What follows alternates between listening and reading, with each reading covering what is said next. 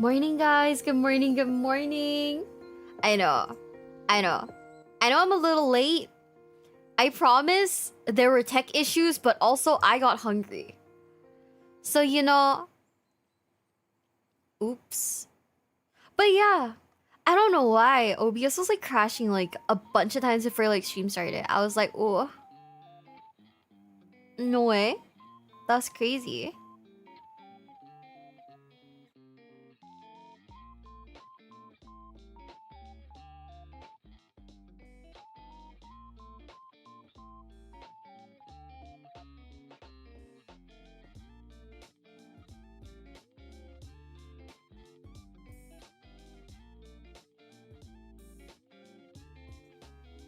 Good morning, guys. Good morning. Good morning. Are you guys excited? I'm kind of excited. Some of these videos sound like really hype, actually.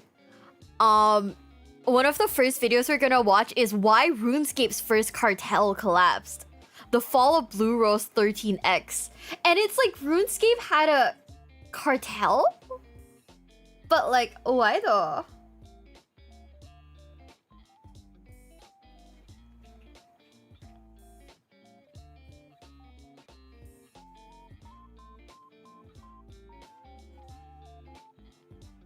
Oh my god, hi. Oh, if you guys hear me eating in the back, no you don't. No you don't. I don't know what gaslighting is, but I'll try to gaslight you guys into thinking that I'm not eating while watching stuff. Surely, right? Good morning, good morning, good morning. I honestly still don't really know what gaslighting is. Like, my therapist explained it to me and I was like, oh. So it's just people lying then. No eating noises will be heard. Hell yeah.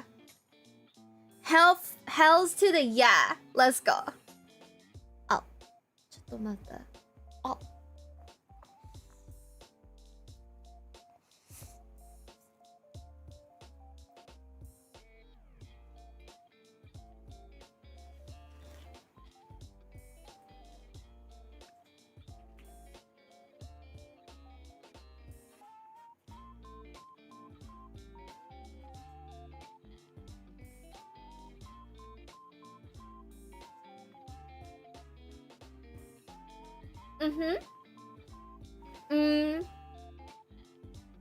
Am I excited to purge the burning blade from Orgrimmar with the wives? It's not happening till next week though.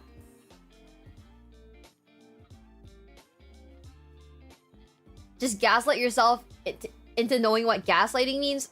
You know, maybe I'm just not smart enough to understand what gaslighting is. Cause like, fundamentally, it's just lying, no?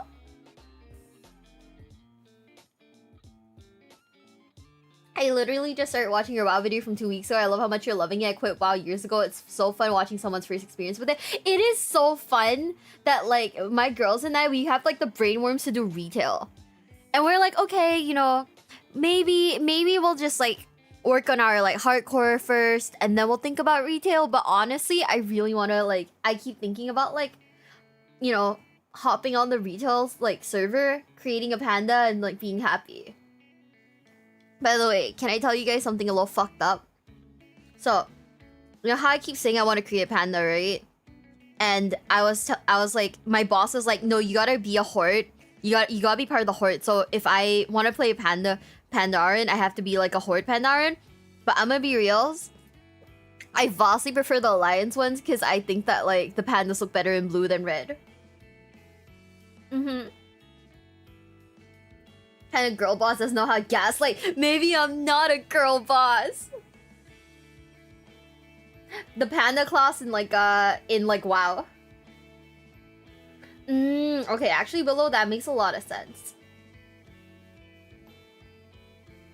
I feel like the pandas look way better in like blue than they do in red. So I would much rather play an alliance panda, but also I've been like threatened, so I have to listen. I have to be good.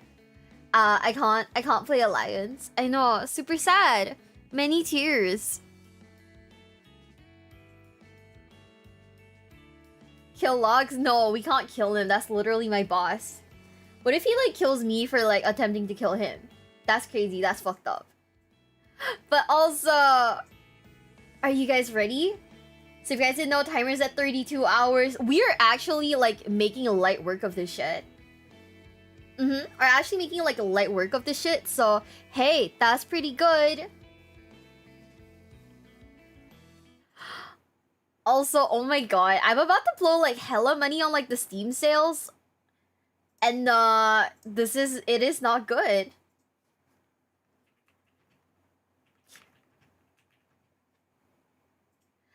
It is not good. Rogue Trader is on sale, everything is on sale, and I'm just like here like oh no. Steam sales are rough. What am I looking at? Okay. So right now in my cart, right, I have 10 games. Sniper Elite 3, Sniper Elite 5, Sniper Elite, Metal Gear, Deus Ex, BioShock, Wolfenstein, and Warhammer Rogue Trader. I've also got Dark Tide in my cart. And yeah. They are a business expense, so it's like, okay, great. I kind of want to get Contra. The Contra that got released like last year, because it's only like $25, right? I'm thinking about it. I don't know. I don't know if Contra's a fun game to play on stream. I'm gonna be real.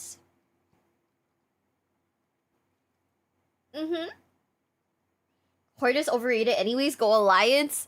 Can we go Alliance though? I don't know about that.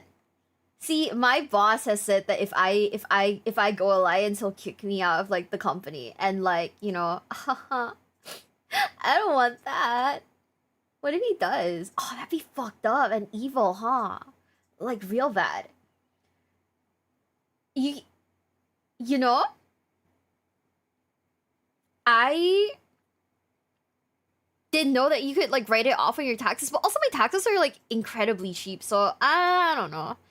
Anyways, are you guys ready? This is really interesting. So it's why RuneScape's first cartel collapsed, the fall of Blue Rose 13X. And it's like, who is Blue Rose 13X? I don't even know. But apparently she made a fucking cartel in Oldschool Runescape. Like, fuck yeah. Wait, is this OSRS? I don't even know. But are you ready? 3, 2, 1. The first year of RuneScape's history, there was one player who controlled all of the best gear and weapons in the game, Blue Rose 13X. She was RuneScape's first celebrity. This is RuneScape 1? Oh, it's RuneScape 1, guys. The fact that there's someone out there who controlled an entire fucking like economy is crazy. And her name was constantly surrounded in controversy. Okay. This is the never-before-told story of the rise and fall of her cartel. Blue Rose started playing RuneScape almost immediately after the game launched in January of 2001. Nobody knows an exact date, but funnily enough, we do know that she was exactly the 1,242nd player to make an account. Pretty much immediately, she took an interest in the mining and smithing skills that few players were training at the time due to how tedious they were. While mining, she met another player named Demonic. Demonic was a founding member of a mining and smithing clan called Steel Corporation Inc. This clan had also founded one of the game's first ever and soon to be most popular fan sites, tip.it. I'm just saying, guys, Steel Corporation Inc. is the perfect name for like a mining and smithing like focus guild, huh? Ever heard of Eve? Okay, there's like this one video that I low-key want to watch on stream one day. It is a 6-hour-long documentary on Eve Online. I've seen bits of it. I downloaded it to watch on a flight one time, and I slept through it. So I kind of want to finish it. I don't know. Eve Online, that whole saga was insane. I was like, yo. Demonic was impressed by Blue's account, asked her to join, and she agreed. This was a really good choice, because it wasn't long until Blue would become the best smith in the game. By March, she was level 60 smithing, which would place her at rank 1 on the high scores. This was a really, really big deal for reasons we'll get into in a little bit. But first, how did she get to rank 1 so quickly? The early levels were likely done by herself, just mining the ores she needed, smelting them at a furnace, and smithing them at an anvil. Later, Okay. she was partially funded by Steel Corp. Demonic would mine ores and run them over to her at a furnace for free, so she didn't have to spend any time mining. But Damn. why would he do that? Demonic was just a few smithing levels behind Blue, so why not keep the ores to himself and raise his own level? Well, Blue's rank of Demonic's babe on the tip.it forums might explain things. Pretty soon after they met, they started dating. Why can't I find a guy who would like mine ores for me so I can raise my levels instead of me having to like mine ores for like my exes? What is this universe? I hate this. They even met in person once, but didn't know what to talk about, so they just quietly played RuneScape together instead. I Blue's guess. smithing level, 60. Her and Demonic's chemistry level, solid 12. When Demonic was busy, Oh, Blue no. Rose also had another unnamed player who would mine for her, although this player would quit the game soon after. It's also likely she used the profit she made from selling her smithed goods and bought some of the ore she needed from random players. Regardless of how she got the ore, she would soon become the most important person in RuneScape because of her Oh. high level. Smithing was the key to success and wealth in the game at the time. But why? Well, the biggest reason smithing was so important is that, unlike today, most of the gear in the game couldn't be purchased in shops or dropped by monsters. You had to make it yourself or buy it from other players who could. The game Oh. also revolved around player versus player combat. When you signed up for a RuneScape account, you had the option of being a PKer or a non-PKer. PKers would have player versus player combat enabled everywhere Yeah. at all times. That's just except for stressful. Lumberage. Non-PKers were safe everywhere, but were missing out on the most exciting content the game had to offer at the time. You could switch I'm a be for reals. I always thought that it was kind of ridiculous how that was like the most like exciting content, and it's literally just two guys like pointing, like poking a stick at each other. Okay, might be fucked up, might be a little fucked up of me to say that, but honestly, I was like low key, this shit is hilarious. Tell me I'm wrong.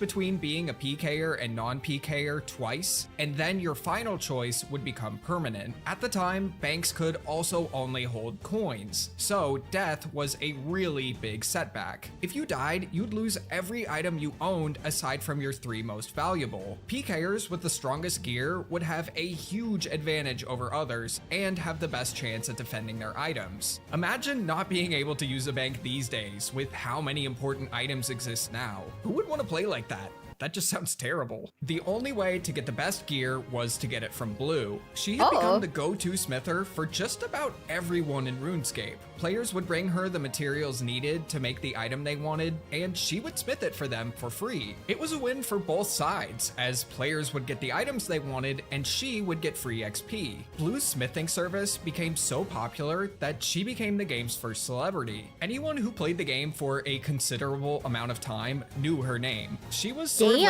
Zezima before Zezima started playing. She became so well known that players on the tip.it forums would even begin to write fan fiction about her, although she very understandably didn't like that. While That's Blue's weird. services saved players countless hours of smithing, there's actually a service that can save you countless hours in the kitchen. Today's sponsor, Factor, Oh my and God. they're ready to eat meals. Factor takes the stress out of meal planning. Skip the grocery stores, prep work, and just that feeling of, I don't want to cook today. By the way, remember guys, we're watching all of the ads because we are watching his content for free. The least we can do is watch the ads. Also, hey, if I ever go to NA, Factor, please sponsor me. I will literally turn on my camera and eat that food on stream for you. Factor BB, please call me. Thank you. Tonight. There's over 35 meals to choose from each week, including options like keto, calorie smart, vegan and veggie, and more. They're ready to heat and eat in just 2 minutes, meaning you save more time. Factor now offers loads of snack options too, like breakfast, smoothies. I'm cooked. They have cheesecakes. Factor has cheesecakes. I'm cooked, guys. Oh, you're in Mexico? I'm glad you're in Mexico, Frank. Have fun. And here he posts his Factor sponsorship. Brother, I mean, I respect the hustle. I'm just saying. Also, they have cheesecakes. What the fuck? Okay. I'm all for this now. Juices in small bites. When life gets hectic, Factor is also flexible. Change your order up with plans from 4 to 18 meals every week, or reschedule or pause your deliveries at any time. Get 50% off your first Factor box and 20% off your first month of orders using my link. Click the link in the description or scan the QR code with your phone. Malicious players would also begin signing up with usernames that looked like hers, stand near her in-game, and try to steal resources from players who weren't paying close enough attention when trying to use Blue's services. Damn. The game's only volunteer moderator at the time, Rab, says that half of his job was handling Blue Rose impersonators. Before he was given the power to ban players, he would teleport them to the moderator room on top of Al-Kharid's palace, an area that he could interrogate them in and they couldn't teleport out of. A big reason that Rab would step down from being a moderator later in 2001 was because of how much of a hassle it was banning all of these impersonators himself. That is insane. The fact that there's an actual like interrogation area. The fact that there's an interrogation area, the fact that people were impersonating her for I mean, I guess like impersonating people for resources isn't that uncommon when you really think about all of the guys on MapleStory who pretend to be like girls, right? And then they're all like they just like catfish like guys. It's not that weird. But also like yikes, that's kind of insane. You say Cheesecake Factor in you getting a subscription. You know what'd be nice if Factor had like outlets in like Singapore. Then I'd maybe like consider it. You know? Guys, please give sub. I'm Miwabelle. Just coincidentally the same name but very different person. Trust. Oh man. The game had more fake roses than a dollar store the day before Mother's Day. In May of 2001, Jagex would do a big and much needed rework to the smithing skill. So you know how today you need 99 smithing to make a rune plate body, and people think that's a little steep of a requirement? Well, prior to this rework, you needed 99 smithing to make a steel plate body. Wait, you needed 99? That's insane. Also, Wardo, thanks for gifting us stuff to Fel. Thank you. Americabelle. At this point, are we ever beating the American, like accusations? Levels needed to make things were just all over the place. You only needed 55 smithing to make a mithril dagger, but a steel kite shield needed 84. It was really weird. So on May 8th, Jagex would rework everything's level requirements to the same ones we have today. This would inadvertently be doing Blue Rose a big favor. Tons of items had their smithing level requirements lowered, so she would unlock the ability to make gear that she previously couldn't. As Blue smithed more and more powerful items, and the game's player base grew, her popularity would grow with it. She would gain a lot of fans who would mine ore for her for free every so often to help her increase her smithing level. Although some weren't doing it just out of kindness, as you'll see in a moment. When she unlocked the ability to smith adamant square shields, she was absolutely hounded by players who wanted one as soon as possible. She was receiving constant messages about them and struggled to keep up with the demand. She posted on the tip.it forums that for a while, playing was hellish due to the sheer volume of people. Some of her fans who had given her free items in the past would also now try to call in favors to skip the line and get new items first. Here's a rant Blue posted to the forums about a player who had helped her out in the past. This player got mad when Blue wouldn't promise him what would soon be the game's first ever adamant hatchet. She didn't name who the player was specifically, but this player would out themselves by commenting, "That's being a bit bitchy, ain't it?" This player, who went by the name Sausage Dog, would make a new thread the next day called Apologies. I can't spell. Videos about 2001 RuneScape are quickly becoming my favorite to make because half of the forum posts I read while researching are just kids yelling at each other over pixels with forum signatures like Bin Laden will meet his maker soon. 2001 is insane, by the way. Bro, I don't even think I was like old enough to like walk in like 2001. That is insane. It was Logs, aka Sausage Dog. Sausage Dog was Logs all the time. All this while. We should have known. That is insane. Okay, so it means like Blue Rose is probably like, I don't know, like married with kids at this point, huh? I was in high school. Oh my god. I can't spell. If this was Yuki, it would be apologies, cannot read. True. You know, I'm not gonna lie. I was like talking to like the girls in like the work server today, right? And I was trying really hard to spell the word acknowledge. I just couldn't spell it for some reason. Like it just wasn't like one of those days where like English was like the dominant language. I misspelled it like 5 times before I fucking gave up. And Nova was like, "It's okay, BB." Hi, Mac. Have a nice day at work. I would be bored for another 4 years. I was a baby. Oh my god. I don't even know what I was doing back then. I was alive, but at what cost? Wardo, thank you so much for the earrings. Thank you, thank you, thank you. Wait, Wardo, what? I feel so old now. Maple, don't feel old. Trust. I see this right now and I just think, yeah. Wait, Wardo? Wardo? Wardo, thank you so much for like everything off throne. Oh my gosh. Thank you, Wardo. Dude, I will never forget the iconic moment where John Cena, it was John Cena in the middle of a fucking like of a fucking wrestling match goes, "Ladies and gentlemen, like we've got him." That was so fucking funny. Wardo, you're crazy. Oh my god, thank you so much, Wardo. I really appreciate it. Thank you. You're so nice to me. Thank you, Wardo. But yeah, in 2000 I was a young skeleton. Oh my god, you were born a skeleton? That's insane. And George Bush quotes. In late June of 2001, Blue would reach 80. I'ma be for reals. I don't know much about US politics, right? I'm really bad at stuff like that, right?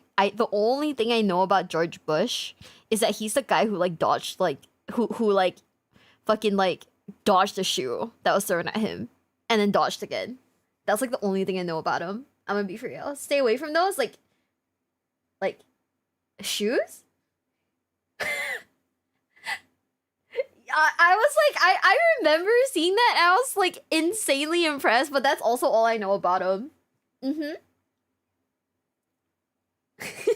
Politics. Politics. I don't understand enough about US politics. I don't think I will ever comment on it because I'm not American. It is not my place to speak on another country's politics. Like, I don't live there. I don't know.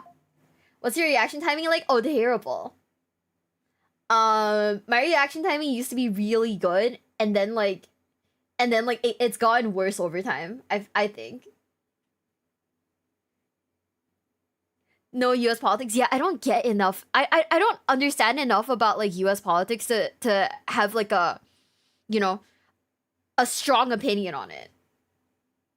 Therefore, it is probably prudent of me not to even get into that topic, right? Yeah. Right? Yeah.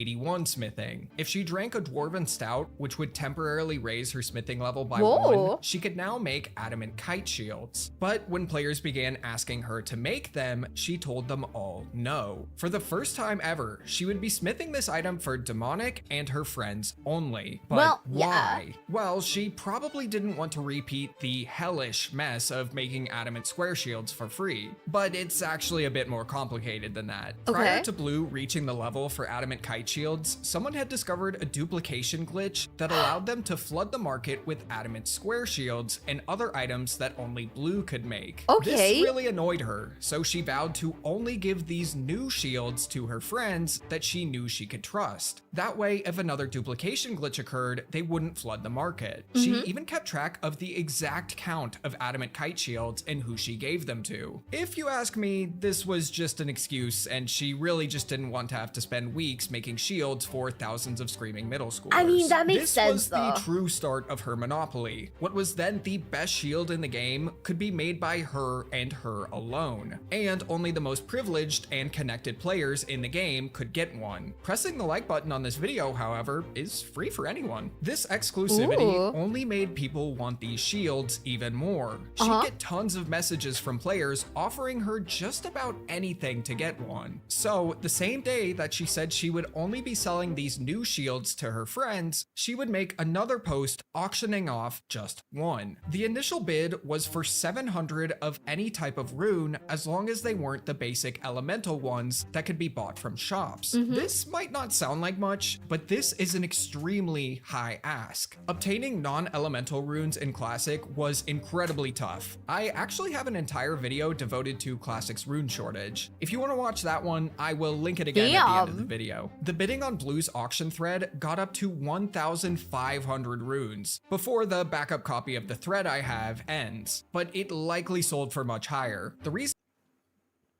I'ma be for reals. If there was a person in a game who had like a monopoly, like over something, I would totally expect like their first few items to go to like their partner or their friends, right? Like that only makes sense to me, but I don't know. Maybe people just don't get it.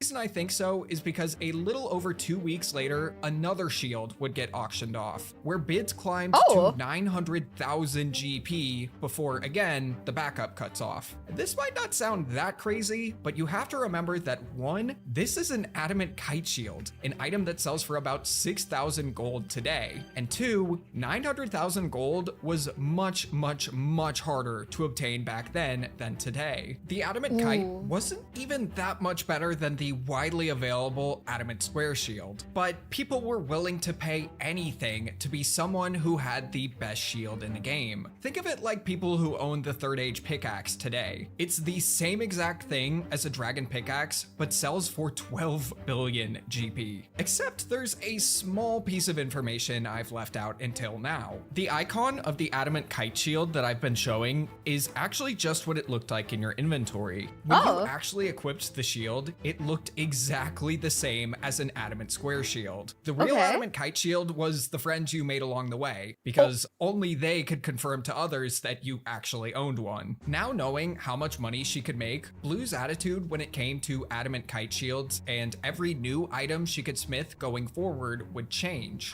She would smith you anything you wanted if you could make her an offer she was interested in. The two main things that she wanted were ores and runes, and lots of them. Her prices weren't cheap, but if you wanted the best of the best, you had no other choice. Now, keep in mind that banks could still only hold coins. I'ma be for reals. It makes sense because she's the only one who can do it, right? Like, I'm not surprised that she's power tripping.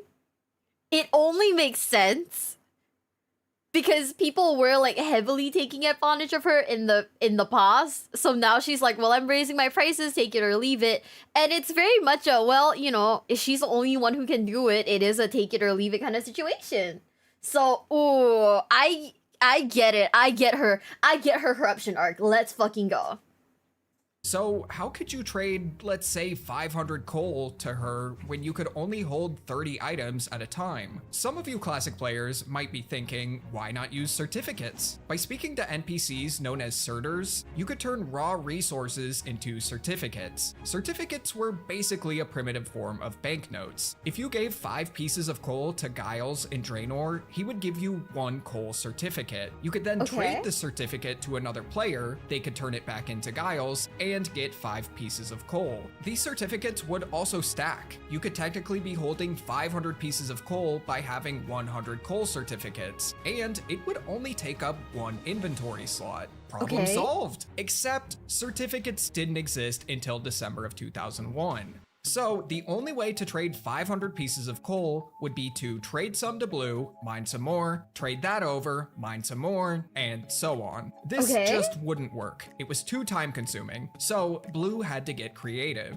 She wanted all of the items traded over to her in the form of mules. Mules were accounts made with the sole purpose of holding items. If you wanted to trade 500 coal, you'd sign up for 17 RuneScape accounts. You'd mine the coal on your main account and trade it all over to to each mule account until the inventories were all full of coal. Then you would send the login details of each account to Blue. She'd log in and trade the coal to her main account as she needed it, and she would give you whatever item you purchased. That may sound absolutely nuts and overcomplicated, but it was legitimately the best way of trading bulk amounts of items at the time. Also, luckily membership didn't exist yet, so you weren't spending your whole allowance on this process. Around this time, Blue would also sign up for her own mule accounts. She would have one or a few accounts mining resources, and then have her mules run them over to wherever her main account was smithing. Playing like this was actually a common practice at the time, even if it sounds incredibly cheaty, and quite a few of the game's top players would do it. The game's creator, Andrew Gower, didn't like it, but nobody was actually banned for it.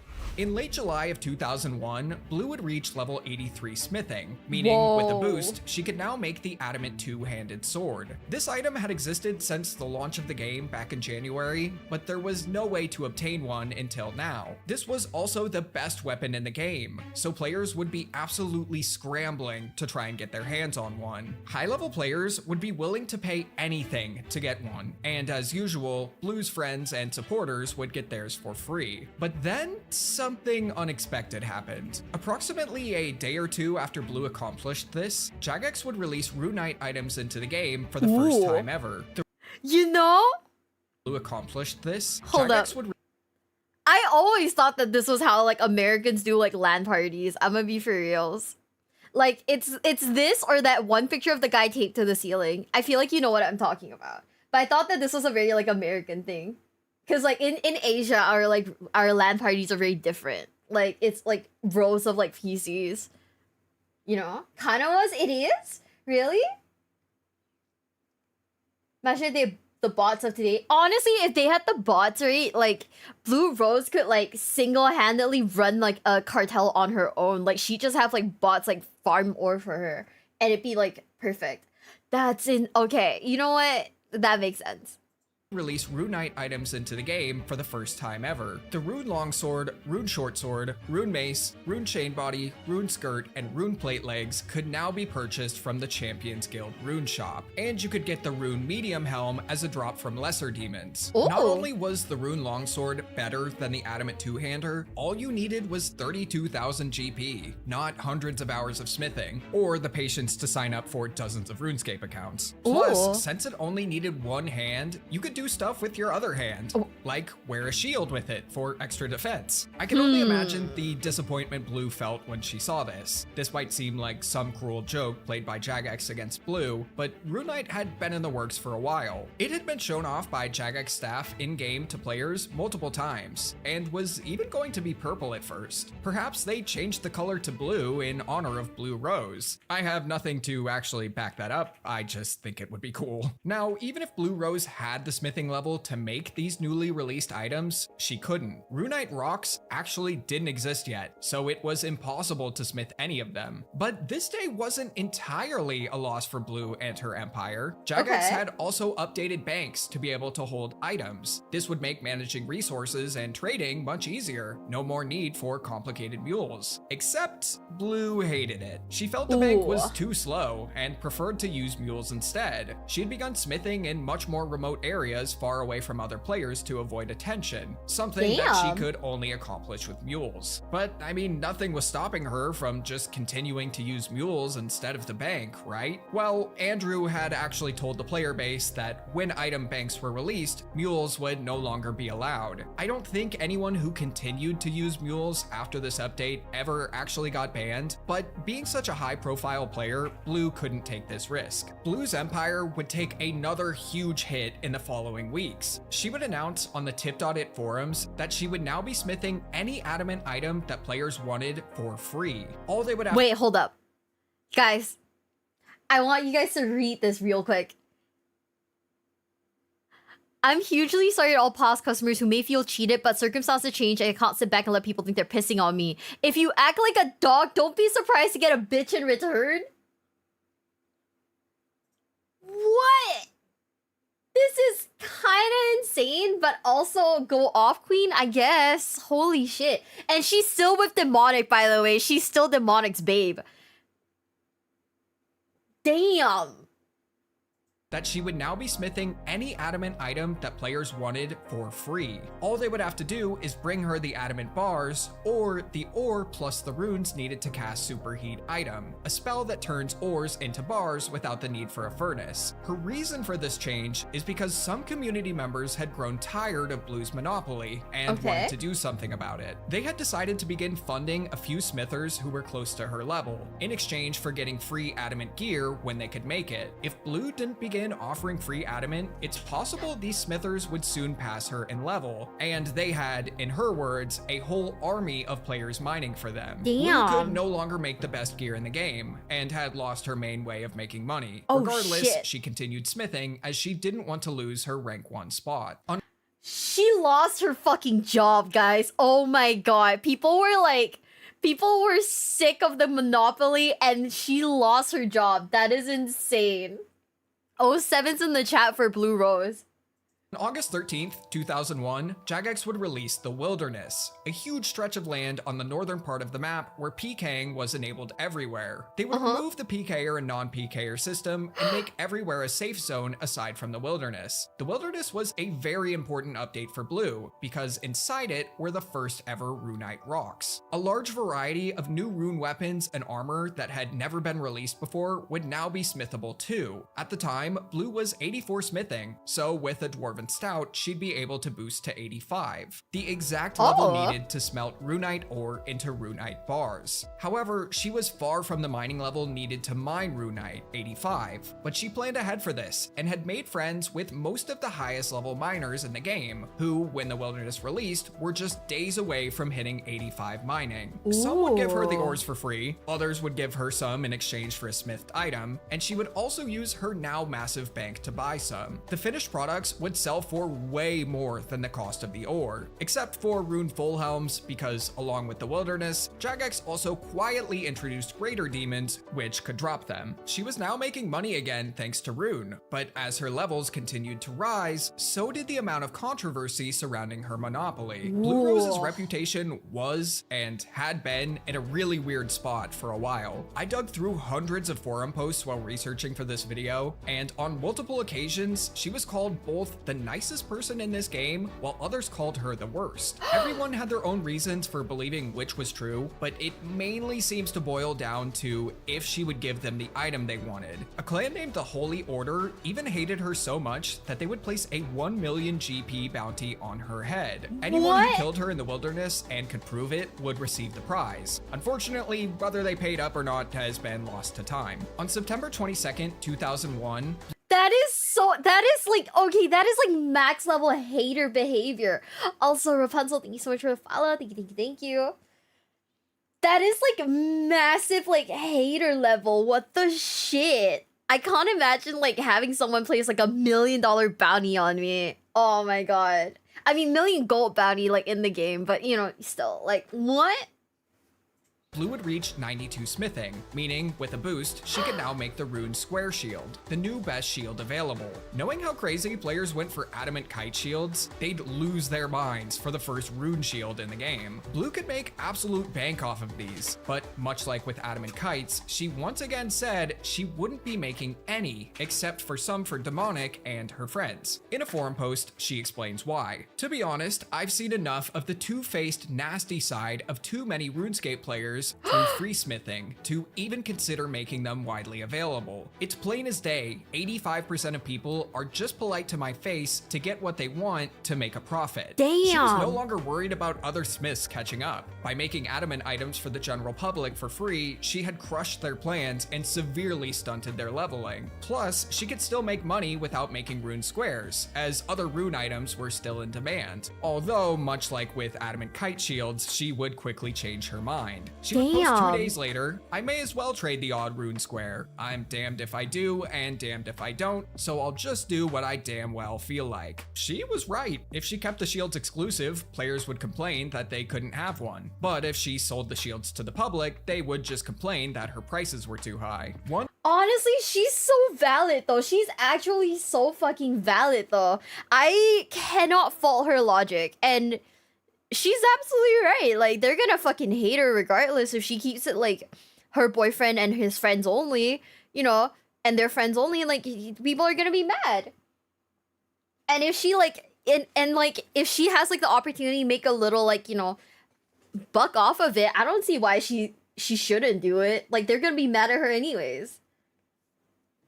One day after Blue unlocked Rune Square Shields, her haters would get a big reason to celebrate. On September 23rd, 2001, Jagex would release the Dragon Slayer quest, and along with it, a new shop where you could purchase the Rune Plate Mail body. This would be a big blow to her potential profits. If this item had never been released in this shop and players had to wait for Blue to get 99 smithing to make them, I'm almost certain she would have earned hundreds of millions of GP selling them. Instead, anyone could buy one for just 65,000 coins. Fun fact, the reason that the price of 65,000 was chosen was because the max cash stack at the time was just 65,535 coins. If you picked up any more than that, it would actually start a second stack of coins in your inventory. On September 28th, 2001, Blue would achieve 99 magic. She had been using all of the runes she was given in exchange for her smithing services to level the skill. Not only was she the second person ever to get a 99,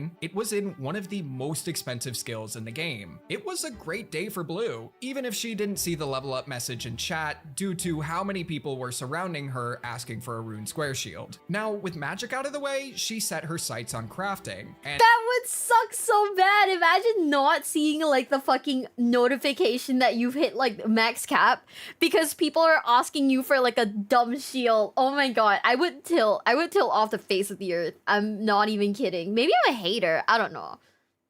Am I a hater, guys? I don't know. I'll think about it. But yeah, big blow to her empire. I guess it's kind of an empire, right? You're not seeing the thing because everyone's pestering you is insane. Also, hi, Krazy. Hi. Mew, I need a rune shield. I am not... I am like level 0 like smithing in RuneScape. Don't at me. I can't help you. Hi, Peekaboo. Hi. That must be what Sim feels like every day. You know? Fair. But I've been like bothering Sim a lot less lately. Okay, I've been like really good. I've been in my own like little bubble. Okay? So I've been like really good. And future items she sold would often need to be paid for in crafting materials. Throughout the course of October and November, she would slowly continue to gain levels, unlocking more and more powerful weapons and armor. Thankfully for her, Jagex wouldn't release any new rune items in shops or from monsters during this time. By the end of November, she had managed to reach level 98 smithing, meaning with a boost, she could now smith every item in the game. Most notably, the powerful rune two-handed sword.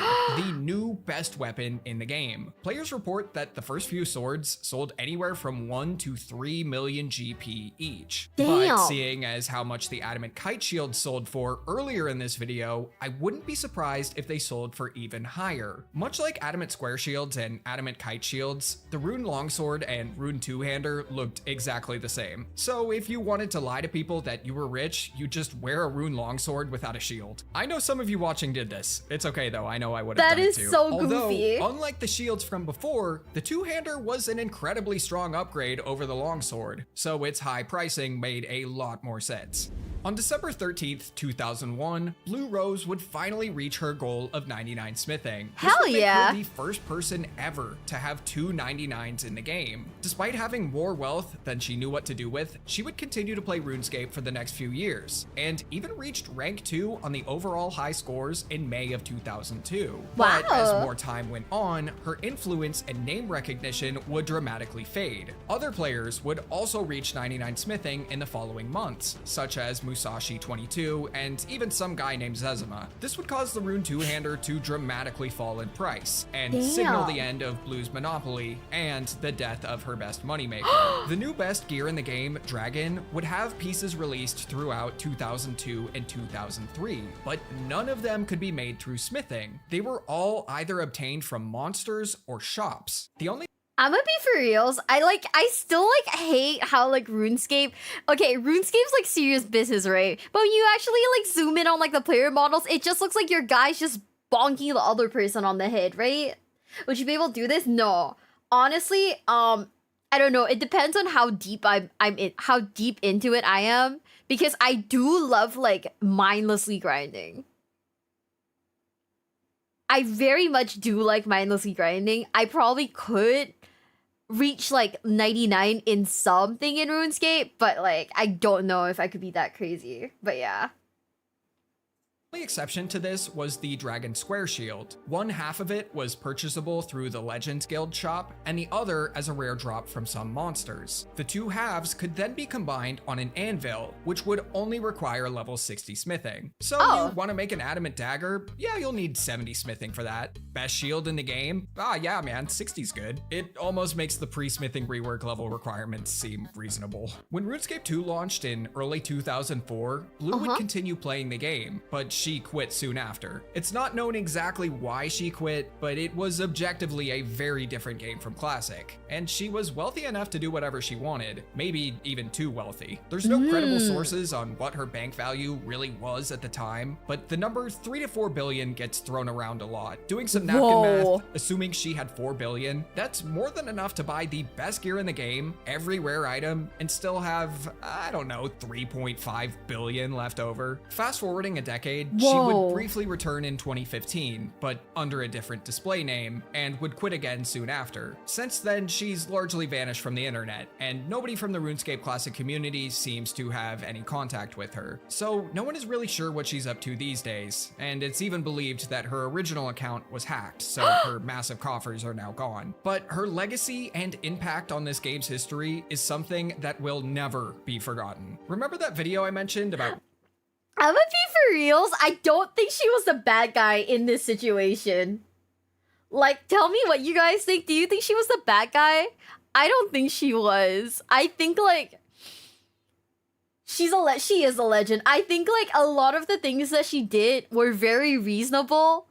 And it was like, well, you know, in that situation, would I have chosen to do it too? Probably.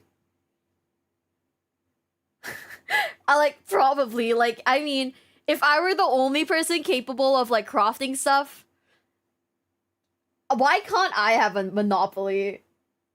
Right? She was just a girl boss. She was! It's kind of insane.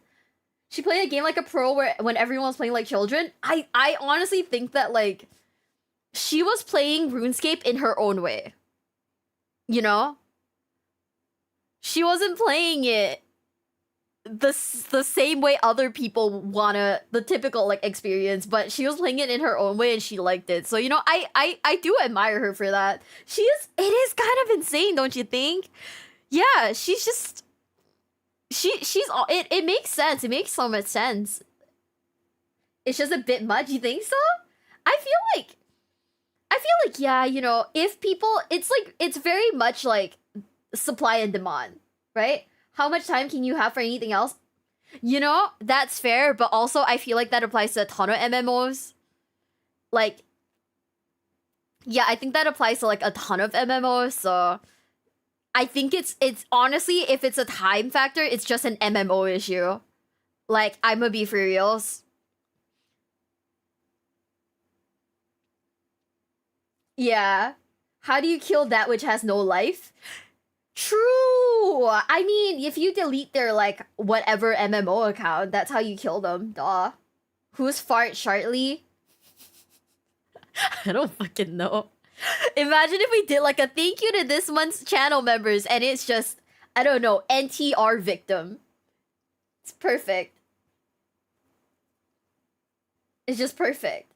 You wanna know how I used to know life? How I used to know life grind my ex's like RuneScape account. By the way, oh my god, the audacity of my fucking ex, the RuneScape ex. He is insane. I completely forgot that this happened until like very recently because like I had trauma, because you know, I one day remembered my trauma, right?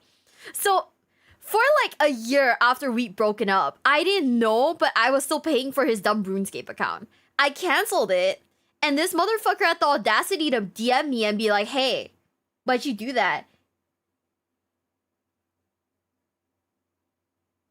And it's like, sir, we're broken up.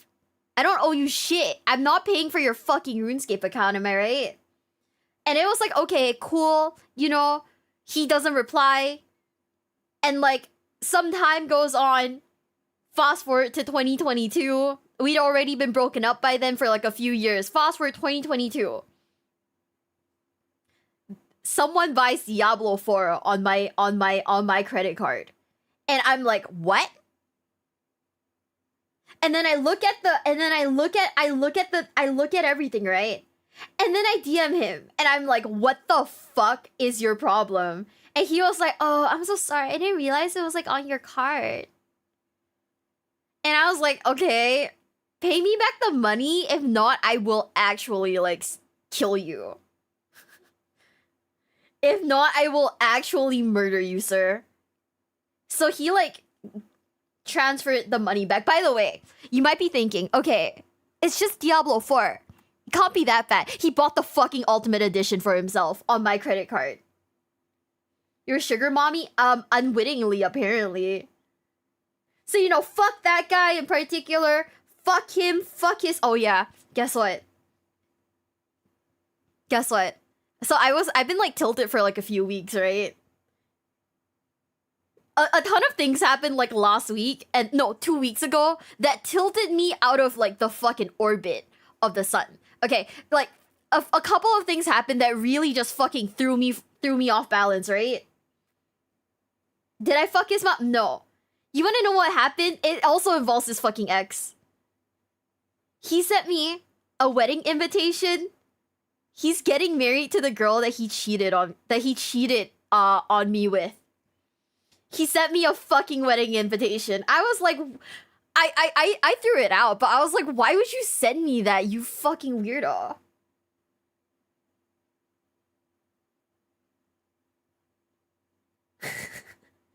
Like, you're an actual weirdo, right? Like, that is like actual, like, weird behavior, right?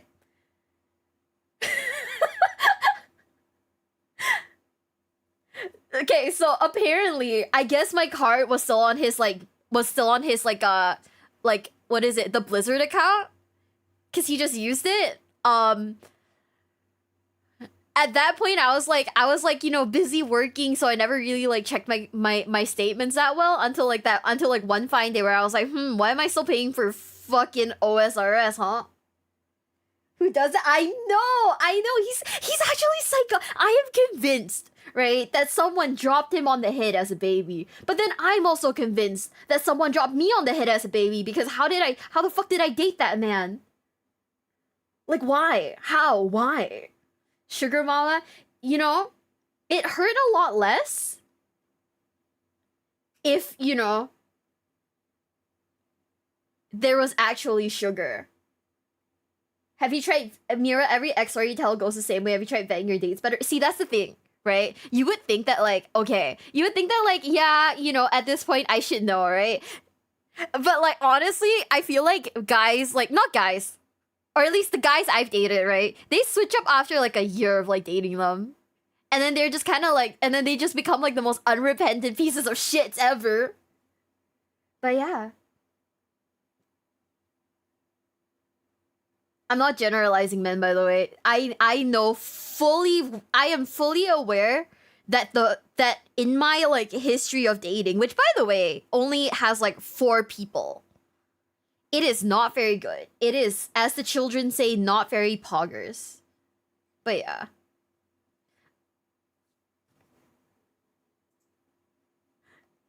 I know. Honestly, skill issue on my part. I know. The next one is this item. Oh, hold up. This item broke RuneScape's economy. Feat critical. 4 more than mine. We're 0 for 4. Let's fucking go. Did you date quadruplets? No. Not the fee.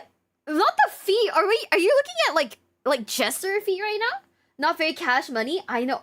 We went 0-4. We went like, it's not even like an X2 drop. Oh, honestly, wait. If I X2 drop in relationships, does that mean like after like 2 boyfriends I give up and start dating women? Is that what X2 drop would imply? Fee is fee. Stop looking at like the Jester feet. What the fuck? Y'all are crazy. Stop. Bad. Don't look. Okay, I'm gonna press play. Okay, in 3, 2, 1. One joke changed the RuneScape economy forever.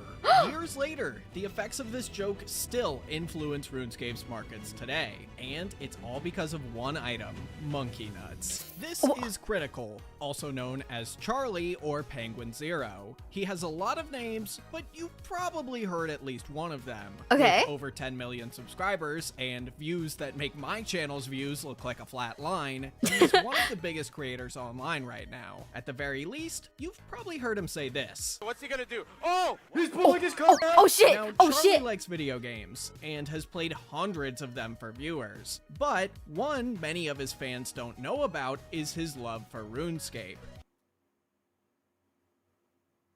I genuinely thought that man was about to whip his donger out, you know? Did you guys also think it was gonna go in the same way, or did you guys think that he wasn't about to, you know, like, do that? I don't know. Kind of weird. He's playing Smash. Do you remember that one, like, I think it was like a Smash guy, right? Or, who won, threw a chair off of the stage in, like, his celebration, and it ended up, like, breaking, like, a light fixture. Do you remember? Pulling his what out? Pulling his, what, you know, out. Do you remember? It happened, like, last year. It was a big thing, because, like, the guy was supposed to win, like, 10K in the tournament, but when he threw the chair down, right, it broke a light fixture that cost 10K.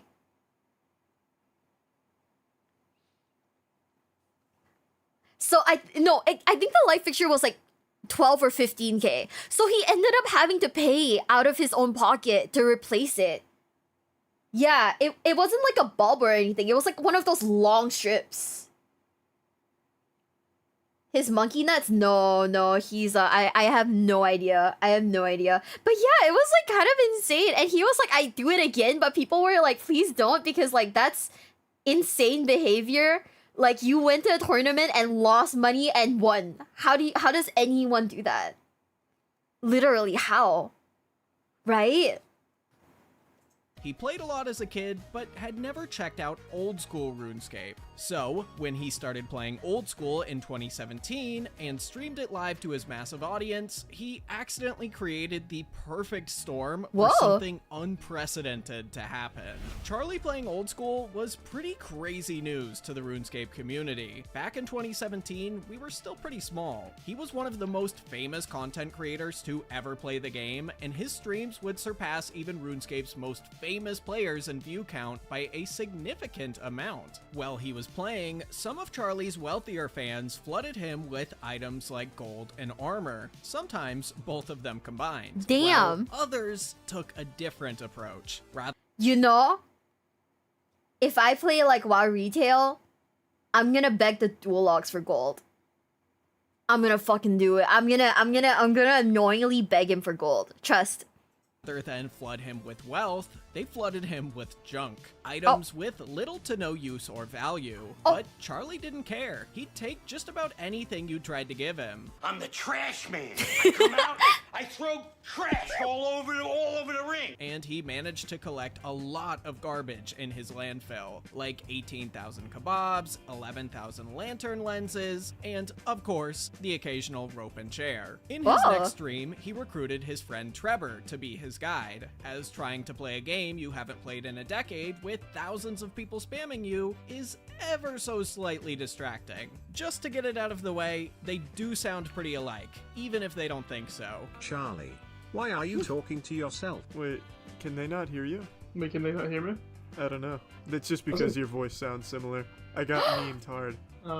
See, I don't hear that. People say that, but I don't hear that, I guess. I don't either. But this is the stream where everything changed. Okay. A player named Park Smack traded Charlie 10 monkey nuts. This man's trying to trade me monkey nuts. Well, not much really changed Monkey at nuts? first. Monkey nuts were just another piece of junk to add to the bank. But everybody knows that's a hilarious name for an item.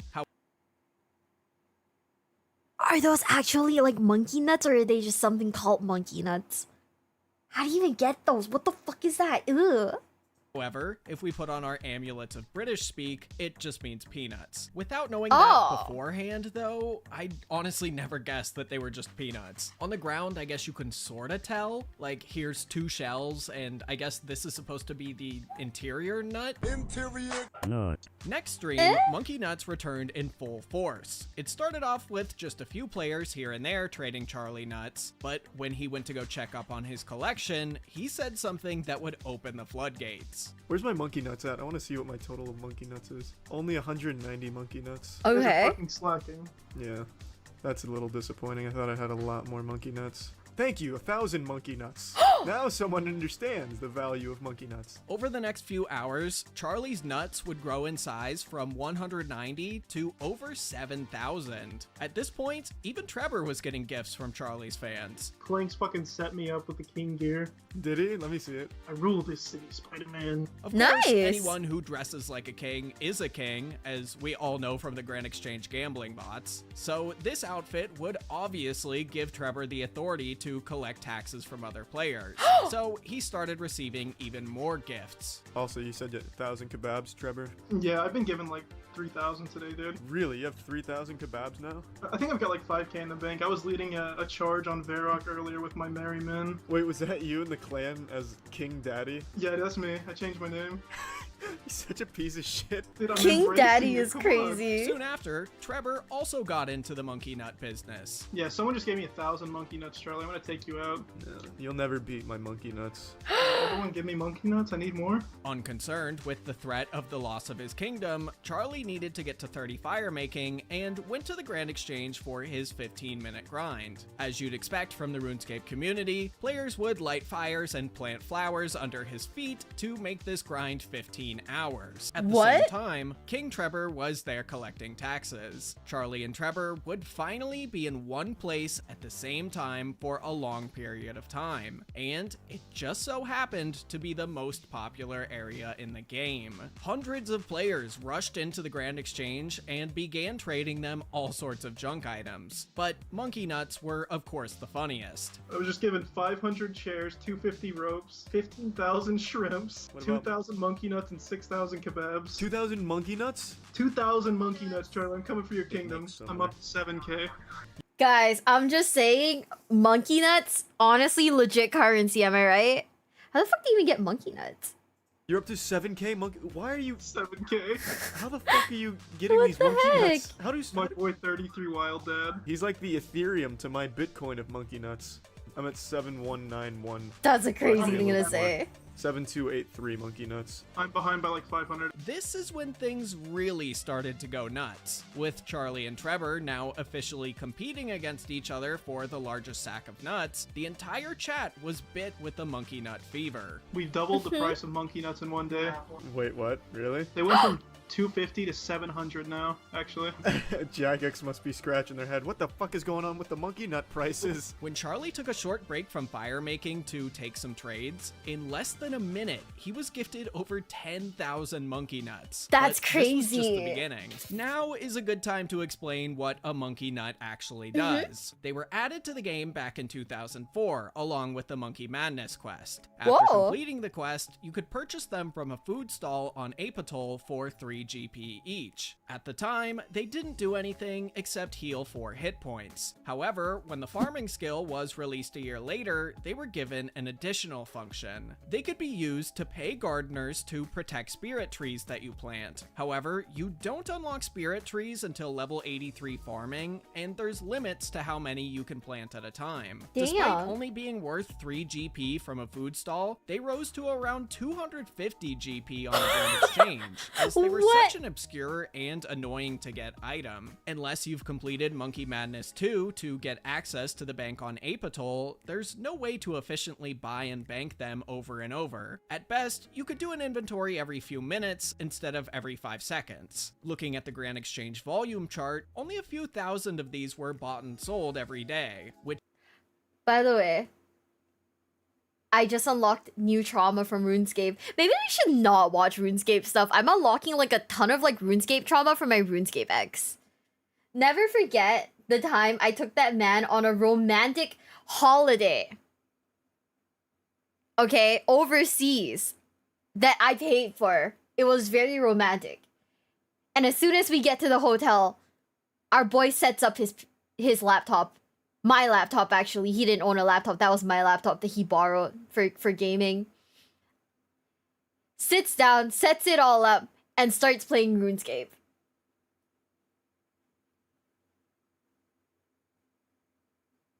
Uh-huh. Uh-huh.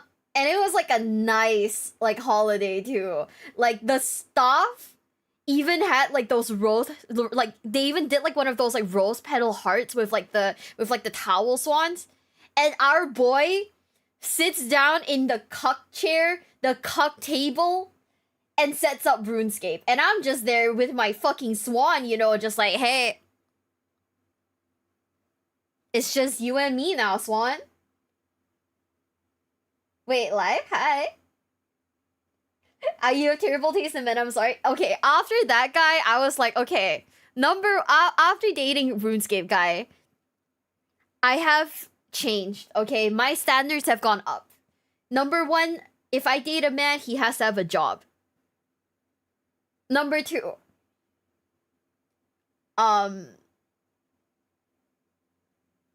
you know,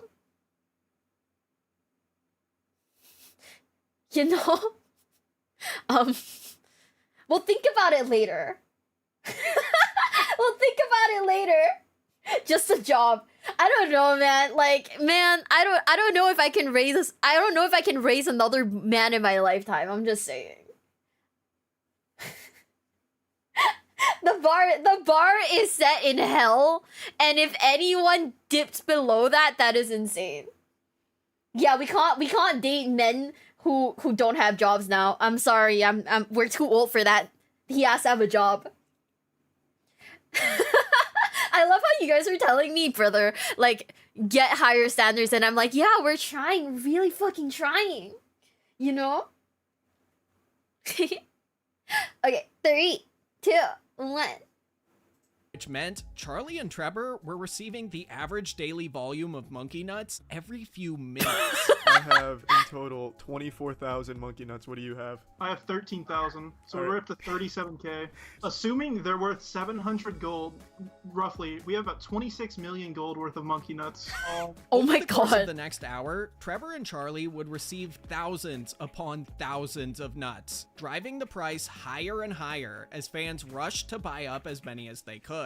Players in their stream chat even began trying to flip monkey nuts, with many of them making millions as they continued to rise. The supply of monkey nuts available was so low that they had climbed in price from 250 GP to 10,000. Combined, Charlie and Trevor What were the holding on fuck? to over 200 million GP worth of nuts. Both the Oldschool and RS3 subreddit began getting flooded with posts about monkey nuts and why they were rising. Then, the unthinkable happened. I have more monkey nut insider info. Rumor has it that late MAGA lord himself, Okay. Donald Trump, has begun investing in monkey nuts in order to help stabilize the U.S. economy. How When asked old for a is comment, this? Trump said, "Holy shit, I'm so fucking moist. Please rub my baby. Please just rub me hard." Now that is something remarkable. I imagine What? Dan Bilzerian will follow suit.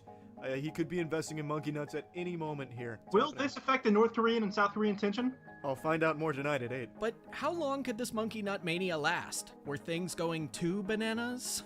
That was awful. Well, you know how the saying goes. The faster they rise, the harder they fall. Or something along those lines. No. About 2.5 hours since they started rising, Charlie attempted to purchase some nuts just to get an idea of what the value was sitting at. According to Tatsumaki513, he is having difficulty selling his monkey nuts for a modest 1210. This could be the end of the monkey nut economy. Oh, Well, shit. Let's do some mathematics here. Let's say I wanted to buy one monkey nut from the market. I'll do the experiment myself here, Trevor. But you take your 10,000 coins, and you're not even guaranteed a single monkey nut at that price. But let's say I want crazy. a monkey nut. I want a single monkey nut. It's still listed at 282 coins, but if you try and buy at 282, you're not getting anything. That's gonna sit there for days. Not a chance. All right, now if you you take your monkey nut from the GE, you put in 5,000 coins. Let's see if we can get a single monkey nut. I have bought a monkey nut and it cost me. Trevor, it's coming down. It only cost me 500 GP. Oh. The bubbles popped. Everyone sell. It looks like it's over for monkey nuts, ladies and gentlemen. You've heard it here. It's game over for the monkey nuts. Oh, It had a real- What 7! lasted? It had a great run. Despite what Charlie and Trevor said, this wouldn't be the end for monkey nuts. Oh, 7's in the chat. The monkey nut economy is crashing. Holy shit. This is the biggest stock market crash since like 2004? That's what it was? I don't remember. Guys, it's time to pump and dump the monkey nuts. Let's go. In fact, you can make a ton of money with them today, but we're not there Oh, yet. okay. 2 years after the monkey nuts economic disaster of 2017, Charlie uploaded a video called I Beat RuneScape, where he informed viewers his collection had grown from just 25,000 to a massive 1.2 million, which at the current market prices was 420 mil. A month later, he made another video announcing that he had teamed up with other collectors to form the Bed, Bath, and Nut, a collective dedicated to, well, I'm sure you already know. As a result, That's Charlie's collection crazy. had grown to 4.1 million nuts. It was so valuable, it was equivalent to the price of a twisted bow at nearly 1.3 billion G. I have trauma again. Every time I argued with RuneScape guy, he would be like, I will only forgive you if you buy me a twisted bow. And I think like, in terms of like IRL value, right, at that point in time when I was dating him, a twisted bow was like $800. And he would be like, yeah, I don't want your apology. If you really want to show me that you're sorry, you gotta buy me a twisted bow. Ew. But what was the end goal of all this? It wasn't just to reach a max stack. Charlie wanted to go even further. Now, in the case of monkey nuts, if we do hit 2.1 billion, I won't be able to carry anymore, which is a sin. That's a crime against humanity. So what Jagex will be forced to do is create a new item that I imagine they'd call the platinum nut, platinum monkey nut, whatever they choose Damn. to call it. So that way I can continue to collect platinum monkey nuts and continue to grow the collection. It's a big goal, but I believe we can do it as long. By the way, if I'm like trauma dumping on RuneScape X too much, let me know if you're sick of hearing about him. Let me know if you're sick of hearing about him. But yeah, he wanted me a real world trade for him. I can't see like too many R's. Shoot, that's hard. But yeah, let me know if I'm talking about him too much. As long as you do your part and give me all of your monkey nuts. 9 Monkey months nut. later, Charlie posted another video to say that the collection had over doubled to 10 million monkey nuts. Yo, what the but fuck? I still needed answers. How big are Charlie's nuts now? Oh. What would happen if he sold them? Did he ever reach the platinum nut? I sat down with him to get the hard-hitting answers. So the first question probably on everyone's mind is, how many monkey nuts do you currently have? I have just over 11 million. Whoa. Now, I was also curious how many Trevor had left and reached out, but it turns out he left the business a while ago. I offloaded them to pay for 99 Herbal. I think it paid for like 96 to 99 through Staminas. It would only Damn. make sense that Trevor would exit when he did. Soon after, he won a Grammy for his song Sea Shanty 3. And of course, 3 Oscars for his performance in Five Boys, Five Bill, a series many of you longtime fans may remember. Oh. So I don't know if you remember saying this, because you know it's been like 5 years. Oh, But is your monkfish. end goal still getting the platinum nut? Yeah, it still is. It'll probably take eons, but god damn it, I know we'll get there eventually. Yeah, I'm excited. We're gonna hit it, and it's gonna be nuts. It's gonna be absolutely wild. That wasn't supposed to be a pun. I just used that word a lot. So something else that would be nuts would be you selling your whole collection. But I found a Reddit comment while doing research for this video that said that Jagex had reached out to you and basically said, hey, if you dump all these nuts on the market, we're gonna ban you. Oh, Is wow. that true? No, they never said that. But the idea was market manipulation. If I sold all my monkey nuts at one time, like dumped it, then that would probably be considered a case of market manipulation. I think that's probably where that stemmed from, if I had to guess. They never reached Damn. out or anything, though. They haven't even acknowledged my monkey nuts, if you can believe that. Really? That's actually just a shame. It is, I know. It blows my mind. I don't even have a statue in the game or anything for it. Wow, not even a statue? Nope, nothing. All right, well, we gotta get Jagex on that, like, ASAP. Yeah, hopefully we can pull that change pretty soon. So, you don't stream RuneScape as much as maybe other games. Do people still give you monkey nuts whenever you do? Yep, every time I go on, I start taxing monkey nuts, of course. So, before I continue the interview, earlier in the video, I said that monkey nuts had a lasting effect on the RuneScape economy. Well, it's rumored, as a result of all this, collecting monkey nuts was added to the RuneScape Wiki's money-making guide list, which has, over time, caused the average daily volume trading for them to shoot up dramatically, from 5 to 10k a day to over 35k. Now, you could just say, oh, there's more of a demand for monkey nuts because the player base has leveled up and also grown 50% since 2017. Which, you'd be right, but the volume traded has increased much, much more than 50%. People obviously are not just buying these things just to use them for spirit trees, and I hope nobody is using them for food. Plus, whenever Charlie goes live on Twitch playing RuneScape, this happens. This money-making method exists and thrives mainly because of one guy who occasionally plays RuneScape live.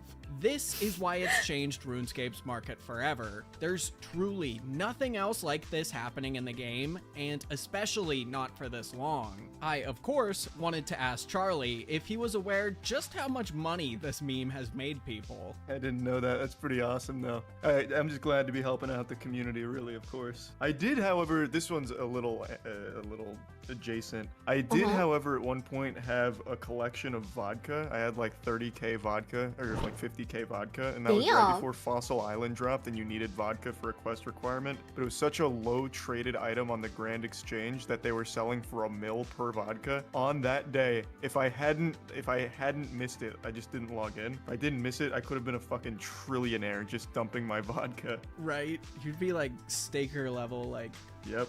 You could buy anything. I know. I still regret that. I still think about that. It keeps you awake at night? Yep. There was so much money on the table for my vodka collection, and I didn't know. I didn't know. Something you might not know about is the insane underground world of Infernal Cape selling. I interviewed one of the game's oldest sellers. No, Infernal Capes were also crazy. Oh man. Okay, guys. Trauma. Hi, Chef. Hi. Today we are this is literally me facing my RuneScape trauma. If you guys weren't here for the feels, if you guys were here for the what the fuck kind of person did you actually date, honestly, I don't know. Was this your idea? Honestly, yeah, it was, because I was like genuinely, because like I do think that like RuneScape is a really fun game. It's just that all my RuneScape memories are tied to like one person who was terrible. And the voices in my head, they called to me, you know? I'm literally traumatized. War flashbacks. Wait, I must see if I can do the face. I can't do the face. Should make a group with the glitchers, homies? Yeah. You say he wanted you to pay someone to get him to Cape. Who the fuck is this guy? My ex was like a very lazy and annoying man. I don't remember if he bought his cape, but every time we argued, right, he would be like, send me money so I can buy RuneScape gold. And then I'll forgive you. And me, being an idiot who was deeply, deeply stupid and very much, no, you know, I don't want to break up over some dumb argument. Send him the money. At this point, I forward roll towards red flags. I don't see the red flags. I just keep rolling. All I do is Dark Souls roll towards them. These men were as red as Melania, and I still kept trucking. Well, that's okay. I think the next video is why RuneScape's most loved moderator went rogue. Or the party hats. There's party hats, though. I kind of wonder like about RuneScape's like economy. Like, what is this even? She just eats the red flags. I just see we've done this on stream. I cannot see certain shades of red. I can't see certain shades of red. So that low-key makes the lore a little bit worse. Just a little bit worse. Not by that much, just a little bit more. So, you know, the color blindness, the inability to see red flags, they're very orange to me. How old are we talking? Like, how old was I when I dated this guy? I was like 19. It's like 19. I dated him till I was like... No, I dated him when I was 18. All the way till my early 20s. So it's like a really long relationship.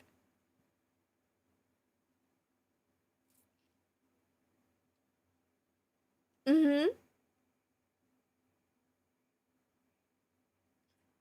Our dumb set makes more sense. Yeah. Yeah. Yeah. Yeah. You know, honestly, yeah, that makes sense. Mac, have a nice day at work. Honestly, you weren't old enough to know better. Honestly, I think that they should make it illegal for people under the age of like 20 to date. Just because I think at 18 we're all a little stupid. And probably not old enough for that shit. Probably not old enough for that shit, and also we were a little stupid back then. At least we learned from the past, right? At least now, when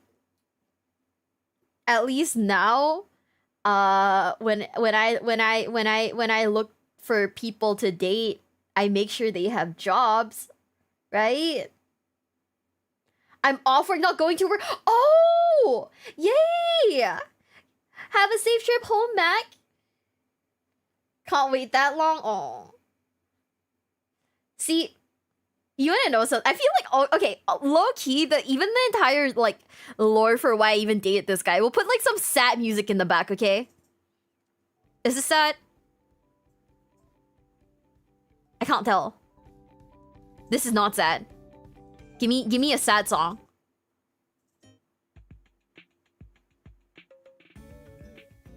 None of these are sad. That's fine. Were the next boyfriends worse or better? The boyfriend after that was also a little like, eh.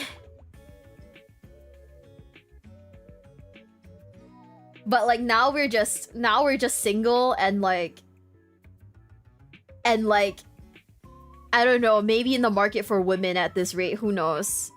I'm kidding, by the way. We're honestly just like, I'm just like enjoying like life right now. Being just a dude, you know? Single with like 20 wives. Yeah, we're just straight chilling. Like, okay. So like, I remember he was interested in, so RuneScape guy, he was interested in me. And initially I was like, okay, no, I don't really want to. And then like people around us, because we were like in a mutual friend group, right? People around us were like, oh, is it because he doesn't have a job? You can't discriminate against people like that. And by the way, this is like low-key worse because he was older than me. He was like a good like 4 years older than me. So like when I was 18, he was 22. And he didn't get a job until 3 years into the relationship.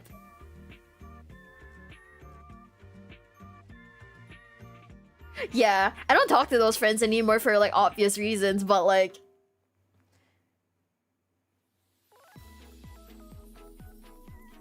yeah, so I don't talk to those friends anymore for very, you know, like very clear, very obvious reasons. I don't think, you know, I don't think anyone's surprised. But yeah, I kind of like, okay, on like the lowest of keys, I got like kind of like guilted into like dating this man. Ash. Oh, hold up. I got like guilted into dating this man, and I was like a little too stupid to like to know that like I shouldn't let people like, you know, guilt me into stuff like that. At that point, they were like, oh, it's really like discriminatory and mean of you to not want to date him because he doesn't have a job and he doesn't have his like life figured out.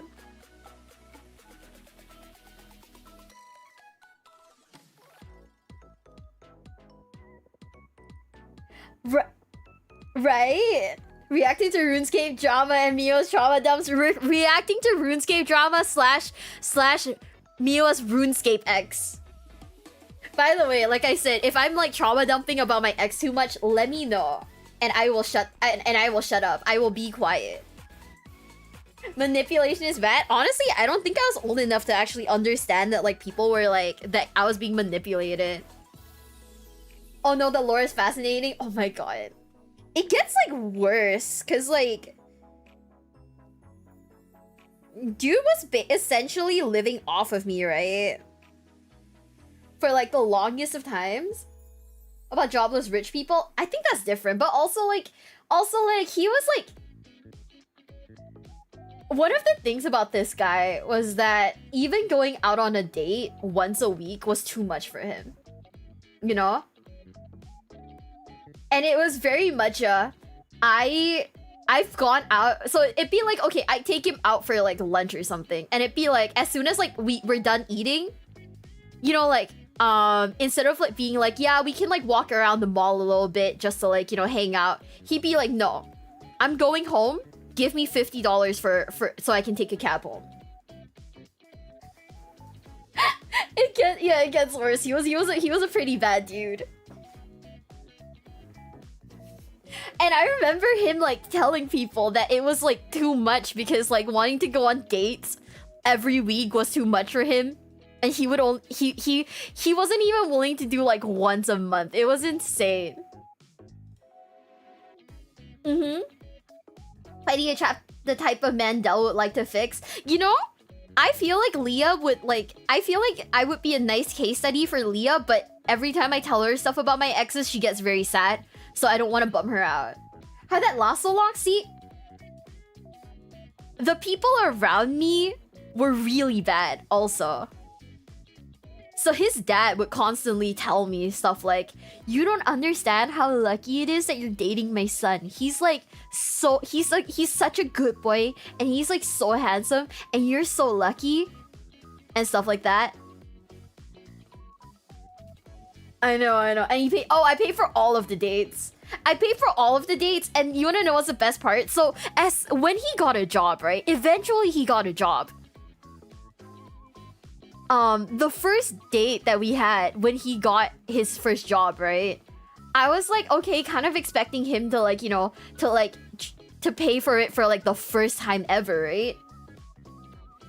I was expecting him to pay for like the first time ever or go 50-50, right? So we just sat there with the bill and he was like, well, go on then.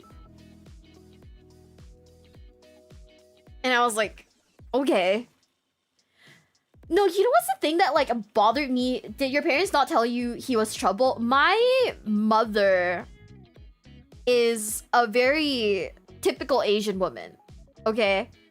Where she was very happy at the thought of us adding a male member of the family, like into the family, you know? So she was really gunning for that. She was really pushing for it, right? So she was like, when you're young, you have to be understanding. You can suffer a little bit while he's finding himself and stuff like that. You know, it was a whole thing. That's why I don't really speak to my family anymore. They're a little very traditional Asian. Yeah, no, so he wouldn't even go 50-50. I remember like one time I was like, do you want to like pay for dinner? And he looked at me in the face and said, I didn't know you were a gold digger. This was like 3 years into the relationship after I've been paying for all of our dates. He called me a fucking gold digger. And I looked at him in the face and I was like, brother, you have no gold for me to dig.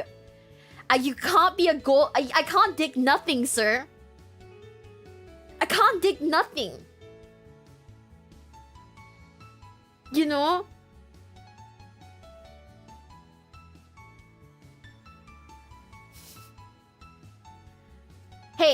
I'm just saying, I'm kind of glad because at this point, this man is now content. You know what I mean? So I'm okay with it. It was traumatic back then, but now we are good. We are a content creator, and we have content. Still expecting you to drop 30 grandkids type of parents. My mother was very much a you can have the kids and I will help you raise them type of person. Yeah. Yeah, no, he was a dude, that's for sure.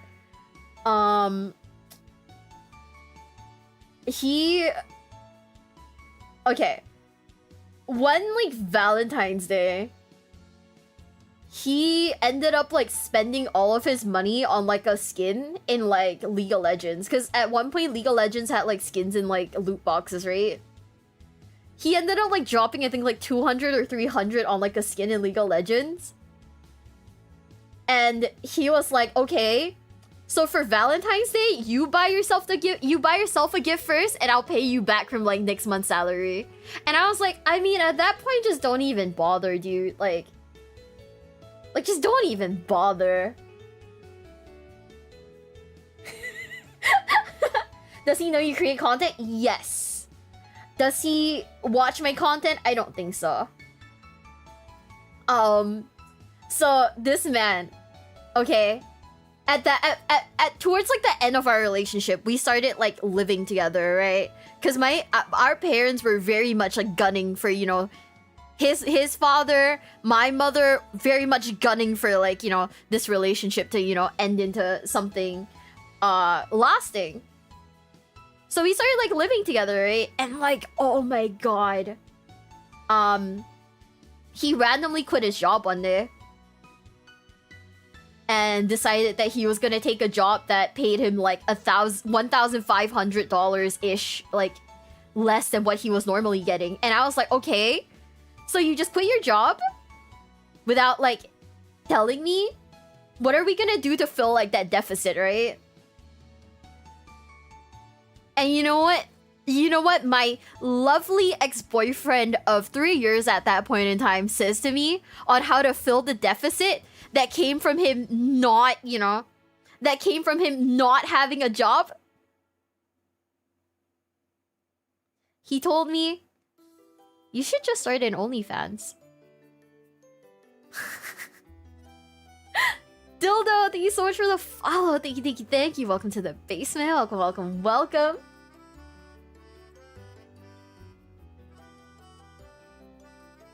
Yeah.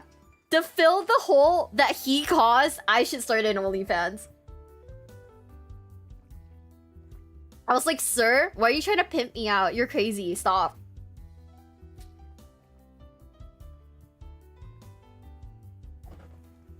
Yeah, and then at that point, and like the thing about it was that the breakup was also really bad because my mother gaslit the fuck out of me. Like the day we broke up, right? The next day happened to be Sunday. My mom took him to church. And she brought him home with her. While I was like sleeping, you know, they opened my bedroom door, right? Arya, thank you so much for the follow. Thank you. Welcome to the basement. Welcome. Please don't be traumatized by this, I promise. But and while I was sleeping, they just came in and decided to talk about how he was a good boy because now he goes to church. And I was just sat there like dying because, you know, they're sitting, my mom and my ex were sitting on my bed talking to me about how he's a good boy, and there's just me. I just woken up and I was like, what year is this? What is this? Like, huh? Should start an OnlyFans of you pegging him? Brother, I was like, I think that's fucked up of you to say. Yeah, no, I mean, I don't know, man. My mother like sympathized with him because he was like, I don't know, like it was kind of weird. So my ex like came from like his dad's like a single dad, right? So a lot of his behavior through life, right? it was just like his dad basically being like, yeah, he's like this because he's had no mother figure. And then my mom was like, no, you know, that's so sad. You know? So, hey. Absolute garbage. 10 out of 10, do not recommend. If we had one of those, like... If there was like a glass door for like dating people, I would give that man a 1 out of 5 stars. Because you can't give a 0 on like Glassdoor, I don't know why. Uh-huh. Yeah, I mean, I have nothing against like OnlyFans girls. I just feel like you can't be like pressured into OnlyFans. Also, it turns out he like quit his job, right? Because like he was cheating on me with this one coworker, and she decided to switch her job. So he decided to go with her. And he had like the audacity to tell me to create an OnlyFans. So like, you know, SMH, am I right? So like, ugh. Kinda yucky. 0 means you didn't review them? I guess that's true. You know? 1 out of 5 on Glassdoor. 10 out of 10, do not recommend that man. Do not date that man. You know, pass go. Don't even collect any money. Just pass go. So how about that wedding? He like... M3CS, thanks for the follow. Thank you. He like on the lowest of keys, I think, wanted to get married for like citizenship in Singapore. Like on the, cause he was a foreigner, by the way. So on like, I think like on the lowest of keys, he wanted to get married for like citizenship. But he was also like, yeah, you gotta buy yourself a ring so that I won't feel embarrassed.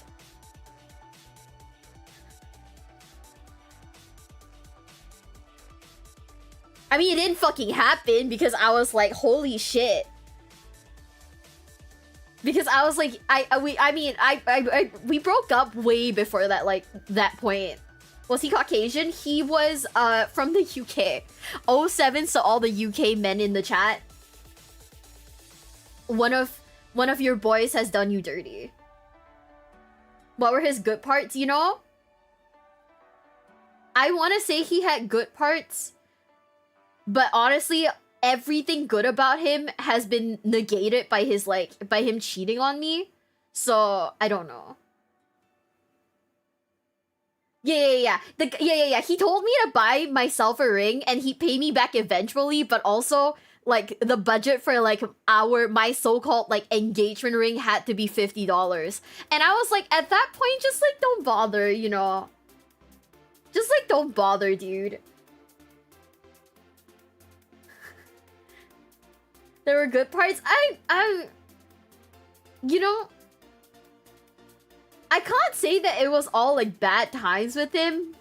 It was just very much a we can chill together kind of relationship, you know, where he could do his own thing and I could do my own thing. But I don't know. Yeah, I don't know. I mean, I'm not saying all men are like that, obviously. It's just that that guy in particular was like low-key the worst of like the worst.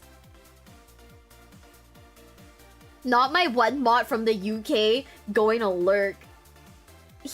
I think what happened, honestly what happened was that he took like advantage of me and just kept going and going and going and going, you know? Like, he just wanted to see how far he could like push it. Okay, have fun doing your MD dailies. No, he did, yeah. Like an actual toy. I remember I once like sent him like a link to like a Pandora ring and he was like stop, and he just replied stop dreaming, and I was like, what the fuck? Do you think he felt love? I'm gonna be honest, I don't know. And he like I hope he does, because like he fucking sent me like an invitation to his wedding, so you know, hopefully he feels love for that one woman. Yeah, I honestly think like it was just him like testing the limit to see how far he could go. He's like Itachi using Sasuke to test his limits. Okay, I mean, I mean, you know, I'm like Sasuke, but like less edgy, trust. But yeah, horrible men, huh? But like I said, I know not all men are like that. Don't worry, we don't hate men. We just hate that one man in particular. This isn't a I hate men kind of situation. Are they divorced yet? I don't know. The wedding is happening soon. Okay, so even with this woman, right? She knew that we were in a relationship and she still went for it anyways. So I don't feel the need to, you know, warn her or anything that he's like a no good cheating bastard, you know?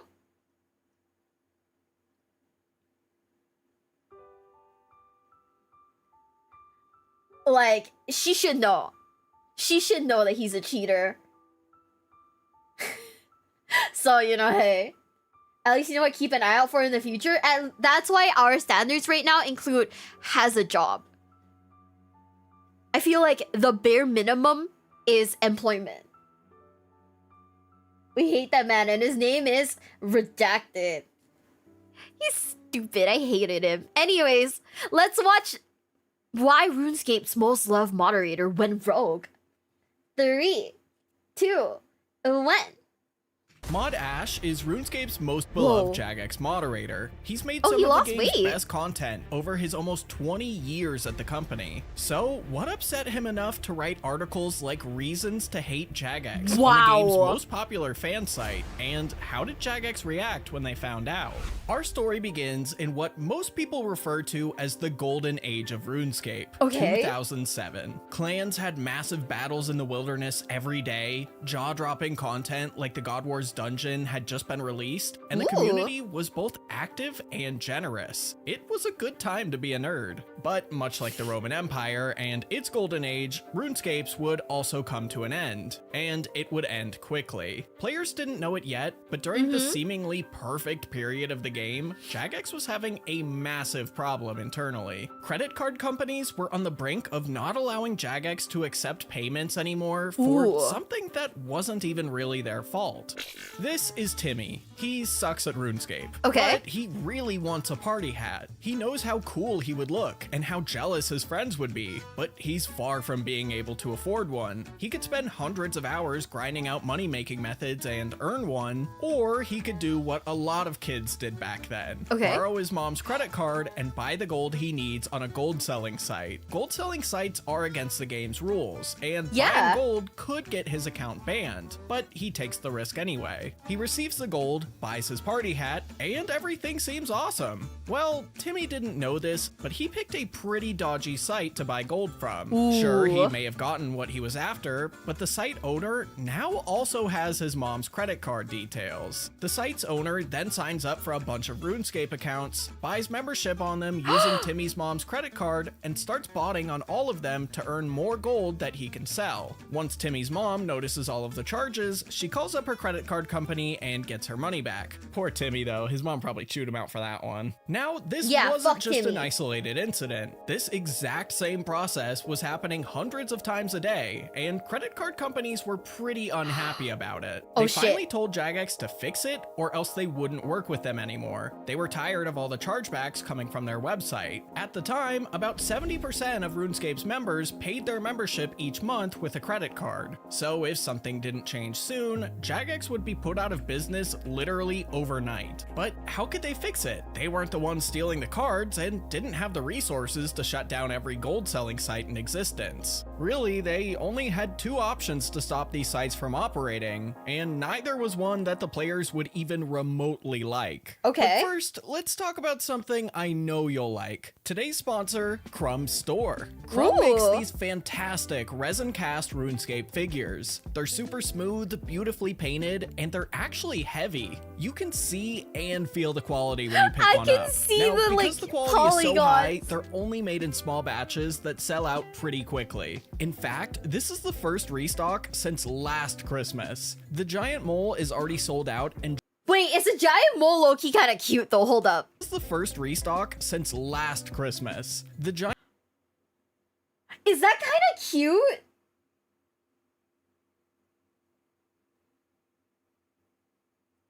god, I love it. It's so adorable. What the shit? The Chin Champa thing is also very cute. What the heck?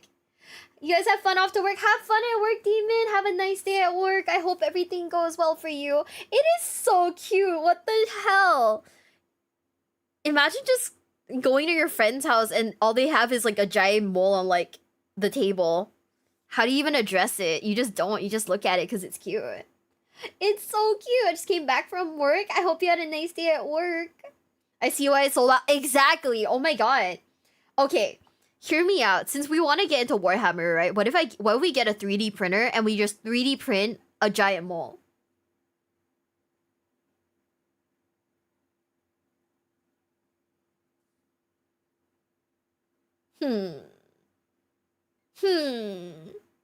Warhammer is moles? No, Warhammer you can like apparently 3D print the little like figure guys. So like I could hypothetically print out a giant mole, right?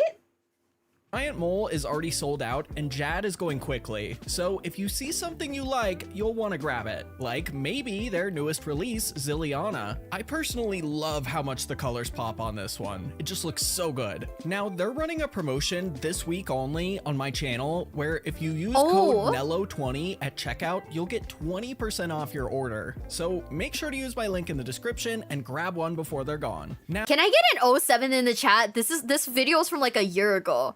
Can we get the giant mole now? Genuine question.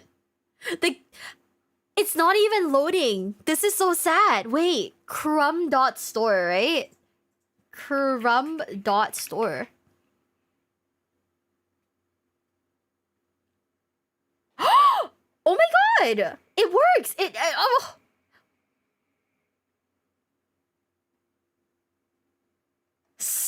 Stop! We can get the mole! We can get a raccoon! I mean, I don't care for the... Oh, this is... I don't know what this thing is called. Like, they're like water, like, rats. Right? Whatever this thing is called. Oh, why are you $50 though? I don't want that. What the fuck? Bob the cat! I don't know. You know, like it's like a rat, but like it goes in the water, right? I don't know what they're called in English. Fuck.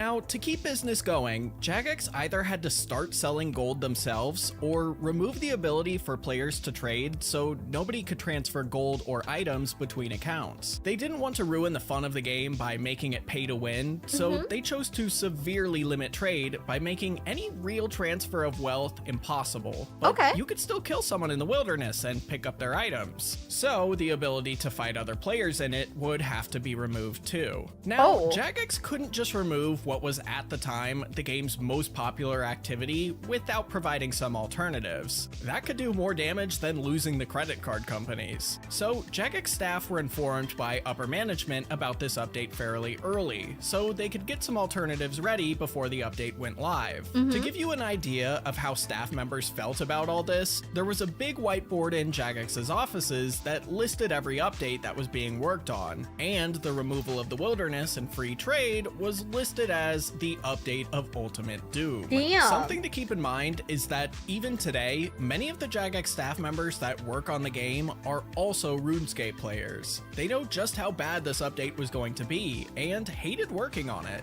This is where Mod Ash comes in. He had recently been promoted to the role of content developer and was handed off 2 of the 3 projects that would replace the wilderness. But not right away. First was Clan Wars, essentially a big arena where 2 clans could face off against each other, sort of like what they could do in the wilderness before, except without gaining loot. Before this project made its way to Ash, a different developer was working on it, but then they left the company. Unfortunately for Ash, the project was then handed to him. It turns out the previous developer didn't really know what he was doing, and Ash had to rewrite just about everything. The second project was Revenants. They were ghosts who roam the wilderness that would basically replace PKers. They could use all 3 combat styles, freeze you, heal themselves at low HP, and drop valuable loot. But originally, they were going to be, well, Stupid. The developer who first designed them did things a little differently. Instead of revenants just roaming around the wilderness, whenever you entered the wilderness, a timer would start. When the timer hit 0, a revenant would spawn next to you and attack you. This might not sound too bad, except that the timer wasn't very long.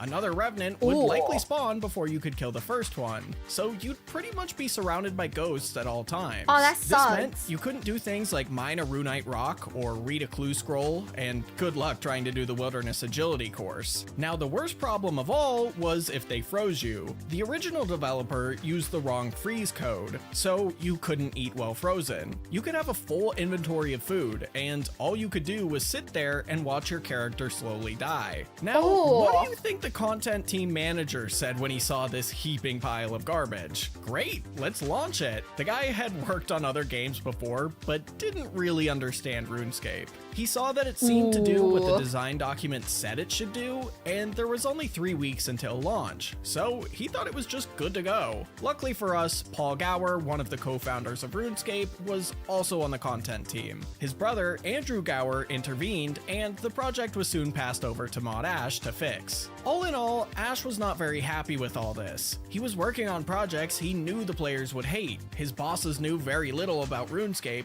and the office had transformed from an awesome, lively place to work to a tense environment where an argument between developers and management could break out at any second. Jagex, and more so RuneScape, were heading in a direction that wasn't good. So Ash did something a little risky. He started talking to the players.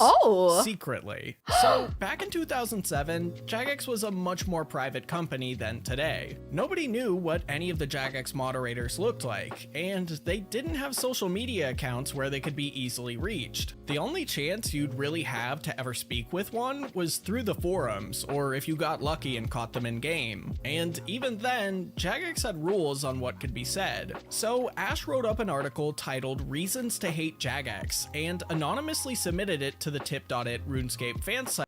I can't tell if this is massive hater energy or this is like the biggest brain play I've ever heard in my life. What the hell? Hi, Sean. I genuinely cannot tell. Is this like a giga chat big brain play, or is he a massive fucking hater? Holy shit. Yeah. Ugh. Site under the screen name Armadillo. If the tip.it admins liked what he wrote, they would publish it in their newsletter. Lucky for him, they did, and it was soon posted front and center. Now, this article's title makes it sound so much worse than it actually is, but reading it, knowing now that it was by a Jagex moderator, it almost seems like a warning letter to the community, and maybe you'll agree with me. But a bit of backstory first. This article was actually published a little over a month before the update of Ultimate Doom. In the previous year or so, a pretty popular sentiment had popped up within the game's community. Many players had come to the conclusion that Jagex hated them, and as a result, they hated Jagex. Whether it was the latest quest being underwhelming, that they skipped a weekly update or 2 recently, customer service wasn't replying, or a dislike of seemingly stupid rules, many players felt that Jagex was out to get them. Even the slightest inconvenience would be seen by some players as an attack on the game they loved, or once loved. This sounds like Yu-Gi-Oh! Oh my fucking god. Every time a new ban list drops, it's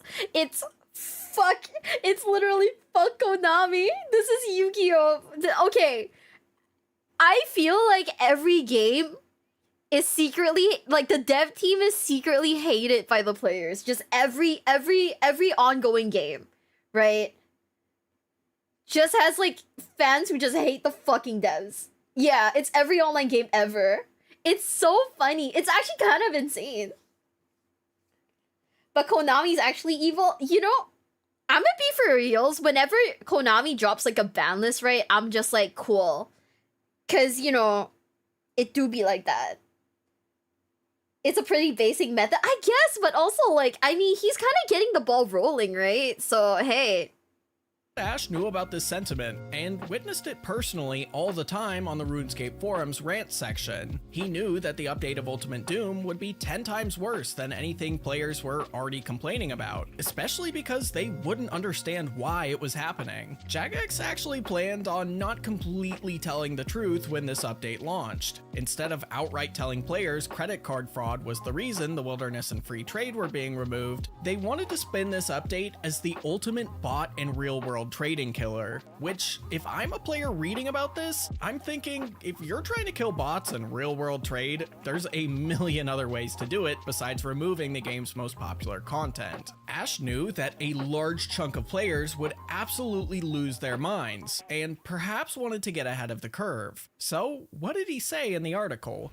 Well, in a recent update, Jagex decided to make a controversial change to shops. They were given unlimited stock of whatever items they sold to stop bots who spent all day emptying out shops and flipping what they bought for huge profits on the Grand Exchange. This sounds great, as you'd no longer show up to a shop and not be able to buy what you were after, but it also ruined tons of money-making methods and training methods for legitimate players. Many of the more popular botted items were removed from shops entirely. Zaf and the Magic Guild no longer sold battle staffs, charter ship workers no longer sold sand, and so much more. This led a lot of the Jagex hates me crowd to double down on their stance. Like, they're taking away my training methods to fix their problems, or they're doing silly little updates and not fixing the big problem.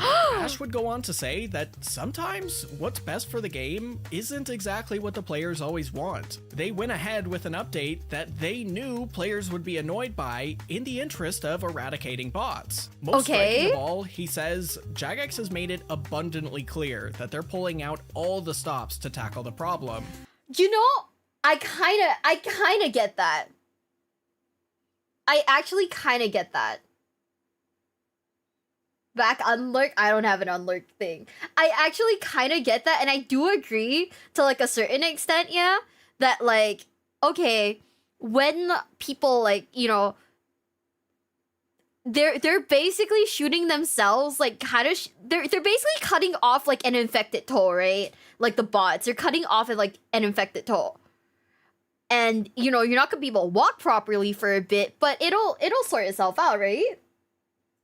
Despite the cost to themselves. Knowing now that the update of Ultimate Doom would launch less than 2 months later, I almost see this article as Mod Ash trying to explain ahead of time that the update wasn't because Jagex hates their players, even if the players would hate the update. Now, based on the article's title, I'm sure you were expecting something much more dramatic and less pro-Jagex, but we're not quite there yet. When the update of Ultimate Doom launched, Ash published a similar article explaining why it had happened. In the article, and over his next few articles, Ash would take on a sort of RuneScape dad role. He would reassure players that the game wasn't going anywhere, promising cool updates are on the way, and the update of Ultimate Doom wasn't because Jagex hates you. But I think the longer Ash wrote these articles, the more bold he would become. In his final article, the focus wasn't on explaining Jagex's actions, but instead about what they were doing wrong. We're not quite to that article yet though. So we all know the botting problem on RuneScape is bad. There's good years, but no matter what, there's always a group of people making money by not playing the game. Yeah. Even after the update of Ultimate Doom, botting still did exist, albeit at a much smaller scale. Ash decided to write an article about Chinese gold farmers.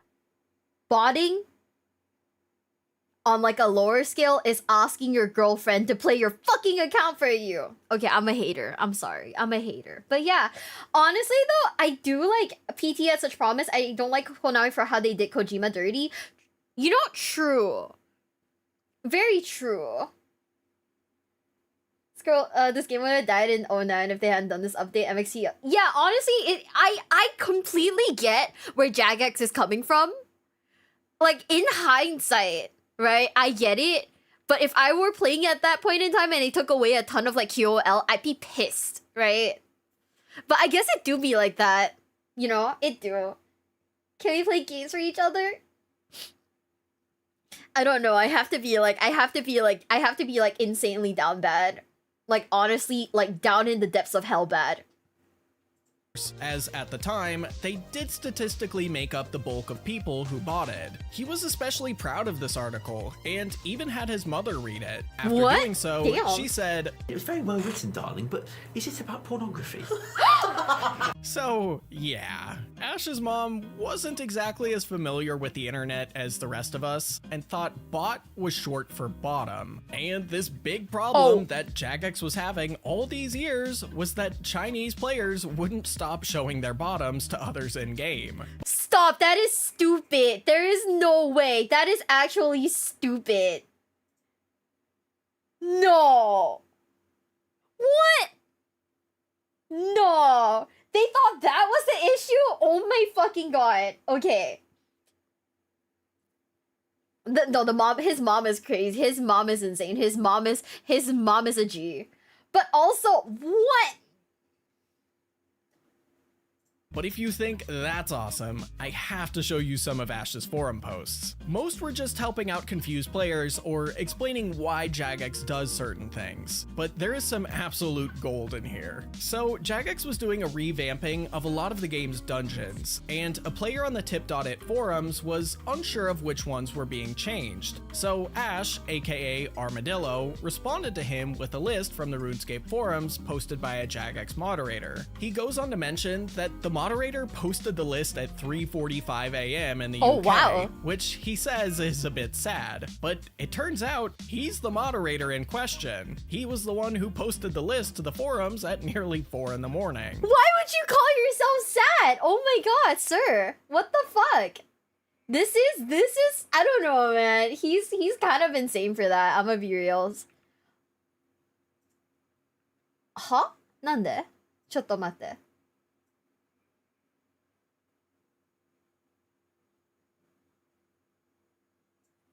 Okay, I tried to take a screenshot of something and like it wasn't working. I don't know why.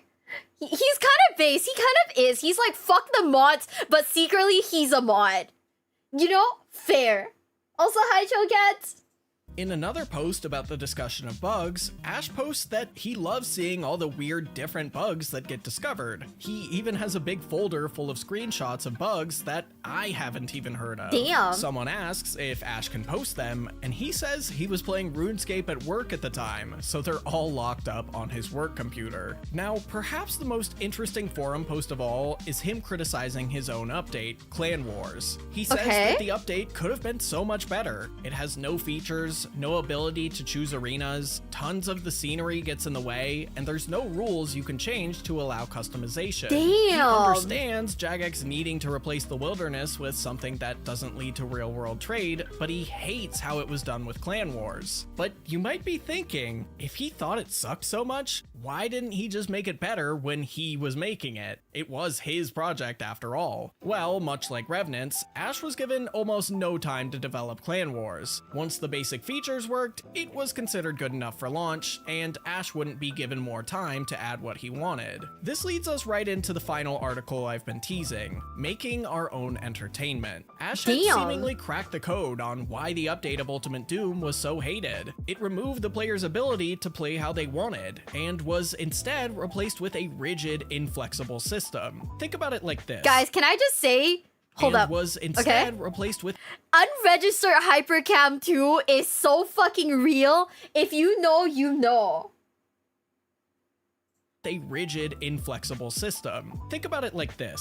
Before the update, you could go out and have a war with your clan in the middle of the wilderness. If you died, you didn't have to wait for a minigame timer to end. You could just gear back up and run right back in. Or let's say you're close to death. You could loot food from nearby dead players and keep fighting. Clan Wars didn't have options like that. You either played it the way Jagex made it, or not at all. The same thing could be said with trading. Before, you could trade anything of value between accounts. Now you had a very specific system to trade, or you couldn't trade at all. You could no longer start your own army of players in all bronze and give out free sets to members. Player-driven gameplay is one of the best parts of an MMO. True. And Jagex was slowly but surely stamping it all out, and Ash was not happy about it one bit.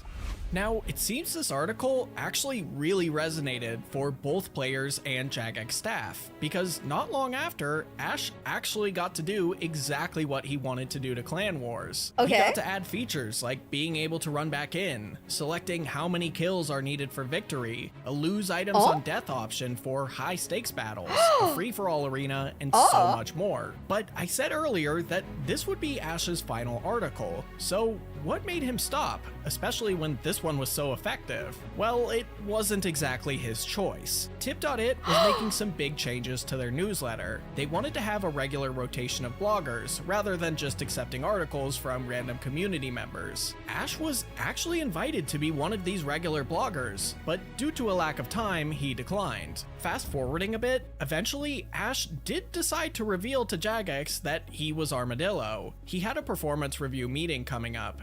That is insane. He decides to reveal that he is secretly their biggest hater before a performance review. 07. I know how this goes. I get it now. Also, did you guys feel old looking at all the 3080 quality uploads? Was it 3060 quality uploads? And his regular manager was going to be unavailable, so a lady from HR would be running the meeting instead. During the meeting, he discussed all the amazing updates he made to Clan Wars. He mentioned that he'd sourced the ideas from clans who had read his Armadillo blog post, Making Our Own Entertainment. The HR lady glared at Ash when she learned this, and said, "You realize I'm going to write this down, don't you?" Ash responded by saying he was proud of it. He had spent hours upon hours of his own personal time engaging with the game's customers to help make a better update. She glared at him again and wrote it down on his review, but luckily nothing ever came of it. It seems that Ash's approach of speaking directly to the players was the right thing to do. He was just ahead of his time. Just a few years later, the new CEO, Mark Gerhard, realized how powerful social media could be for the game. Seemingly, every JMod would sign up for their own Twitter accounts to interact with the game's community, including Ash. Although he took a bit of convincing from Mod Reach before signing up, he's since posted almost 500,000 tweets. Jesus! Or X's? I don't know what's going on with that site. Nearly every single tweet is Ash answering a player's question, no matter how dumb some may be. So thank you, Mod Ash, for going above and beyond for the game and its players. Next year will mark 2 decades of employment at Jagex, and I know RuneScape would not be as great as it is today without your contributions. Kind of like how the game wouldn't be the same without Fossil Island, even if it sadly will never be fully completed. Find out why by watching the video over on the right. I'll see you there. You know, I'ma be for reals, right? This checks out to me. Okay, he was just ahead of his time. He was just basically sorting through his own version of a customer feedback box. And that makes sense. That makes a ton of sense. He nailed it. He actually nailed it. Holy shit. That's why we call him God Ash. Yeah, pure passion of the game. Honestly, true. I don't think anyone could be that pissed about a game if they didn't actually really love it, you know? So hey, props to him. Guys, well, how are you guys liking the RuneScape watch-alongs? Praise be to God, Ash, I've been converted. He's honestly a G. Honestly a goat. What do you guys think of the RuneScape watch-alongs? I know we're watching random stuff right now, but sometimes I don't know. I like having some unstructured content to react to. You know what I mean? I like RuneScape. It brings back too many memories. Vietnam flashbacks or memories of my childhood when I would go home after school, put down my bag, and immediately log into RuneScape. And all you hear in the back is this.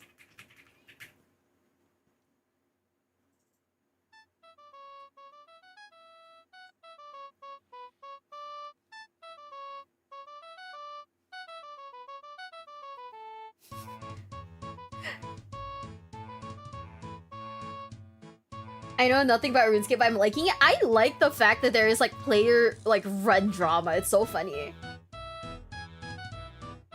For Arctics, you mean like battle on? Like battle on games? I don't know. I feel like battle on games don't I'm pretty sure they had their own level of drama, right?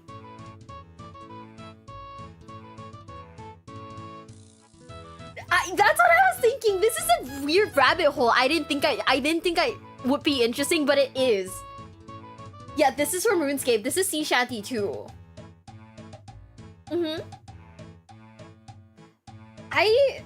My childhood, right, was Yu-Gi-Oh! Tag Force, so honestly, I didn't get like the same experience as you guys. But hey, I mean, I'm vibing. I'm chilling. I'm vibing. A player named... Okay.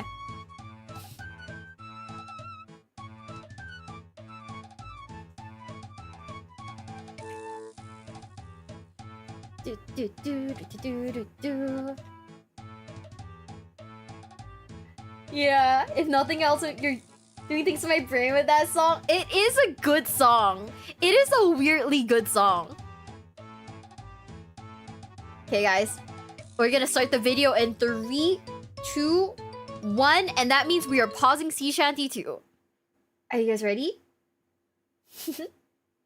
A player named Kite Neeks was Jagex's first rival. Damn. His bot Auto Rune caused the Great Party Hat duplication glitch, stole a Jagex moderator's account, and broke the game in ways that are actually impossible today. You'll soon see why everybody called him the king of RuneScape cheating. Now, I need to give a bit of backstory first. Back in the early days of RuneScape, all discussion about how to cheat in the game happened on a forum called RB Cheats. A few players had posted downloadable cheats for RuneScape, but they were almost all just malware designed to steal your RuneScape account. However, there were a few exceptions like Nicholas Sherlock's Auto Miner and RuneBot. They were some of RuneScape's earliest bots, programs that play the game for you, but by the time Kite Neeks came into the picture, they were both gone. They were either shut down by Jagex or, in Nick's case, shut down by his dad. RuneScape cheating looked pretty bleak, and it had only really just started. 07 to that guy whose dad said you gotta stop using the PC.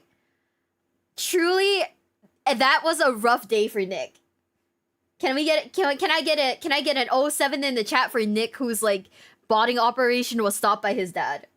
Truly, sometimes it is your own people that fuck you over.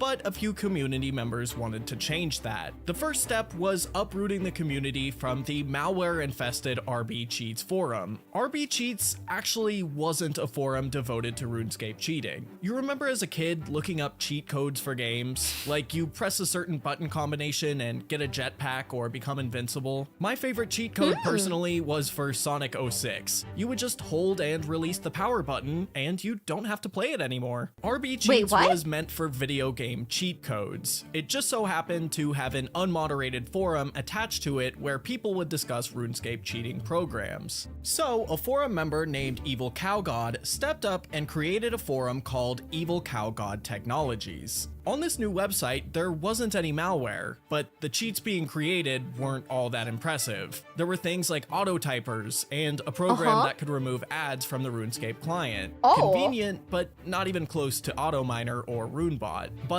that all changed when Kite Neeks found Evil Cow God's forums. About a year prior, Kite Neeks had an idea for a RuneScape bot program, but never followed through with it. But pretty soon, this idea would change RuneScape forever. But first, I'd like to change your diet with today's sponsor, Factor. We gotta Meal do prepping it. And eating healthy doesn't have to feel like your first time at Jad. Factor offers chef-crafted, dietitian-approved meals that get delivered straight to your door. Then, my favorite part is all you need is 2 minutes to heat it up. No prepping, cooking, cleaning, or even logging out of RuneScape. The cherry on top is that they're a lot healthier than takeout and don't show up 40 minutes late, lukewarm, and half-eaten. Choose from a weekly menu with 35 options like Calorie Smart, Keto, Protein Plus, or... By the way, to anyone who's wondering why we're not skipping the ad, we are watching his content for free. Therefore, we will be watching the ads too, okay? The least we can do, the bare minimum. Also, we are dropping a fat fucking like because bare minimum, you know?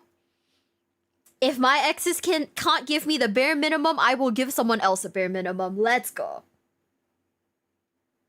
Or vegan and veggie. Plus, there's 60 add-on options each week, like breakfast, on-the-go snacks, and beverages. Or if you're looking for something a little fancier, Factor also offers meals with premium ingredients like filet mignon, shrimp, broccolini, and more. My favorite of which has to be the truffle butter filet mignon. It is truly amazing. You just have to try it. Get 50% off your first Factor box and 20% off your first month of orders using my link.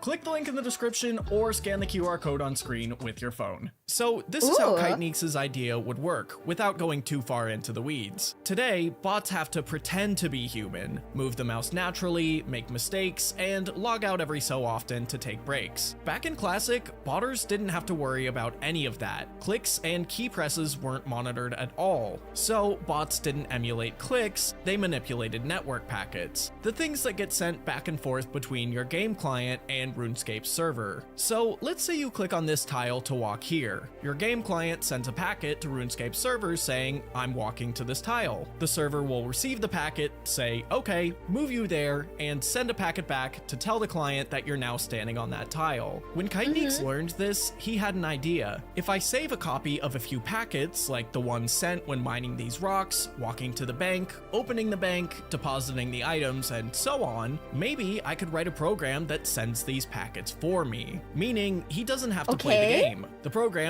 which he would soon name Auto Rune, would be like a middleman between the RuneScape client and RuneScape server. To put it simply, Auto Rune could do anything in the game that you wanted, and since there was no bot protection yet, Jagex would have no idea you were using it. Kiteneeks discussed this idea with a few forum members, and one told him that this would be impossible. Kiteneeks took this as a challenge, and just a week later, he had done it. In September of 2002, he released Auto Rune to the public. It included a free script that mined iron in Varrock, smelted it at the Lumbridge furnace, smithed it at Varrock's anvils, banked the items in Varrock's East Bank, and repeated. I'm just saying, I vaguely remember my ex using like something to help him like AFK farm. 90%. I vaguely remember that shit. And when he went to sleep, it was me who farmed. It was me all along. But also, hi Paul, hi, of course he would. Yeah, fuck my ex. Trash, man, horrible, garbage. If you see a lot of stores selling, those aren't stores. What? I don't know what that means. Now, what really separated Auto Rune from previous bots was that it was scriptable. You didn't have to wait for Kiteneeks to make a script for the activity that you wanted to bot. If you knew how to code, you could write scripts for it yourself. Some examples are picking up fish that other players would drop in Karamja, sailing back to the mainland, banking them, returning to Karamja, and repeating. Or, my favorite, a bot that walks in large circles around the entire RuneScape map. Every 10 seconds, it would shout, I am the RuneScape Express, follow me for a free ride. And legitimate players, not knowing that this was a bot, could follow it and hop off at their destination. As someone with an Iron Man account who only just recently unlocked the magic level for most teleports, I kind of wish this was still around today. Now, compared to the absolutely insane bots that exist now that can defeat the game's hardest content over and over again like they're nothing, this may seem sort of primitive, but it was absolutely groundbreaking at the time. Nobody had ever created a bot like this. Now, with great power comes great responsibility, and Kiteneeks wanted to make sure only people he trusted could use Auto Rune. Anyone who wanted to use Auto Rune needed an account, so players would reach out to Kiteneeks to ask for an account. He would make them one, they would log in on the Auto Rune client, and could get to botting. Now, Kiteneeks was doing this entirely for free. He was in it solely for the love of the project, but that didn't last long. Kiteneeks didn't have internet one day, but an impatient user wanted their Auto Rune login. This user offered him money if he could somehow get it done. So Kiteneeks had a friend who was helping him with Auto Rune generate the account for the user and send it over. This same friend would soon convince Kiteneeks that they should start selling access to Auto Rune and not just give it away for free. Kiteneeks agreed, and in late 2002, you could purchase an Auto Rune account for just $10. For those who couldn't pay or wanted to see what they were getting into 2002 before paying, Kiteneeks would post a free trial version of Auto Rune, but he would later regret it for reasons we'll get into soon. Botting was becoming a pretty noticeable problem at this point, so Jagex decided to make a pretty fundamental change to RuneScape. On November 13th, they introduced the fatigue system. As you trained your skills, your fatigue percentage would increase. Eventually, at 100% fatigue, you'd be too tired to gain any more XP, and would need to eat food to lower it slightly, or rest at a bed to drop it back to 0% completely. This system didn't do much of anything to stop Auto Rune, and annoyed regular players to no end. All Auto Rune users had to do was edit their scripts so their bots would stop by a bed whenever their fatigue hit 100%. As Auto Rune's popularity grew, so did the amount of players interested in purchasing it. Kiteneeks soon became annoyed with having to create accounts for new customers every day and explain to them how to use Auto Rune. His real passion was just improving the program. So on December 1st, 2002, he sold. Bro is not a businessman. This man is not Blue Rose 13 X Blue Rose 13X. He is just a guy. He is not a businessman. Oh wow. I think it's I don't know, it sounds like it's one time, but ooh. Sold both the source code and copyrights of Auto Rune to a user named Corin for $500. Corin would handle the account creation, while Kiteneeks agreed to stay on and update Auto Rune for free. But then everyone got banned. On December 12th, 2002, Jagex made a post called Cheating Scum Banned. They announced that they had just banned 400 players for using bots, many of which were Auto Rune users. Nobody knew how this happened, not even Kiteneeks. The main theory was that someone from Jagex had downloaded the free trial of Auto Rune and learned how the program worked. They then changed something in RuneScape's code to be able to detect Auto Rune users, but nobody knew what that change was. Auto Rune still worked, but you'd get banned soon after using it, so Kiteneeks and a few other users signed up on fresh accounts and decided to show Jagex what they thought about these changes. With something that I think you'll need to see to believe. So because of the way Auto Rune worked, not only could you use scripts to send packets to Wait guys, if you already know what is happening in the story, how ready am I for this? How ready am I for this? I don't know. I don't quite know yet. Ooh. the server, you could modify those packets too. Modifying them would allow you to do things that you otherwise normally couldn't. For example, attacking an NPC that doesn't have an attack option. Kiteneeks and a few others discovered that by modifying packets, you were able to attack bankers, and went on a rampage in Varrock West Bank. Once a Jagex employee named Maud Bennett discovered this, he teleported Kiteneeks out of the bank, had a chat with him about how annoyed he was, and then threw Kiteneeks' account into the black hole. The black hole was basically RuneScape's permanent timeout corner. Rule breakers would be sent here and couldn't escape. He fought NPCs and Jagex was like, hey, fuck you. Don't do that. Okay, damn. All you could really do here is lay on the ground and feel like garbage. So Kiteneeks had his fun, but it was time to get back to the problem at hand. Auto Rune was unusable for botting, and he still didn't know how to fix it. Over the next few months, botting activity would hit a new low. Kiteneeks took the Auto Rune forums offline, Evil Cow God Technologies would go completely silent, and the era of cheating on RuneScape seemed to be over. That was until Kiteneeks discovered how Jagex caught them. Jagex had updated the RuneScape client so that every 45 actions, like chopping a tree or fishing, the game client would send a secret command to the server. Nobody knew this command existed, so Auto Rune didn't know to send it, so Jagex would know exactly who was cheating when their accounts didn't send the command. They planted this trap on the 25th of November, soon before Auto Rune was sold to Corin, and banned everyone who was caught by it 2 weeks later once they felt like they had caught everyone. Once Kiteneeks figured this out, he updated Auto Rune to send the secret secret command, and in April of 2003, published the new fixed version. RuneScape's cheating scene exploded with activity after this. The game's player count was larger than ever before, which meant more players wanted to get ahead than ever before. But the larger cheating got, the more of a problem it became.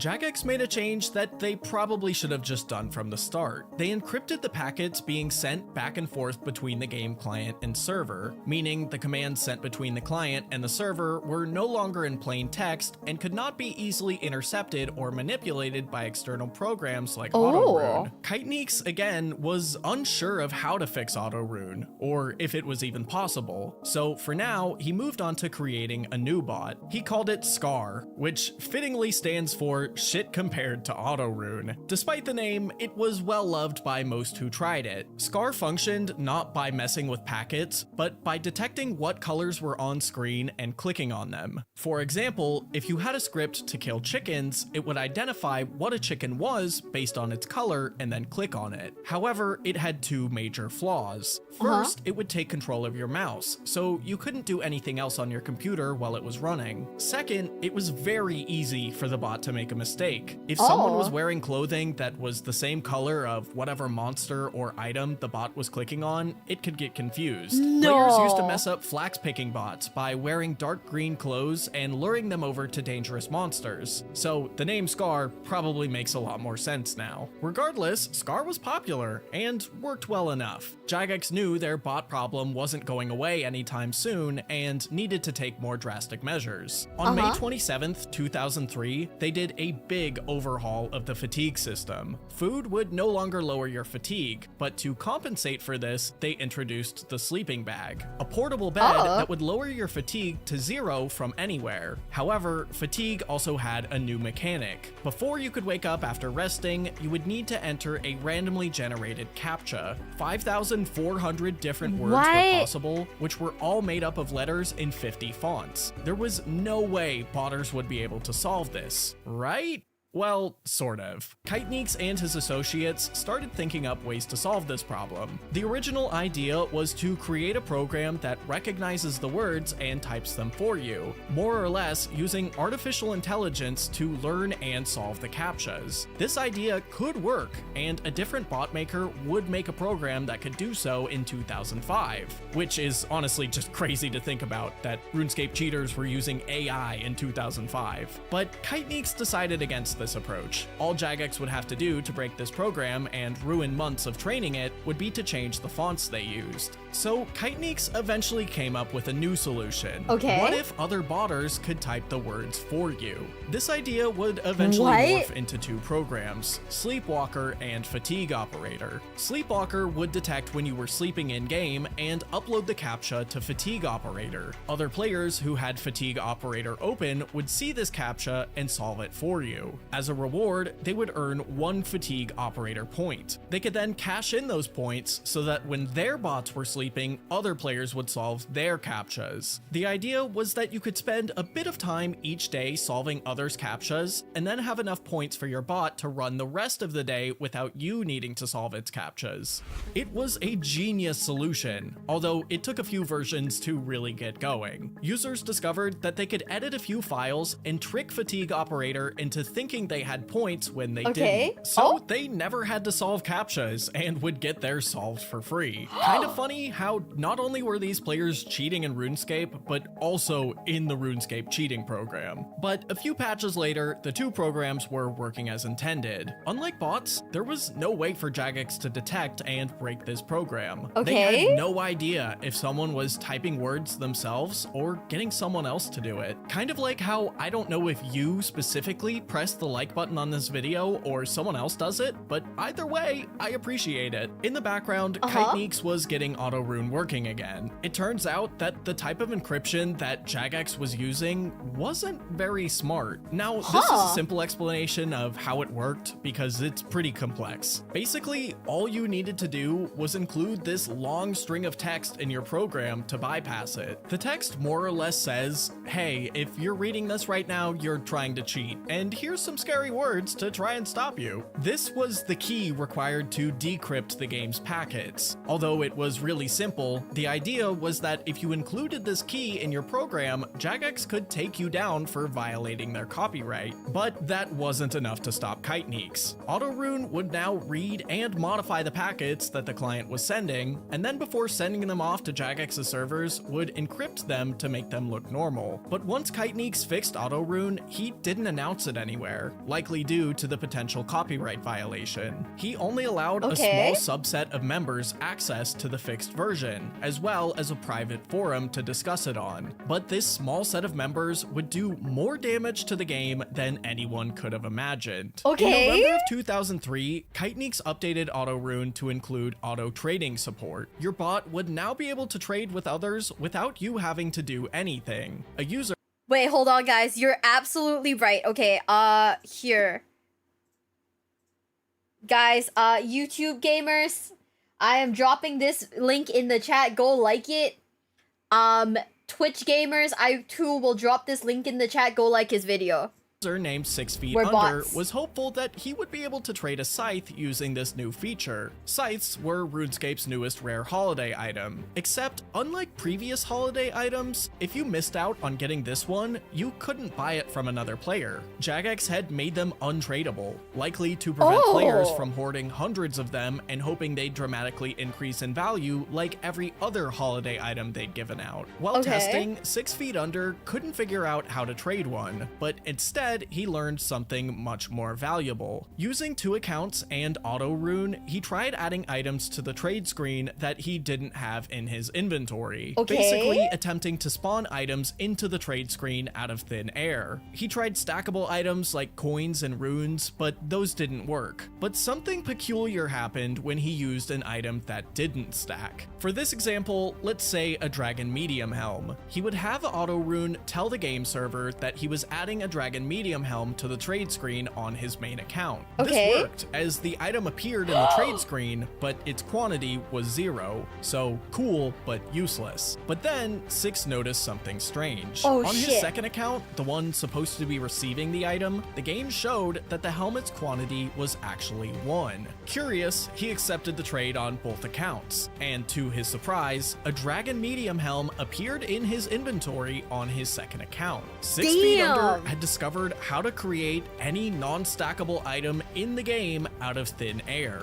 He thought about keeping this discovery to himself. He could slowly create and sell valuable holiday items like party hats and become the richest player the game had ever seen. But he was too excited not to share his discovery. He told Kiteneeks and Auto Rune users Dylock, Gon, Aid, and David how to do it. And soon after, they began creating items like party hats, Christmas crackers, and dragon equipment to try and get rich. But someone couldn't keep a secret. By the next morning, the general public had flooded the game's forums and fan sites with reports of some sort of party hat duplication glitch. The secret was out. So Kiteneeks, Dylock, and a few others decided to have some fun before Jagex patched it. Over the course of a few hours, they would spawn countless amounts of Christmas crackers in Varrock and use them on random players. Every time a cracker was opened, one player would receive a party hat and the other a random item. So dozens of party hats were entering the game every minute. Lucky players would then turn around and try to sell these party hats for massive profit, but their prices were quickly crashing as more and more players learned about this glitch. Even RuneScape's #1 player at the time, Bonebreaker6, who was above Zezima, was seen trading Auto Rune users trying to get these cheated in rare items. 2 Auto Rune users would also begin spawning in a bunch of Dragon Square shields, one of the most expensive and sought after items in the game. They could try and sell the shields to other players, but they'd either eventually run out of buyers or they'd have to keep dramatically lowering the price. Instead, they used the High Alchemy spell on them, which turned them into 300,000 coins every time. In just a few hours, they had generated billions of gold. Meanwhile, all Jagex could do was sit back and watch. They genuinely had no idea how this glitch was happening.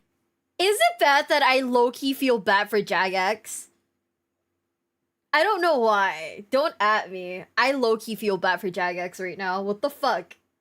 Soon after they found out about it, they made a news post informing the community of a few things. First is that they knew the glitch was happening. Second is that they were taking it seriously. They planned to remove the cheated in items from the game and take action against anyone who had them. They said that if you had any, to drop them somewhere quiet to avoid your account being banned. You know, that is honestly a very fair, like, that's a very fair, like, thing to do, I guess. Like, just quietly drop it somewhere and we can pretend like nothing happened. Also, good night, Myojin, good night. Jagex is in Blizzard? I guess. Third, they don't know how to fix it yet, but the first person who emailed them information on how to recreate this glitch would be rewarded lifetime membership. Oh, Remember damn. that last point for later. The next 24 hours, the entire Classic community went into a frenzy. Immeasurable amounts of party hats were created and abandoned in obscure RuneScape areas. Over 600 emails were sent to Jagex in just a few hours after their news post, and Jagex began taking action. They would update the community a day after their first post, saying that they had fixed the bug, and rather than going after every player who picked up a party hat or two, they would be focusing mainly on catching those who started the glitch. Jagex That's fairly fair. successfully banned the accounts of most players who had been involved with creating items, as well as those who hoarded hundreds of cheated in party hats. But according to Kiteneeks and a few other Auto Rune users, a lot slipped through the cracks. And I believe them. Jagex had no real way of telling the difference between a real party hat and one that had been duplicated, so they realistically had no way of tracking down every single party hat that had entered the game. To try and put the community at ease, Jagex claimed that the number of party hats in circulation was less than it was a year ago, and that a rollback would be an overreaction. But even if that was true, prices of party hats and the Christmas cracker would crash so hard that they wouldn't all recover to pre-glitch values until nearly 2 years later in mid-2005. Plus, the rarity of each hat would also change dramatically. The pink party hat, or purple party hat as it's called today, used to be the rarest and thus most valuable party hat, as it had the lowest pull rate from Christmas crackers. But because so many were created during this glitch, it fell to last place for nearly 2 decades. And what about that lifetime membership that Jagex had promised? Funnily enough, Dialock, one of the Auto Rune users who learned the glitch from 6 Feet Under, had emailed Jagex how it was done. And instead of getting lifetime membership, he was just banned. Which kinda makes sense. It's... Get fucked, snitch! Oh my god, let's go! like if the police put out a $10,000 reward to identify a murderer, and the murderer shows up to the police station the next day like, I've caught the murderer, $10,000 please. It's not known if anyone ever did receive lifetime membership, or if it was just a false incentive for someone to come forward, but regardless, it worked, and the glitch was over. Although Jagex had taken their revenge in the form of bans and item removal, they were still furious. They wanted to defeat Auto Rune once and for all this time, but it would take a while to think of how. In the meantime, Auto Rune users now realized how powerful the software they were using truly was. It was no longer just a bot client, but a toy to break RuneScape with. Players discovered how to create bearded lady characters, attack and kill themselves in the wilderness, cast spells without runes, and even create characters that were invisible aside from their white dot on the minimap. It was a really fun time to be a rule breaker on RuneScape. Maybe as fun as watching me stream RuneScape live every weekday. Over there, I talk about a ton of obscure RuneScape history that's too short to make it into a video. Just go to the link on screen or check out the description below. Corin, Auto Rune's owner, would soon sell the source code and rights to another player named Josh. This sale didn't go over well with most of the community. Josh was a known scammer and account seller, who is these days allegedly doing time for fraud and embezzlement. Kiteneeks also wasn't happy about this. That sucks! What the hell? Okay, what's his name? The guy who, the second guy who owned it? You kinda threw for the community, buddy. What the fuck? Selling to a scammer is insane.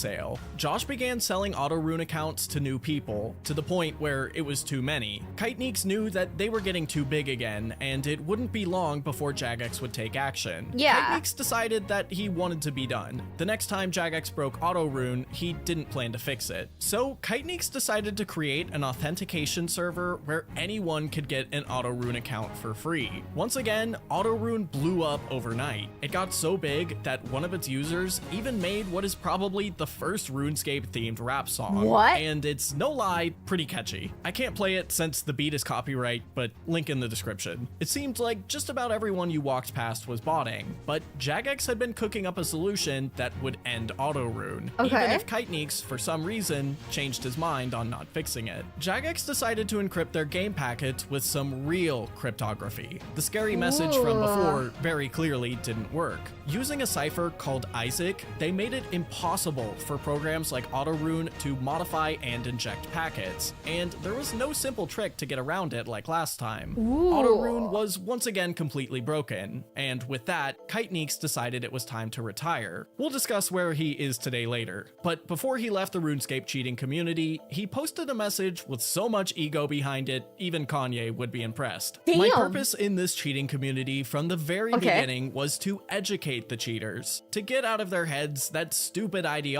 that they have had for too long. Download, run, hope it's not a Trojan. From the very beginning, my cheats were different. I am not Okay. necessary for this community to exist. I could not decide if I should say this or not.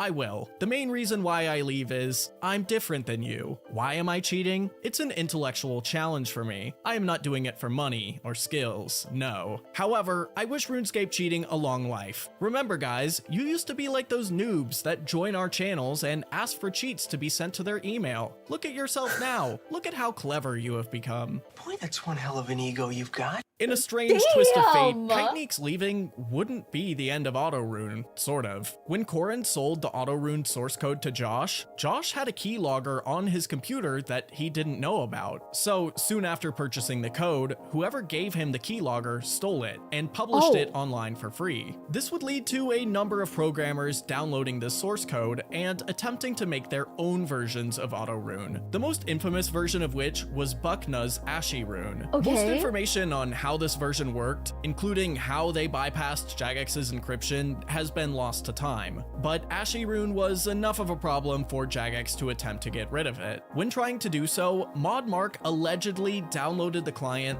logged into it with his Jmod account, and had his login stolen. Ashy Rune had a keylogger secretly installed that Mark didn't know about. Damn! Unfortunately, there's no screenshots to confirm this story, but Kiteneeks placed it in the Auto Rune achievements section on his now defunct website. But you might be wondering what Kiteneeks is up to today. Without going into too much detail, he never returned to RuneScape, and would instead soon go on to become a father and co-founder of an e-commerce website builder company. The company has now been around for over a decade, so he seems to be doing well for himself. Jesus! Kiteneeks' Auto Rune antics are now over 2 decades old, but no matter how much time passes, the effect he had on the game will never be erased. Many of the party hats created back in 2003 still exist today, and just like any normal party hat, go for billions upon billions of gold. If you remember those bearded lady accounts from earlier, when RuneScape 2 launched, they were faithfully converted over, meaning anyone with a bearded lady account in Classic got to keep it in RuneScape 2, which also means those accounts still exist in RuneScape 3. Scar, Damn. Kiteneeks' other bot client, was soon picked up by a few other developers after Kiteneeks vanished, and was one of the game's most popular bots, even far into the RuneScape 2 days. A version of it even still exists today, but RuneScape's bot detection has improved leaps and bounds since the events of this video, so don't use it. If you enjoyed this video, check out the one on the right about RuneScape's first glitch. No matter what Jagex tried to do to fix it, it would just keep coming back. That's kind of insane. Also, the fact that he ended up like having his own e-commerce like site, it makes so much sense, right? It kind of makes so much sense. Like this guy's entire like life trajectory is so fucking crazy. It makes sense. I kind of hate that it makes sense too. Ooh. Yeah, what the fuck? I mean, I guess if I were one of the guys who dropped my hat, I'd be pissed, you know? I'd be hella pissed. Also, I want to pee. I'm gonna be right back. Hey, we did good this time. We lost it like 3 hours, nearly 3 hours, right? So I'm gonna be right back, okay? I gotta pee real quick. Be proud of me, thanks. In the meantime, we will... Hopefully this doesn't get my account, like, this doesn't get this video, like, demonetized, but...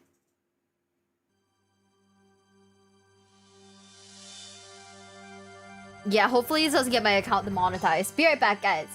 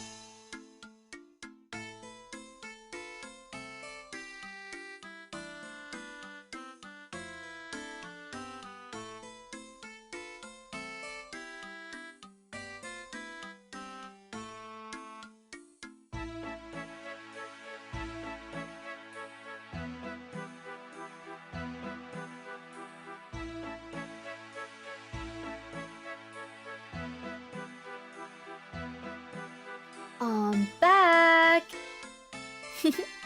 Hi. Did you guys miss me? I hope so, because like if you didn't, I'd be like really sad. But I'm back. Okay, hold on, guys. We're gonna turn this music off, and we're gonna go back to game streaming. And by game streaming, I mean we're still watching RuneScape stuff. Cause hey, This I'm watching your YouTube videos. Thank you, Kras. Thank you. Also, Advisor, thank you so much for the follow. Thank you. And Zach, thank you for the 2 gift subs. Thank you. And for the 101 bits. Happy 89th birthday and many more. You know, 89 is a lot longer than I thought we'd be here for. I'ma be honest with you. Yeah. But, you know, hey. Thank you guys for all of your love and support. I will always be grateful for it. Forever and never and like ever. Did I say ever? I meant ever.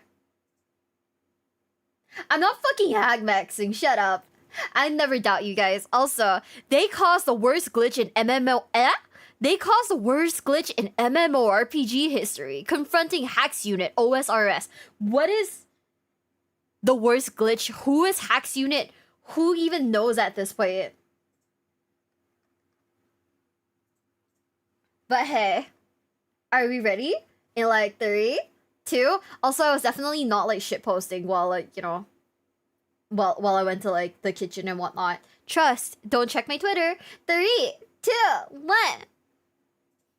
This is Hacks Unit, the group behind some of RuneScape's most iconic glitches. In just a few short years, they discovered and abused hundreds of glitches that allowed them to get level 3 fire capes, unlimited prayer, duplicate billions of gold, and even steal Jagex moderator powers. This is the story of their rise, fall, and where they are today. Now, this is a video I've wanted to make for years. But as you can guess, assembling the Avengers of RuneScape glitching isn't easy. But after some searching and messaging, I found Roy, one of the group's founders. Roy started playing back in 2005 and was instantly hooked. In his own words, he played around 10 hours a day minimum. Roy advanced his account quickly, but it didn't take long for him to wonder what else the game had to offer outside of the more, let's say, traditional content. One day while Roy was chatting in Varrock Square, he received a trade offer from another player. The player showed him an inventory full of bandages from Castle Wars. These are items that can't be taken out of Castle Wars and are exclusive to the minigame, but this player somehow had them. Roy was amazed and wanted to learn how to do this too, but it wasn't until a few years later that he began researching and came across a website called Ezud. It was a forum devoted to all things RuneScape Underground, like account selling, gold selling, and of course glitching. Normally, I wouldn't say the name of a website where players could use underground services, but Ezud hasn't been active since people thought the world was going to end because of the Mayan calendar. So I don't think it's coming back anytime soon. Okay. Anyway, Roy signed up for an account, but he used his RuneScape account username. Another user named Quint quickly reached out to him saying that he shouldn't have used his real RuneScape name on a site like this because they discuss a ton of rule-breaking stuff. But how would anybody even know that Roy used his RuneScape name in the first place? It turns out that Quint was actually the same guy who showed him the bandages in Varrock Square a few years prior, and he recognized his name. The more Roy browsed Ezud, the more he got sucked in. But it didn't take long until he flew too close to the sun. A glitch known as the Barbarian Assault Smuggle was posted to the forums, and Roy wanted to try it.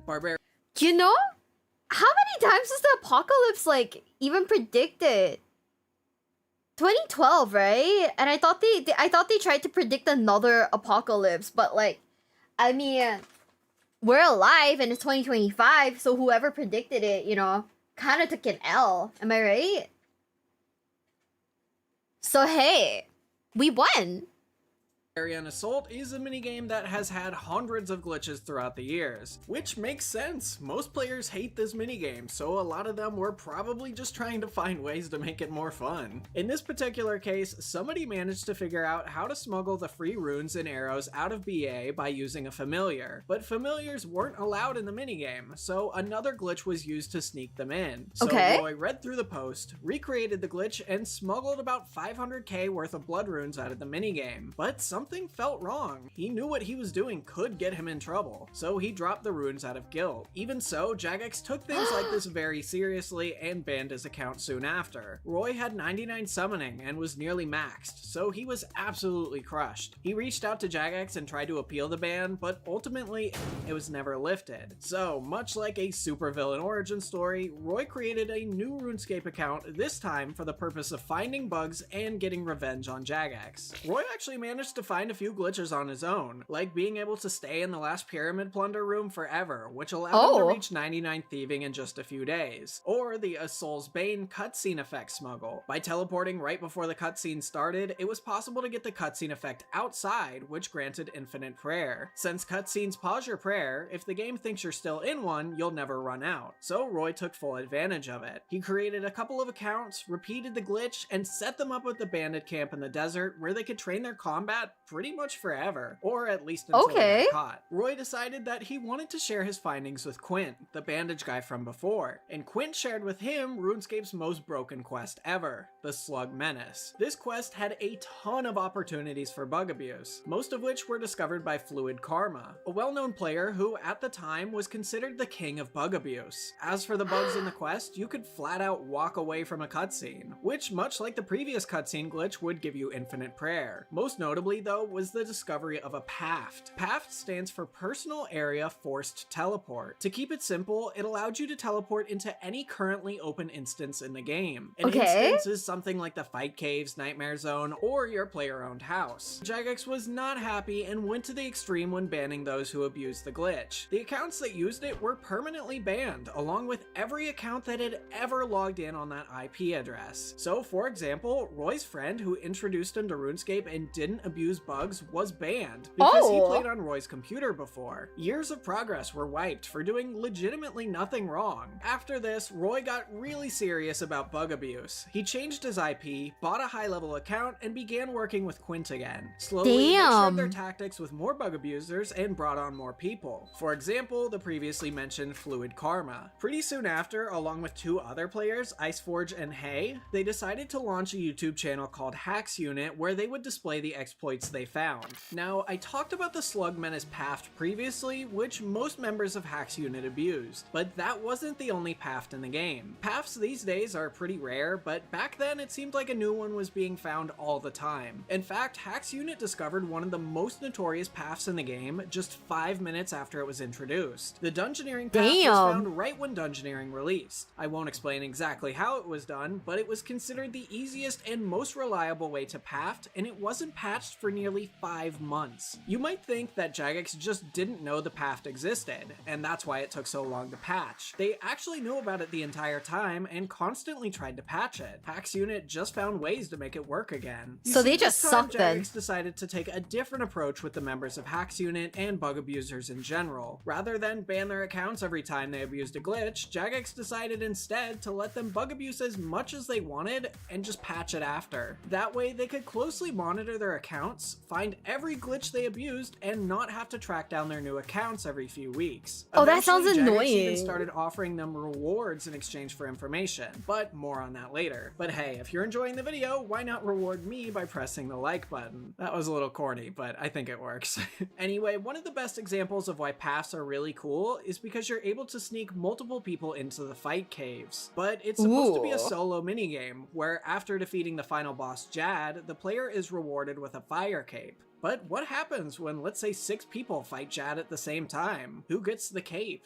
Does everybody get a cape? Hacks Unit decided to give it a try and learned whoever actually deals the final blow to Jad is the one who gets the cape. So they decided to try again, this time with a level 3 account. They got to Jad and had the level 3 deal the final blow with a Dwarven Army Axe, an item that would do a guaranteed 900 damage, which sounds ridiculous, and it is, but converted into old school terms, it does 9. I know, a little less impressive than it sounded, but it worked. Jad fell to the floor, everyone was teleported out, and Hacks Unit had achieved the first ever level 3 fire cape. But if you think that's crazy, we're just Ooh. getting started. This is the Rotten Potato. It's a Jagex moderator tool that allows people to open their bank from anywhere, spawn in items, change stats, and all sorts of other crazy stuff. These days, Jagex moderators use it all the time on stream and for in-game events. But for years, nobody who played RuneScape even knew this item existed, or if they did, they didn't know the power it held. Not only did Hack's unit expose its existence, they stole it. The team had discovered a way to path into the stealing creation minigame. Sort of. They were able to path into the area below the arena, but were unable to do anything. But why break into stealing creation in the first place? There's a mechanic in the minigame where you can pickpocket other players, but you can't bring in any of your own items. But what if somebody pathed it in with something like bunny ears or a fire cape, which are untradeable items? Would another player be able to pickpocket them and essentially trade those items? Well, it seems the team would never know, since they couldn't escape the bottom layer, until Hay came up with an idea. Why not start a stealing creation game and then ask a Jagex moderator to teleport to them? They could say they found a bug and they wanted to report it and test their theory on an unsuspecting JMod. That's kind of insane, because Hack's unit had legitimately started working with them and reporting bugs they found. They were actually able to lure a JMod to them a few times, but ran into a couple problems. Most notably, they attempted it first in the tutorial, but there was no pickpocket option. But eventually, the lure worked and Quint managed to steal multiple items from Mod Chriso, including the untradeable Rotten Potato. But Quint didn't realize what he had stolen until a few minutes later. Since at the time, nobody knew what the Rotten Potato was, it just looked like a piece of junk. But once he clicked on it, he knew he had discovered something great. He clicked around a few options, tried to open his bank, and spawned in a quest point cape. Oddly enough, he could wear it even though he didn't have every quest done. He dropped the potato to see what would happen,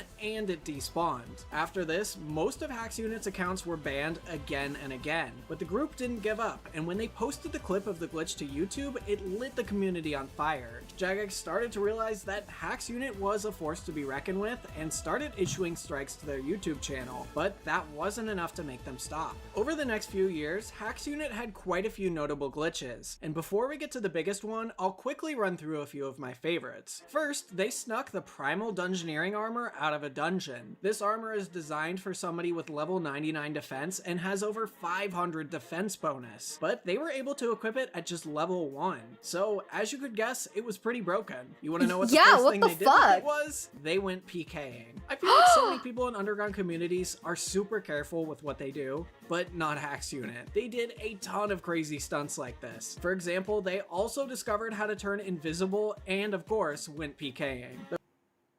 I don't know. Okay. RuneScape feels like the entirety of Bleach, where once you defeat one villain, 50 more show up. This is kind of insane. RuneScape is like full of like fucking haters, dude. It's kind of funny.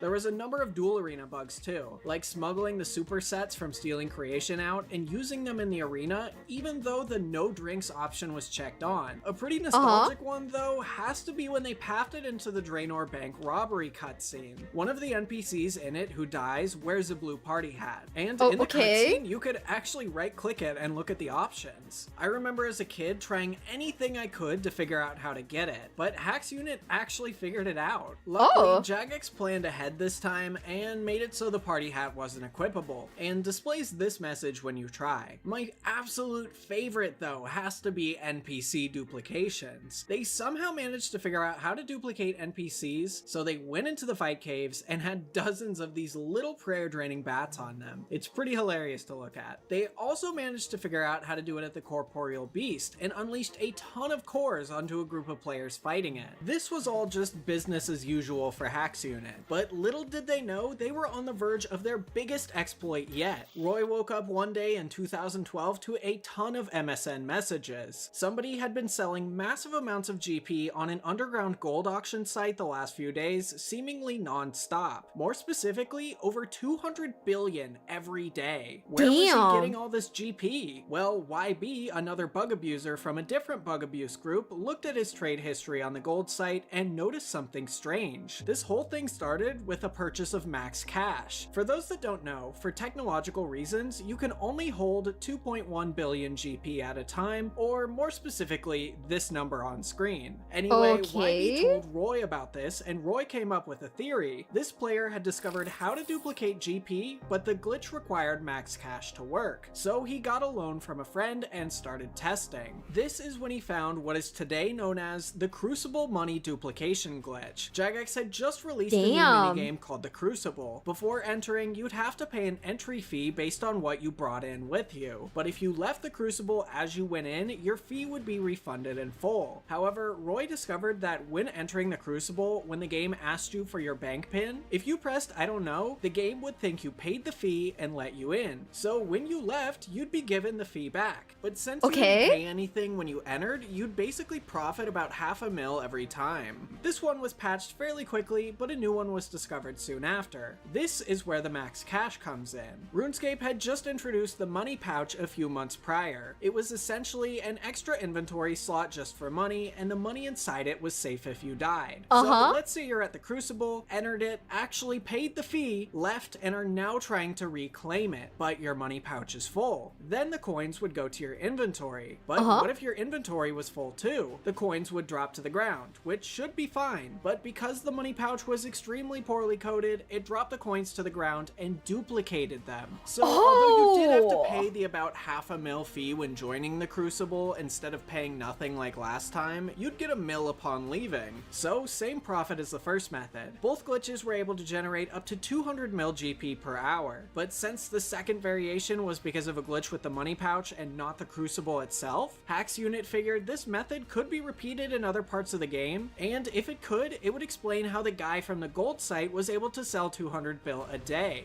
That's when they decided to test it at the Duel Arena. What the hell? Accounts could stake each other, with one account betting max cash. That account would also have to be the one that wins. And as long as the winner's pouch and inventory were full, in theory, after the duel, the money would drop to the ground and duplicate. Slight problem, the Duel Arena had code in place to prevent you from accepting a duel if your inventory was full, but the solution was beyond simple. Leave one slot open, and when you enter the duel, unequip an item. When the duel ended, the money should drop to the ground and duplicate. The team got together in a voice call to give it a try, and it worked. Everybody, of course, freaked out immediately, because as a result of this glitch, they could duplicate max cash about twice every single minute. Once Jagex finally figured out what was going on, it was far too late. In total, according to Mod Reach, it's believed at minimum 13 trillion gold was generated using this glitch, but the number is likely much higher, as Jagex's systems couldn't track the whole history. This was, without a doubt, the most damaging glitch in RuneScape history, and Jagex took action accordingly. Not only did they permanently ban those involved with the glitch, they were named and shamed on the front page of the RuneScape website. Jagex didn't end here though. Once Hacks Unit published a video of themselves performing the glitch, another strike was issued to their YouTube channel, and it was permanently terminated. After being banned again and the channel gone, the team slowly disbanded. Some members made a brief return when Oldschool launched and actually discovered quite a few game-breaking bugs. Maybe you remember the infamous Corporeal Beast invincibility glitch? Quint and the previously mentioned YB discovered and exploited that one. Quint also later went on to help create an HD client for Oldschool, but that was later shut down by Jagex. But that's really where the story seemed to end, at least publicly. So it's back to the beginning of this video where I reached out to Roy. It turns out he had kept in touch with the members of Hacks Unit and was able to get all of them in a Discord chat with me. What I first wanted to know was why did the group disband? They were still finding a lot of glitches, and as you could see, some were pretty profitable, but they told me that everyone was kind of just getting tired of the game. The evolution of combat had just been released, and everyone who was around then knows how many people quit because of it. Now, I mentioned earlier that Jagex offered them rewards in exchange for information. One example Roy gave was that Mod DC vaguely promised them a green moderator crown, sort of like how player moderators have a silver crown, but nobody ever actually received it. In fact, they claimed that every reward Jagex ever promised was never actually given to them. I reached out to a former Jagex moderator who worked in the anti-cheating department who said that wasn't exactly true. One of their rewards was, well, not getting banned. By giving Jagex information, they were allowed to continue operating on their usual accounts, even if that sort of benefited Jagex anyway. I guess. I suppose, like, but also I would genuinely be like, what the fuck? I wouldn't be happy about it, but I'd be like, okay, hi, honorable, hi. What the fuck? Working for free? I know your bonus is you don't get banned, so you can keep working for us. Hey, I guess like they did fall through on like one reward. They didn't get fucking banned, but still, like, this is insane. This is crazy work.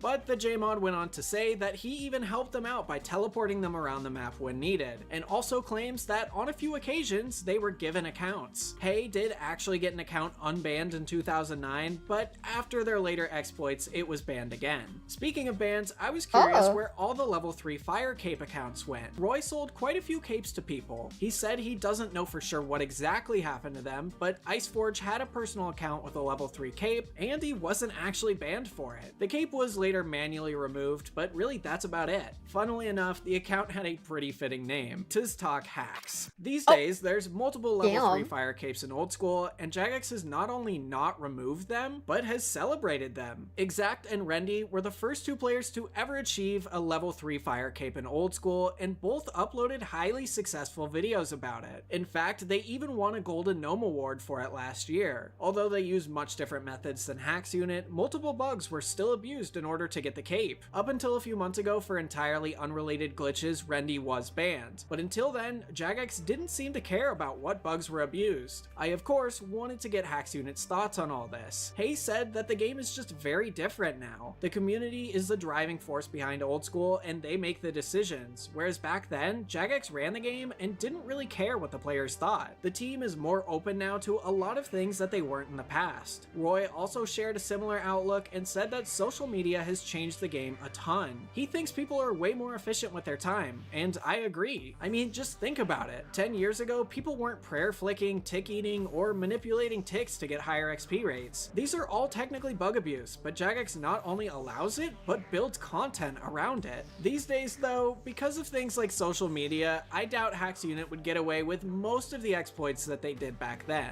Speaking of the exploits they pulled, you might be wondering how much Hacks Unit profited from them. In the glitching community, there seems to be 2 main ways to profit from glitches. Either selling information on how to do the glitch, or the glitch itself pumps out gold and you real world trade it. Hacks Unit focused primarily on just generating GP through glitches, but profit wasn't their main goal. Roy said that in retrospect, at least for him, the profit wasn't as much as you'd think compared to the potential they had. They were all pretty young, and Roy said that he had yet to understand the value of money in the real world. In fact, things like VPNs or using mule accounts, which could have helped them a ton, also weren't ever really discussed. Remember that 13 trillion GP number from earlier? It equates to millions of US dollars. It's likely the most profitable and game damaging glitch of all time out of really any MMO in the world. So Hacks Unit, if they abused it enough, could have made a killing off of it. They did without a doubt make money though, and it wasn't always just trading gold. Some members used glitches like the Infinite Prayer exploits, leveled accounts with them, and later sold them. He also ran a service where he allowed one account to transfer any item or amount of gold to another account, but this only worked because the trade limit still existed and you couldn't trade things normally. You'd think with all this know-how, Jagex would actually want to hire these guys, right? They know how to break the game. I found out Roy actually ended up applying for a quality assurance job a few years prior, and they denied him. That's Although he crazy. was missing some technical requirements, I feel like Jagex could have made it work,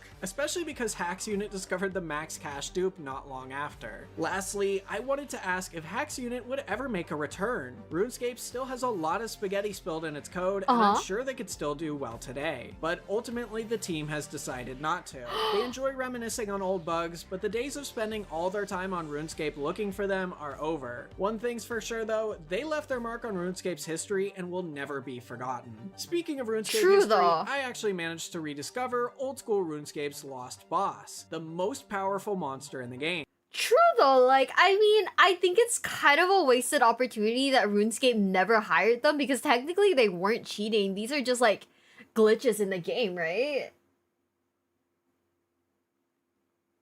They were abusing the spaghetti code, which is a form of cheating, but the fact that they were never hired for like to do like beta testing is kind of insane to me, because it feels like these guys would be like the people to go to for like beta testing. Am I right?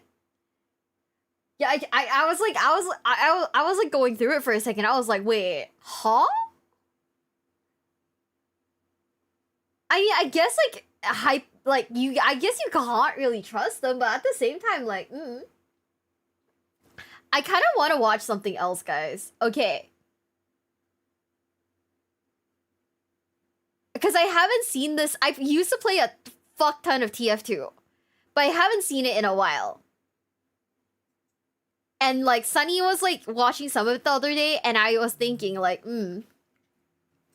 I kind of want to see. I kind of want to watch this. It's been forever. Do you guys remember meet the team? This shit used to be fucking bomb. It came out 16 years ago. Holy shit. Yeah, but free labor is free. That's true. I mean, I guess dangling that one carrot where, you know, I'm not gonna ban you is pretty nice, I suppose. But yeah, I don't know. What do you think? Should we watch something else to like cleanse our palates, or should we keep on trucking? They really should have hired them, right? Meet the Medic was like where it's all started, right? And watch Roblox content. I don't know if I like Roblox content. I'm gonna be reals. There's just something about Wait, am I thinking about Roblox? Is that the one that like where they're all like brick? They look like bricks. Oh, dude, I'm not reacting to Master Chef Drama Saga. I cannot. If I get signed up for Scientology, websites, I cry.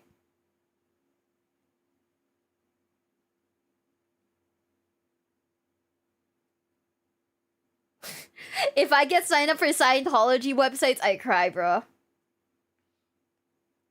Oh my god, I don't know if I'm awake enough for a 6-hour Eve video. I'ma be real. Okay, are you guys ready for some meet the team? I fucking love this. Okay, if you guys didn't know, I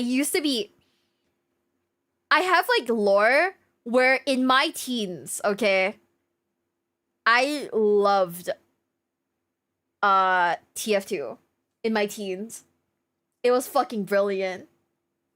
What games do I play?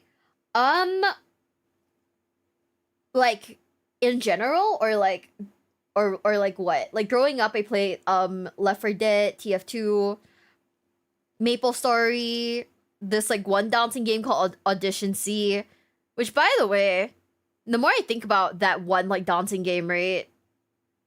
My friends just use it to hook up. And I was just there to like fill in for like, yeah, I was just there to just fill in for like my friend. Huh. So Leah Starcraft built your TF2? Yeah. I know like Starcraft was like a big like meme thing in like Asia, but I play like TF2, I don't know. Play currently or want to play? I mean, I only play like Yu-Gi-Oh, you know? Is there a game you don't have trauma on? No. No, I'm fairly traumatized on every game I play.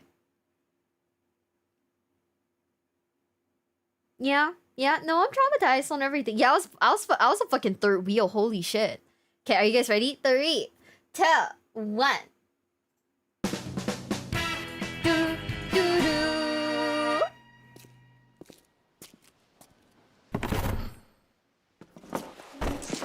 Wait, hold up. You know, I was like thinking for a second, oh, this isn't in like 1080p, let me fix it. I forgot, this video's from 16 years ago, there's no 1080p. I am heavy weapons guy. And this is my weapon. She weighs 150 kilograms and fires $200 custom tool cartridges at 10,000 rounds per minute. It costs $400,000 to fire this weapon for 12 seconds. Hell yeah.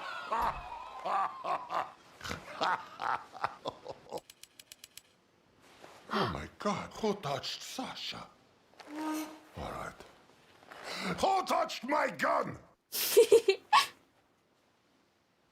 Some people think they can outsmart me. Uh-huh. Maybe. Maybe. I've yet to meet one that can outsmart My bullet. Oh, I remember this shit. Yeah!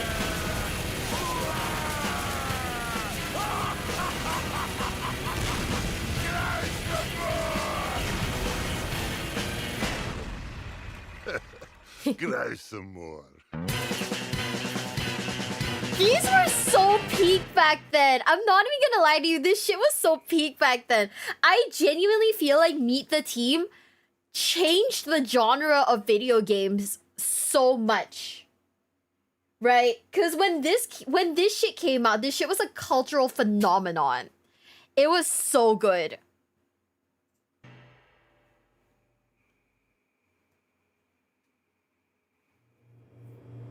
Ooh, Meet the Sandwich.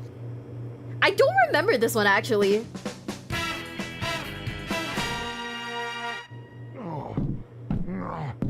Yeah, there he is. You, stop right where you are. That is an order. He's getting away. Do not let him get to the rip.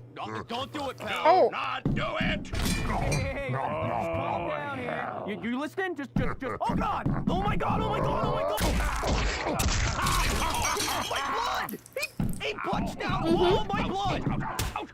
You call that breaking my spine?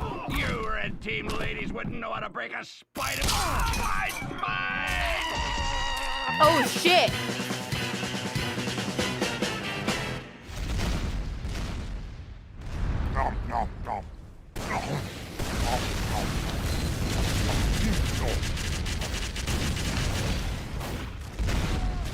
What was everyone's like favorite class? Yeah, this was 100% an April Fool's one. What was everyone's favorite class?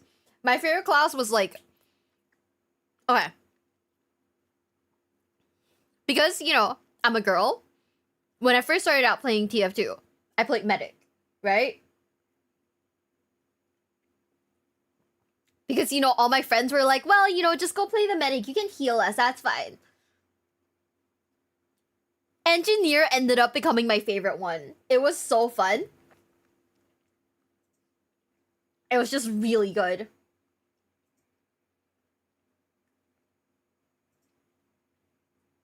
I ended up never playing, what was it?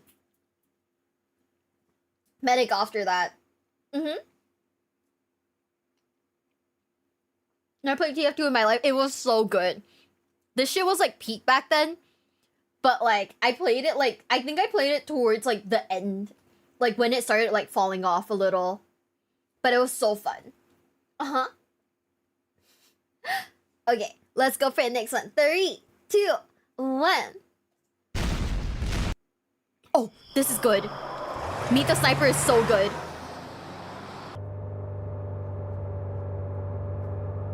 Boom. Headshot. Sniping's a good job, mate. It's challenging work, out of doors. I guarantee you'll not go hungry, because at the end of the day, long as there's 2 people left on the planet, someone is going to want someone dead.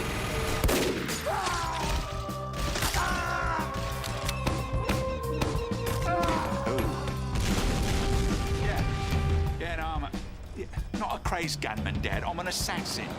Well, the difference being one has a job and the other's mental sickness. I'll be honest with you. My parents do not care for it. Fair. I think his mate saw me. Yes, he did. Oh no, Jarati. Feelings. Look, mate, you know who has a lot of feelings? Blokes for bludgeoning their wife to death with a golf trophy. Professionals have standards. If you guys didn't know, the piss jars are an actual like secondary weapon that you can equip in the game. Where like if a spy is like sneaking up on you, you can actually throw it on them. And it like reveals their location. And I think it also does like a debuff. I don't quite remember. I don't remember if it does damage. But that shit was so funny. That shit was, it was honestly a mood. Be polite. Be efficient.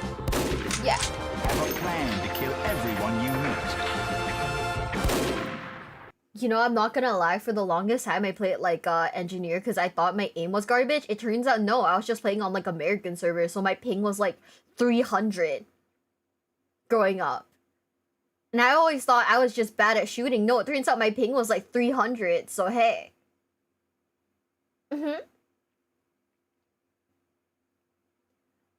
Oh, yeah, that was a debuff. So for a really long time, I thought, oh yeah, I'm just really bad at like shooting games. Turns out, no. You just can't hit anything if your ping is like, you know, blowing up. Do do do do do do do do. Dad, put Mum on a phone.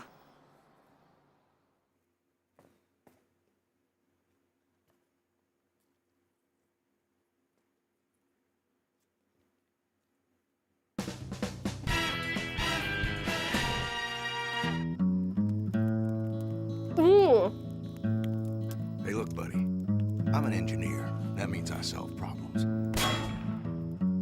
Not problems like what is beauty, because that would fall within the purview of your conundrums of philosophy. I solve practical problems.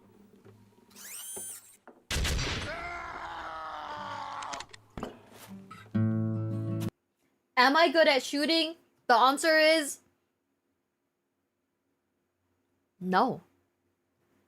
I'm not. Even on 2 ping. I'm kinda ass at it. For instance, how am I gonna stop some big mean Mother Hubbard from tearing me a structurally superfluous new behind? I love turrets. Use a gun.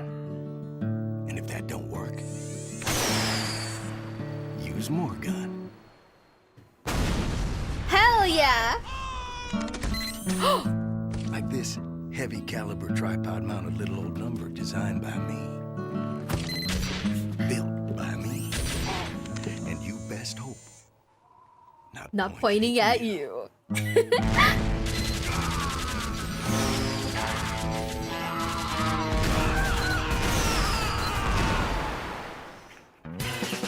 Why is this shit so good?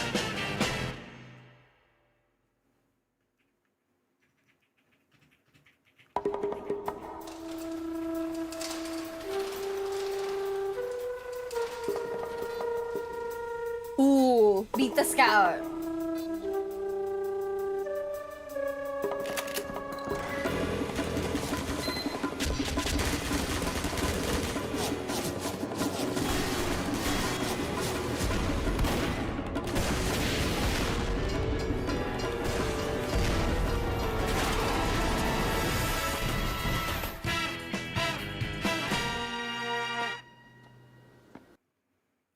I thought that Scout was like the hardest class to play.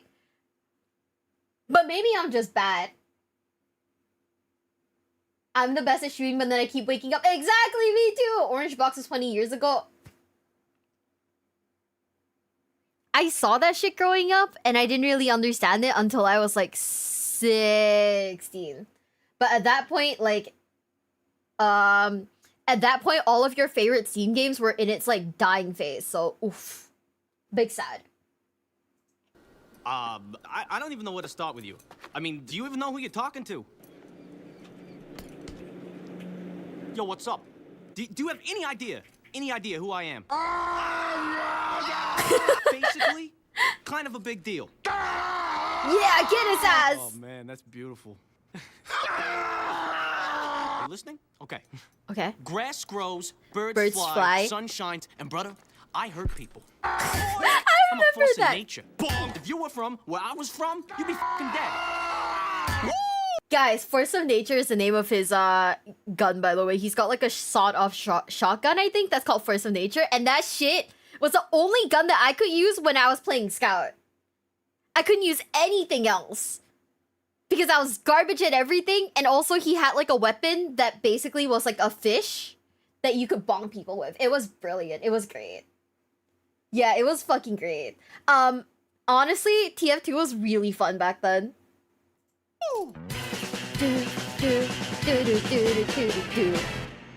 The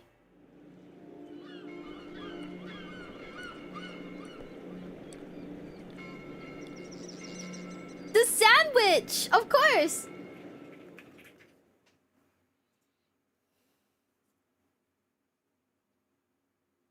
Ooh.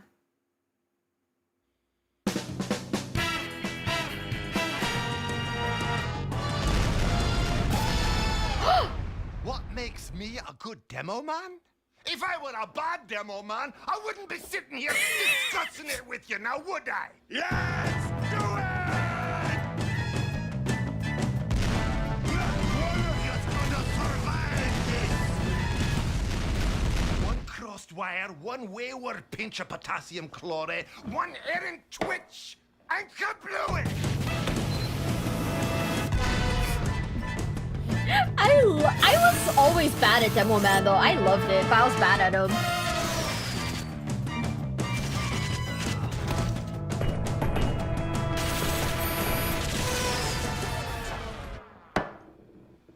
They got a manky eye. I'm a black Scottish cyclops. They got more than they got the likes of me.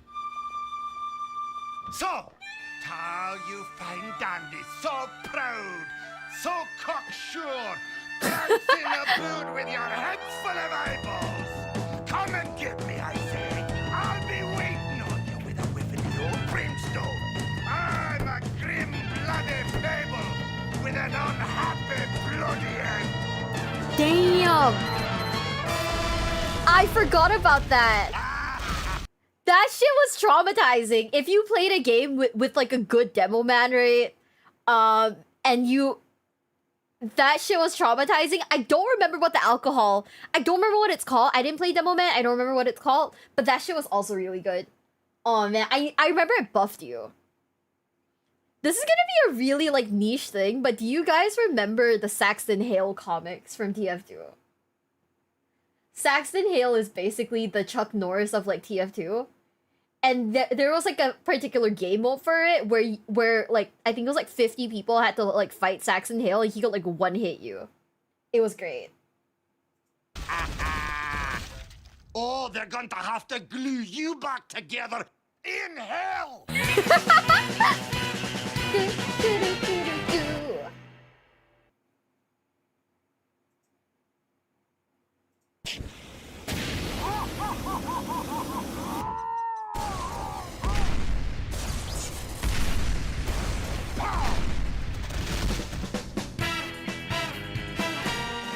Ooh, meet the If soldier. fighting is sure to result in victory, then you must fight. Sun Tzu said that, and I'd say he knows a little more about fighting than you do, pal, because he invented it, and then he perfected it so that no living man could best him in the Ring of Honor.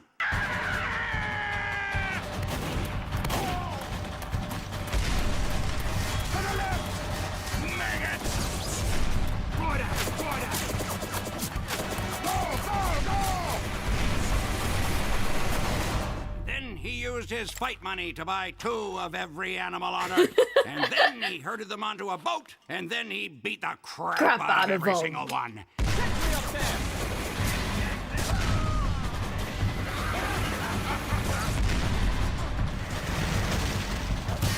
Oh. And from that day forward, anytime a bunch of animals are together in one place, it's called Called a a zoo. zoo. Oh, I remember some of these lines. Dun, dun, dun, dun, dun, dun, dun, dun. Unless it's a farm. I love Soldier. I was always ass at playing him, but like I do have like a really like rare like soldier hat. I don't know what I'd ever do with it though, because I don't play Soldier. But I have a really rare one, and it was like so good. Yeah, some of these lines are so iconic. I can't believe like I still remember them. I saw these when I was like really young. You know? Can we see it? I don't know. It might dox my personal like Steam account, so maybe not. A red spy is in the base. Ooh. Meet the spy, let's go! Protect the briefcase. We need to protect the briefcase. Oh, a little help here? I got it. Stand back, son.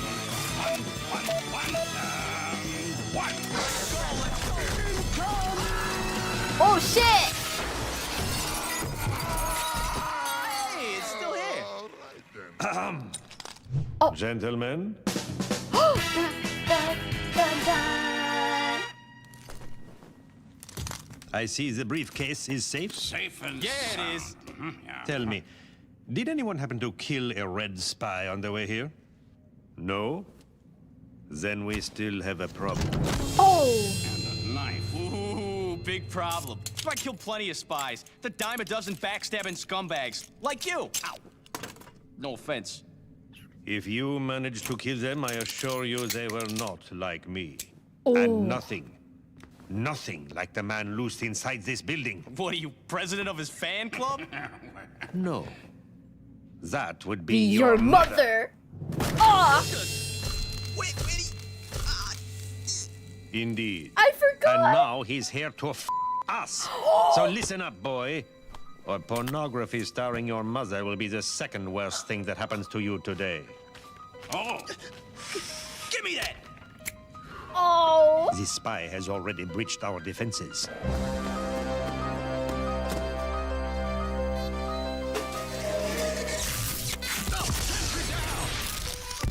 Oh! You've seen what he's done to our colleagues.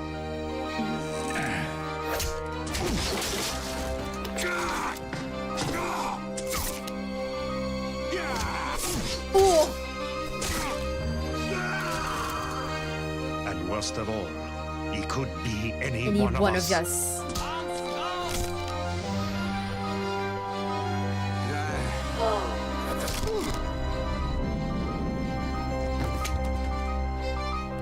He could be in this very room. He could be you. He could be me. He Could be any. Oh!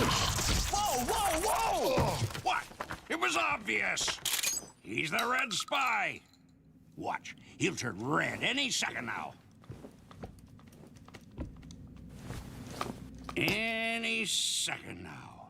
See? Red! No, wait. That's blood. So, we still got problem. Big problem. All right. Who's ready to go find this spy? Right behind you. Oh, that shit was so sick!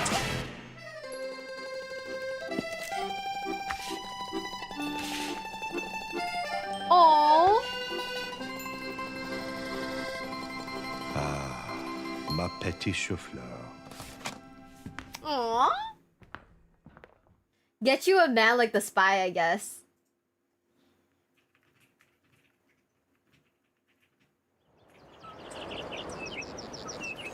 Move, Cyclops, move! Come on, almost. Meet the medic, let's go!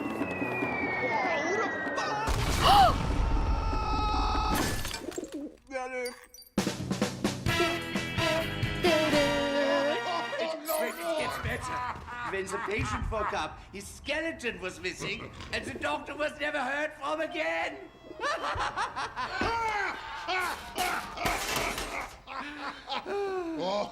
Anyway, that's how I lost my medical license. What? Archimedes! No! It's filthy in there. Ugh. Birds. No, most hearts couldn't withstand this voltage. But I'm fairly certain your heart. Oh. What was noise? The sound of progress, my friend. Perfect. Mega baboon. Later. Where was I? There we go. Come on. Come on.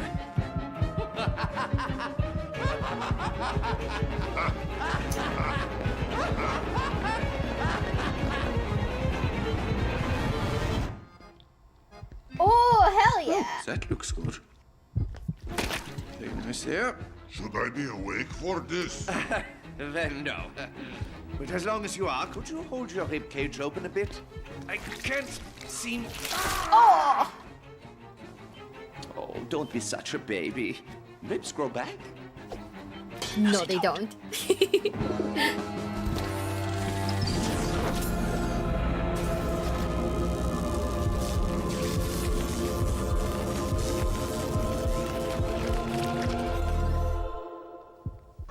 You know, I love how it fixes clothes too. What happens now? Now? Let's go practice medicine.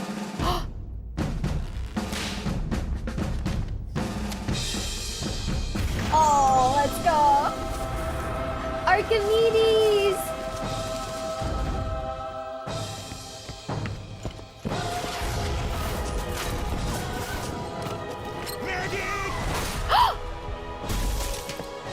Well, he's dead.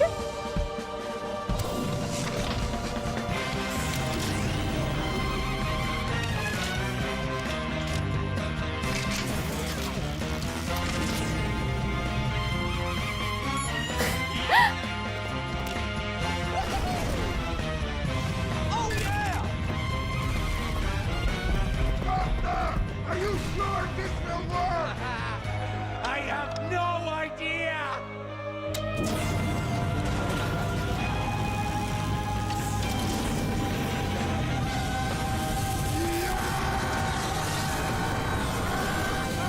Oh. You know? That shit was fire though.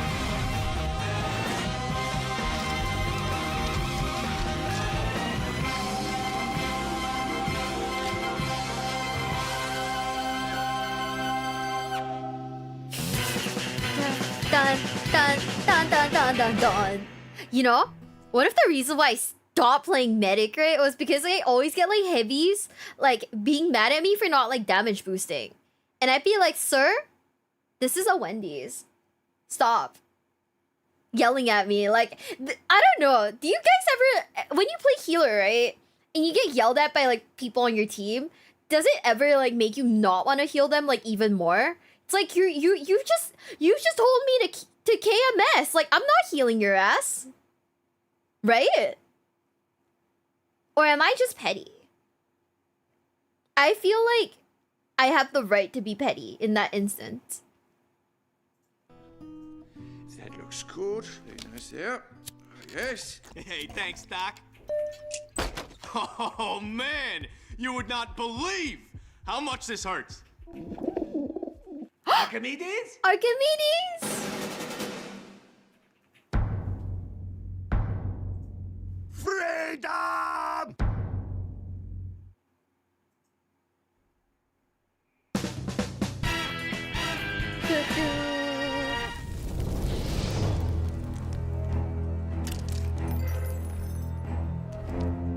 I fear no man, but that thing, it scares me. It scares me. No, I ain't talking about that freak, all right? He's not here, is he? How do I get this fucking thing off? Oh, shit.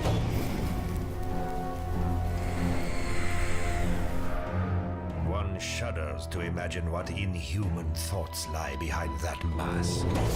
Ooh. One dreams of chronic and sustained cooling. Yeah.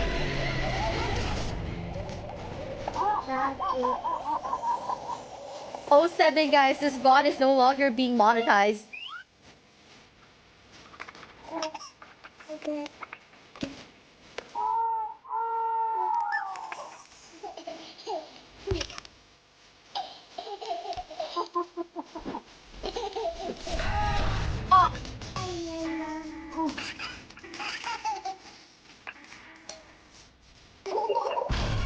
Oh.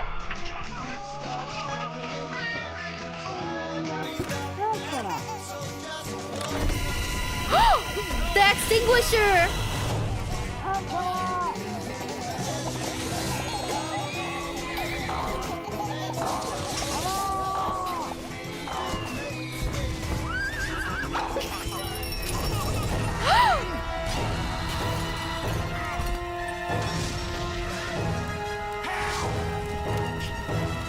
Oh shit! Dun dun dun dun dun dun dun dun dun.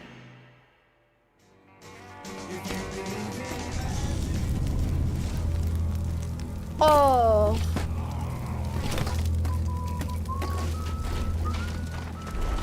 Damn. Reminds me of a guy from Akame ga Kill. He was like the OG, like Pyro's like the OG, like if you were really good at Pyro, you could actually like solo carry your team kind of character. No, it's the music from it was the music from Pyro, yeah. It's the Pyro music. It's this bit. And then look, it's Sunny, my wife. She's the reason why we're watching this. I know, guys. Kind of crazy, kind of insane. Yeah, there's a ton of theory videos, but nothing like concrete. So it was like, hey.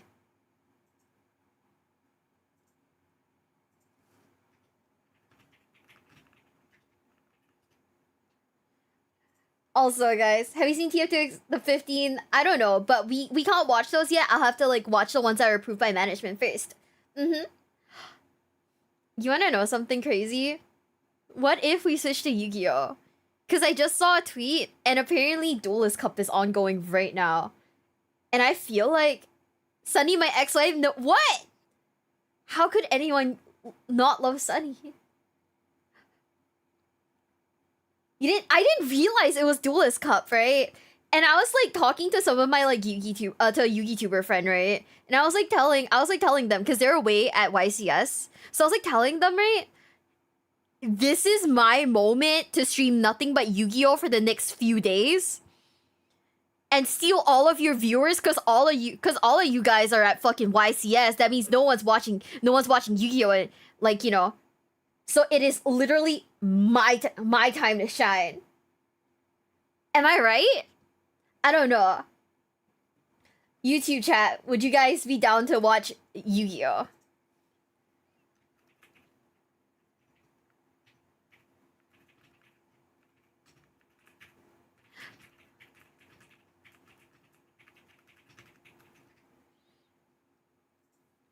Do it? Oh my god, guys. Okay, well, time to hate play this game.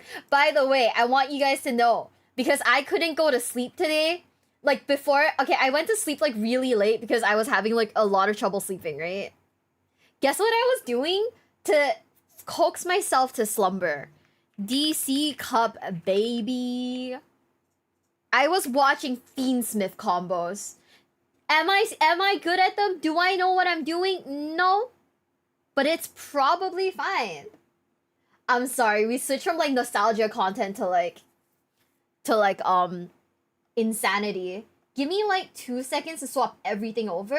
I'll put some cute music in the back, okay? While we like swap everything over.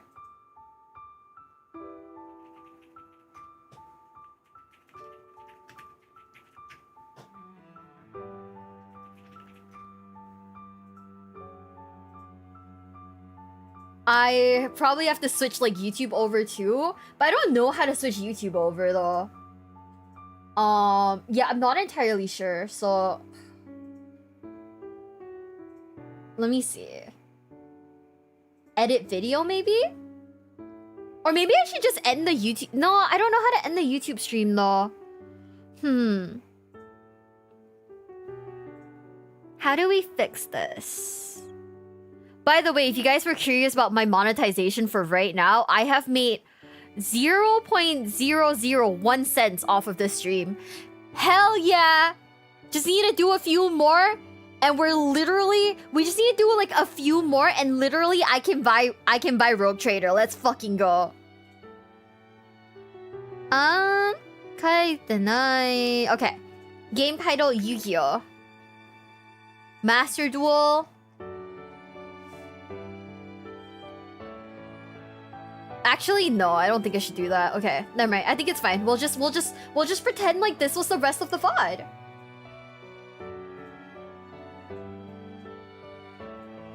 Right? Surely I can like convince you guys that like we're just like this.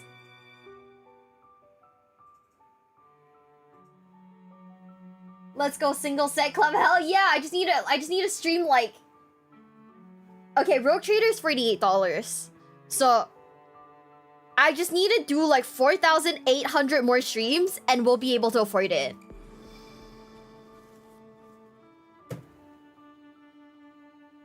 What do you guys think of our game plan so far? Okay, what is... Oh, I still had stuff plugged in. That's right. Yeah, we're gonna do it someday. Thank you, Zach. Thank you for the 5 birthday bits. Thank you. Okay, we're ready. Now, what can my, like, scrub ass do in this game? Who knows? I don't know. But I'm just a guy. And I guess we're gonna try our Fiendsmith Tenpai deck again. Because this is the sweatiest deck that I own. Do you have the 25k I loaned you? What are you gonna do, Huntail? Stab me? Yeah, I just gotta stream like 4,800 more times. So, if guys, please show up so I can get my, like... It's not even a cent. My, like, 0.001 cent? I don't even know. It's not really a cent. Right? So I can, like, snatch that shit from, like, YouTube.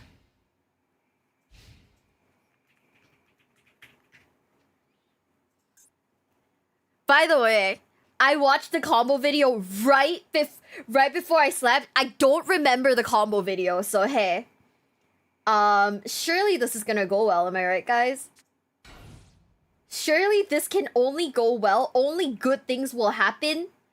Even if I'm a little forgetful. It's fine. We're chilling. Okay.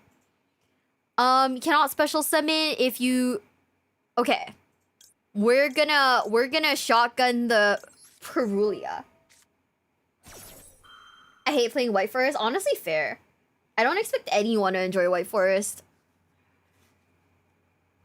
I feel like using the Molcharmi here makes sense just because it's Unchained, right? Oh, you're gonna do that. Okay, cool. By the way, Maxi. Hi, Meaty. Hi.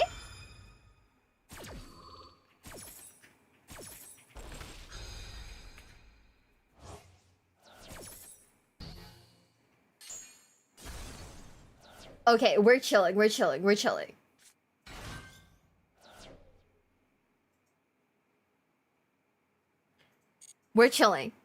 Surely we make it. Like, we have... Oh, okay. Never mind. He's not gonna nib. This is fine. Oh. Oh, no. I don't know if I like that. Let me see. We're gonna use Engraver. We'll send Engraver to get trapped. Oh! And we win! I know, guys. I know. This is, like, probably, like, boring for you guys because it's just Fiendsmith combos. But honestly, I feel like if we want to get anywhere in, like, Duelist Cup, we probably have to be sweaty, right?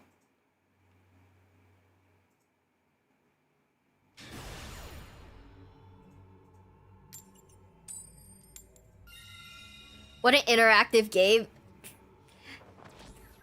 Don't hate me. Hate what Konami has done to this game. I am just a meta sheeple trying to do my best in this economy.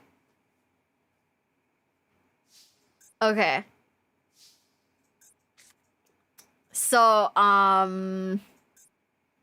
this is the going secondest hand of all time.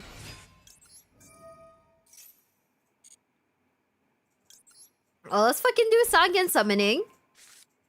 If we Sangen summoning, use the Sangen effect, to get Chandra, and then we chuck Fable Luri into the grave, right? Surely this sets up my Fiendsmith combos. Okay. Right? So from here, I go into Requiem. Manny Coco, thank you so much for this. Thank you so much for joining the basement. Thank you.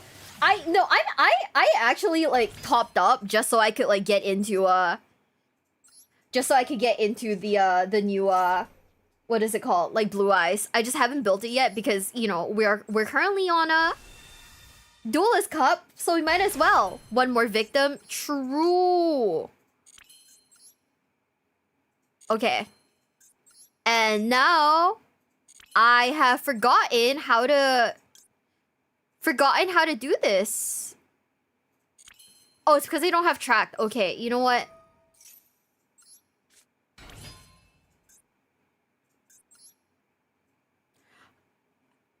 I can make Chaos Angel? Oh, I can make Chaos Angel! You know? I'm just gonna make seals, actually. What do you guys think? Should I attempt to continue a Fiendsmith combo, or should I just make seals and pass? Because I am turn 1. And, like, Tenpai kind of picks up turn 2. You know? You guys think I should continue the Fiendsmith combo? Okay, we're gonna copium. We're gonna cope so fucking hard, you guys are gonna be like, what is she doing? Let me see. We will return Fabled Lurie to summon Engraver. What do you have? What do I have in here? Okay. And we'll target one... Huh? No! Okay, so I have bad news. I have moderately bad news. We fucked up the combo. We did not do the combo right. Okay, anyways, I will now cry in shame. Yep, I'm gonna cry in shame, guys. Okay, well, it's fine. Should I just surrender? No. We'll pass, and hopefully he fucks some more. I don't know. I just realized, okay, maybe I shouldn't just, like, watch 5 minutes of a Fiendsmith combo and then be like, I can play this shit. Right?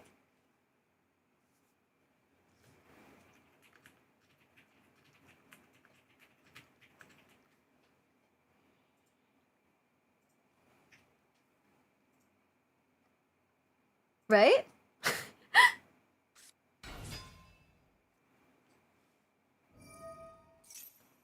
Oh! No! Oh, no!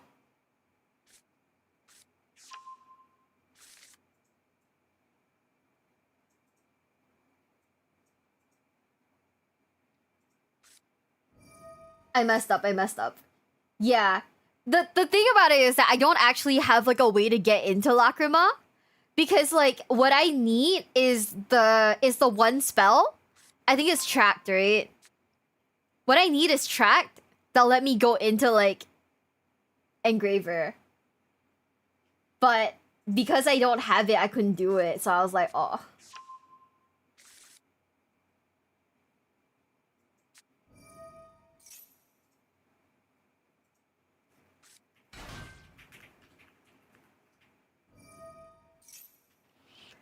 I'm literally holding right now for one thing and one thing only. Yeah. From what I saw, I think, like, the combos were, like, starting with Fiendsmith discard for track. And then use the tracked effect to summon Lurie. Lurie make Gabriel, thank you so much for the follow. Thank you. Lurie make Requiem. And then use the Fiendsmith's effect to bounce Lurie from the grave back into the deck. Yeah, I don't know. I just realized. I gotta go. Remember, wipe your sweat. Okay, hero. Thanks. Hopefully he keeps summoning. Because I will Nibiru.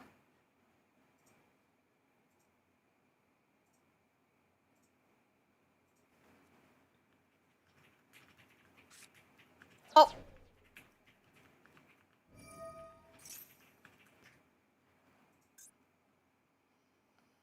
Okay. I am okay with this. Hold up. I'm fine with this. This is okay.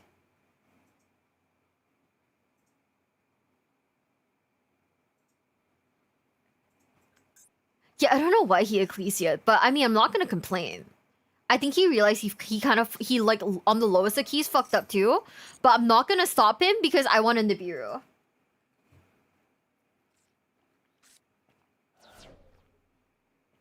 I say at 4,000, I assume it means you've lost. Not quite yet. Engraver itself is a starter. Yeah, but we didn't start with Engraver, right? We started with like Lurie. No, we started with Lurie in hand and we used like Tenpai, we used Pydra to get Sangen summoning to chuck the Lurie into the grave. At which case we made sequence with it. No, not sequence. We made the one cost one with it. Bye, Chogas. Bye. Yeah, I honestly don't know what he's doing. I'm a be reals. I really don't know what he's doing. But then again, I don't really know what I'm doing. Oh, never mind. I'm cooked. I think. Oh, fuck. No, how does he know? Fuck it.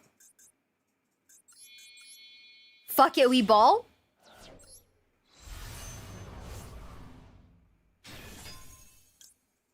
I mean... Fuck, I didn't read! No!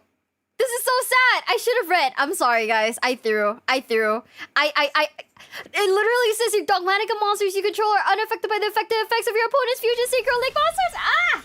Heck! This is so sad.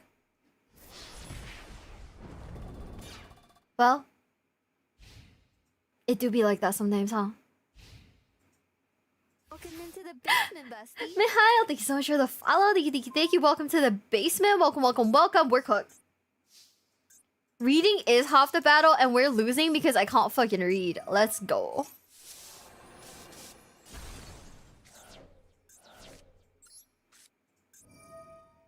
And I DM'd my like YouTuber friend to be like, hey, I'm about to snatch your fucking audience. No, I'm kidding, but yeah.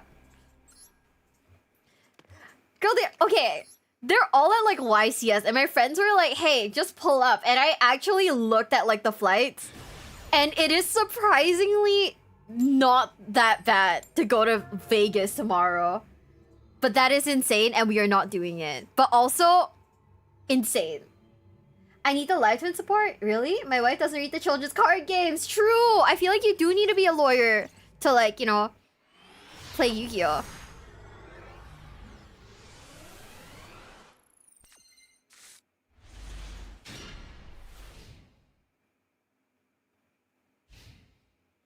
Uh-huh. Bike to Vegas, use floaties? Oh my god, I'll just swim.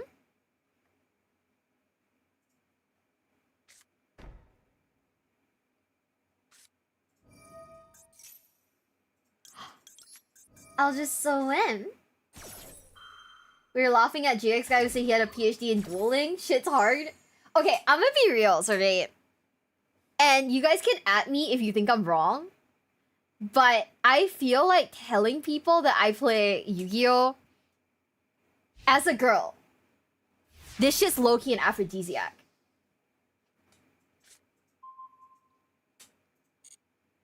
Oh, they're cooked. Oh, they're cooked.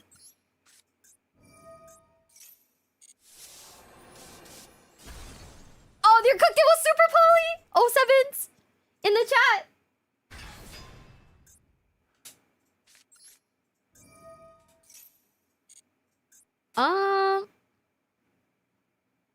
Man, this is fine.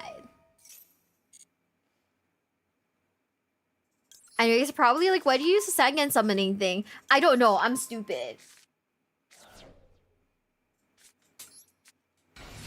Honestly, true. I mean, the thing about it is that I like the concept of like Yu-Gi-Oh!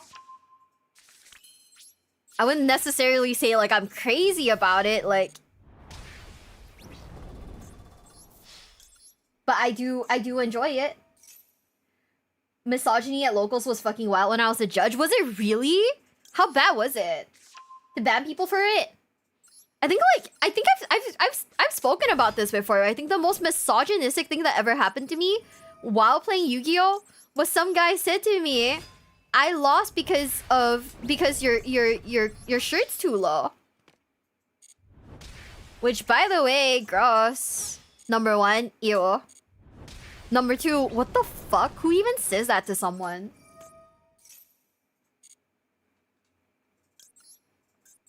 Right?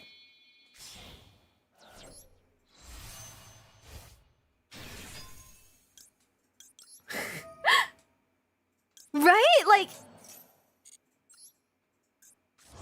And this isn't like an all I hate all men kind of thing. This is a that one guy is a fucking weirdo kind of thing. I know. By the way, I was wearing a t-shirt. So I don't know what he was on about.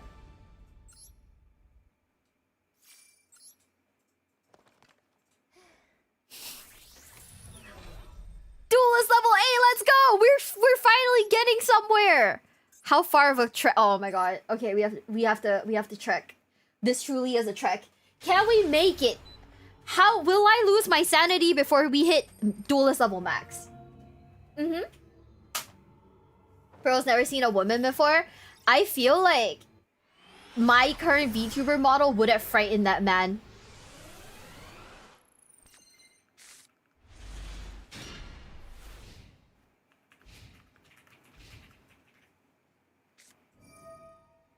My current VTuber model would have, like, you know...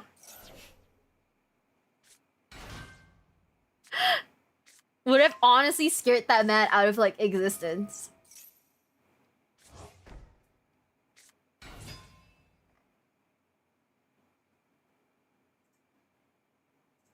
Oh.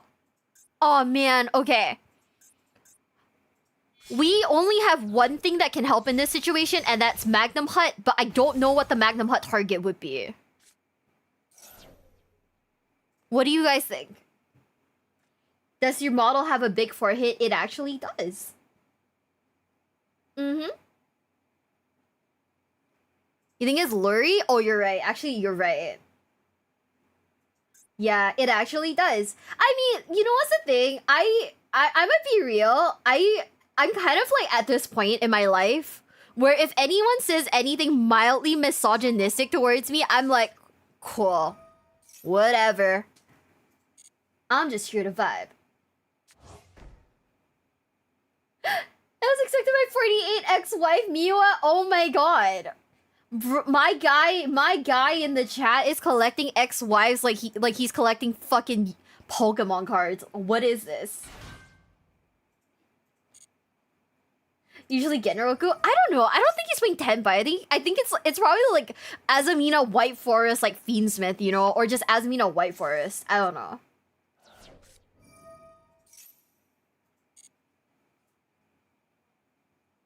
XYs are cheaper than Pokemon cards. I saw this like one post, right? Where this one lady said that she was considering divorcing her husband. Right? It was like a Reddit post where this lady said she was considering divorcing her husband because they're both like not financially in a good place. Like the couple, they're not financially in a good place. Their family's not doing well. But she looked at his credit card statement one day and saw that he spent 7K on Pokemon cards.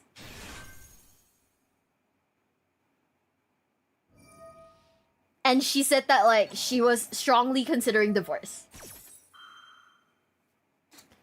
Okay, so they haven't dropped the Lurie in here yet. I'm so fucking bored of this format, I have no idea. I kind of get it. Because, like, I don't know. I feel like a lot of, like, the Yu-Gi-Oh! Formats are just, like, rinse and repeat the same, like, 3 decks at the top, you know? About this on the guy. Oh, that's a different dude. That's a different guy. But yeah. He made an interesting investment. He was addicted to the cardboard, you know? Like, there was an update post. Apparently, she's decided not to divorce. But she's making him sell his collection.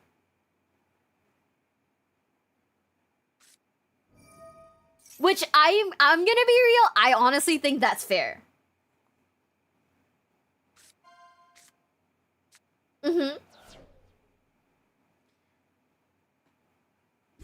Oh yeah, it's not a problem for there to be 3 dominant. I think like when I say when I say it's a problem, I mean in terms of like, okay, this shit's kind of boring. Like, I wanna see like some spice, but instead, you know what Yu-Gi-Oh is like right now? This is like, you come home from work every day, you're tired, but your wife only makes 3 different things. You have to eat that shit every day. At some point, you're just kind of like, okay, well, I want something different. And then she cooks something different. But she cooks something different for like 3 more months, you know? But it's also like the same variations of like the same thing. So you're also kind of like, well, you know, one can only eat chicken so many times in a year. Were they good money-wise though? No. No, they weren't good money-wise, which is why it was a big issue in their marriage. He spent like Killorian, thanks so much. Thanks so much for the follow. Thank you. Welcome to the basement. Welcome. And then Mystic Mike Kek W. See, there's like war crimes. And then there's like, you know, there's like, this is whatever.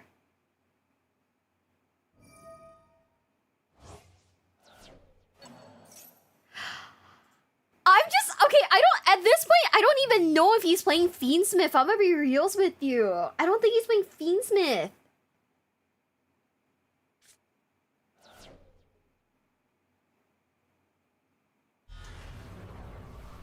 He's pulling out the Diablo Star.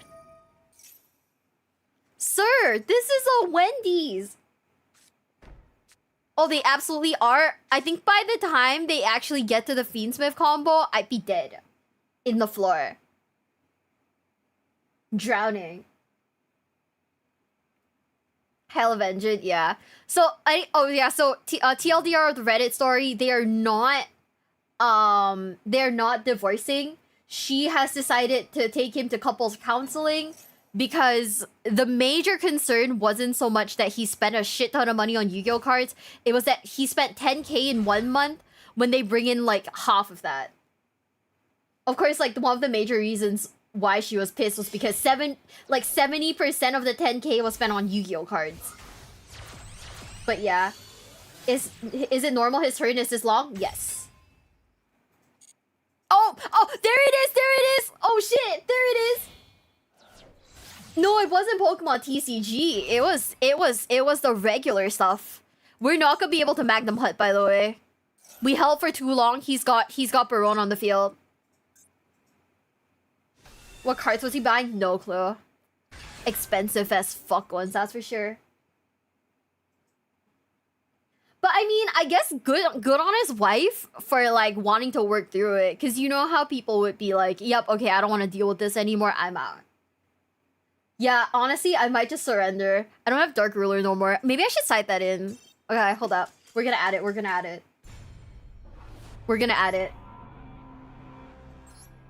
Dude. I got like offered a Duel Masters box, but I don't know if I want it because like I won't play Duel Masters. I don't know many people who play Duel Masters, so I don't know how to spell dark. Ugh. If you guys are wondering why I'm typing this slow, it's because I'm typing with one hand. Why am I typing with one hand? Because my hand is cold, so I have it squished between my thighs. Maybe we should update this list. It feels cluttered. Why Dark Ruler no more? Sometimes it feels like it. Sometimes it feels like it. It just feels like it, you know? Wait, Dark Ruler! Oh, you're right! You're right! I'm stupid! Why am I playing this shit? Okay, hold up. Wait. Maybe my sanity is cooked, guys. What do you think?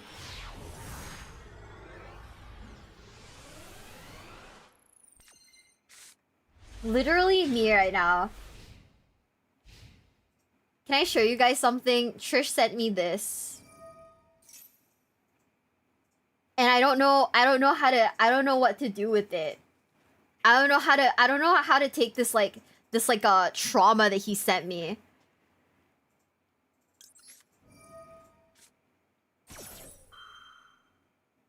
Like, what does this even mean?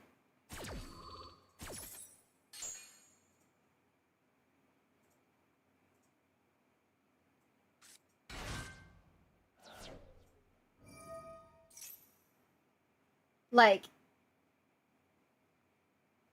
he just sent me this. What am I supposed to do? Sigillian, thank you so much for the follow. Thank you. Welcome to the basement. Welcome. Oh, that's sweet. Is that Simo? No, this is Trishula TTV.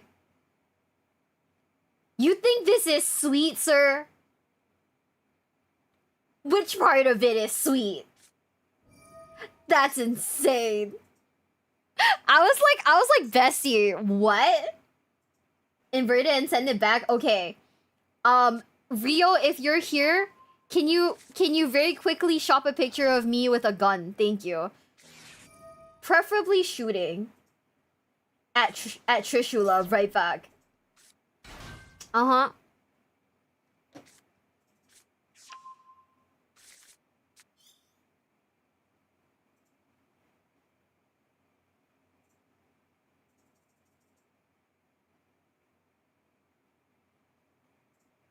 Yeah, huh? Oh, Drytron. Okay. What is the choke point for Drytron? Is it Alpha? I only know this card because, you know.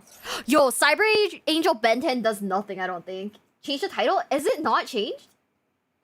Oh, you mean on YouTube? Yeah, I can't fix it.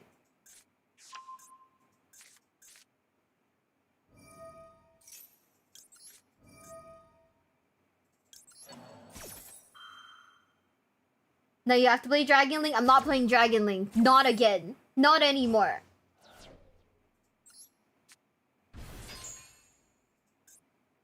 In this cruel economy?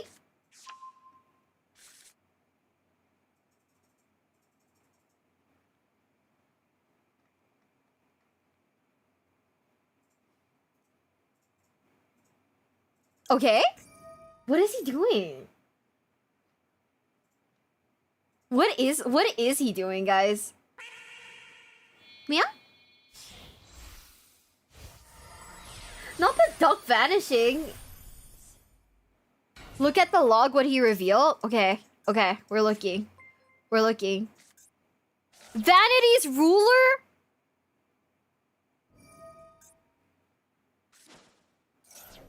Welcome into the basement, bestie. Well, shit.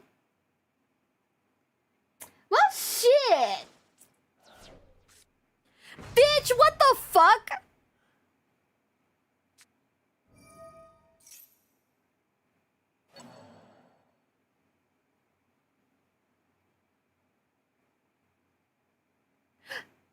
Senior Stacks, thank you so much for the follow. Thank you. Welcome to the basement. Welcome. What the fuck?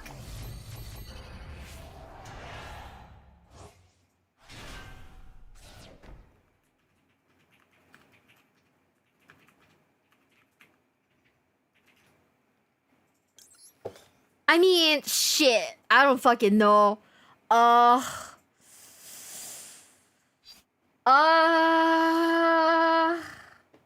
Yeah, we're just gonna crash it, honestly. Dad came back with the milk. I don't want Dad to come back. I don't know that man like that.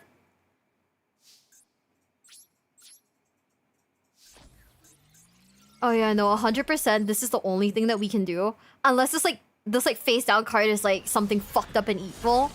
We're good.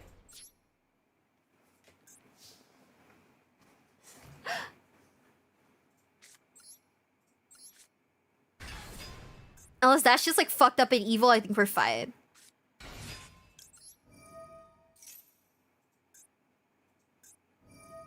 Ooh. Okay.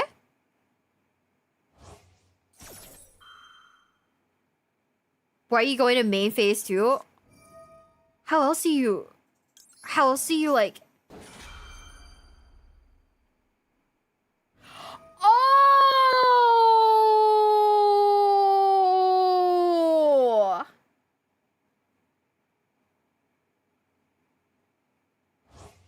Maybe I'm too stupid to play this game right now. Huh. You know? You know? Maybe I just don't know what I'm doing. We really could have ate. We really could have fucking ate. Oh, okay, never mind. He's gonna Soggenkai him in my ass. Well, shit. I don't fucking know. You know what? Give me Chandra. Chandra's good vibes. Okay, fuck my Druid's Worm, I guess.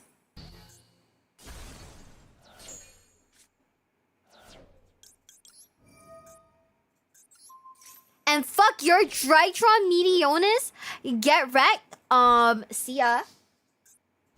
Yeah, my brain is not working right now.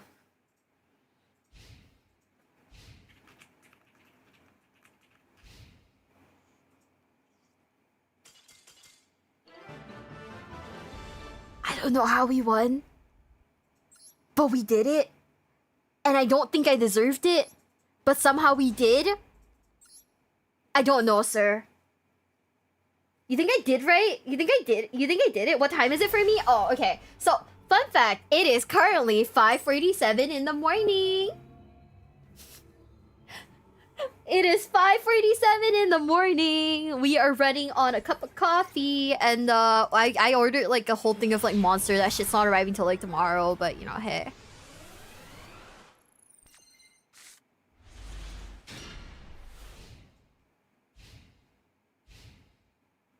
Go to bed? Nah. You see, I went to bed early yesterday and, like, I could not. I just couldn't. Branded fusion. Fuck it, Weeball. Fuck it, Weeball. That's true. Okay, so maybe that's not the worst. I mean, what is it like being in the future? Life's cold. Welcome into the basement, bestie. Elliot, thank you so much for the follow. Thank you. Welcome to the basement. Welcome. Please fix your sleep schedule. Honestly, I don't think I will.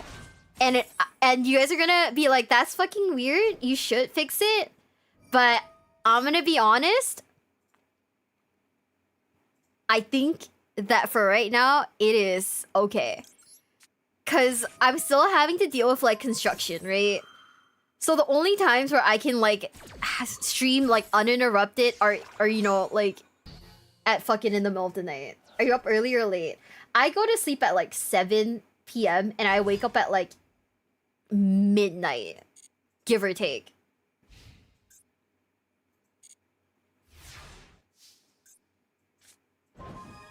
Oh my god. So anyways, we're gonna Baldrake to bait whatever interaction he has. He has interaction, I just don't know what it is.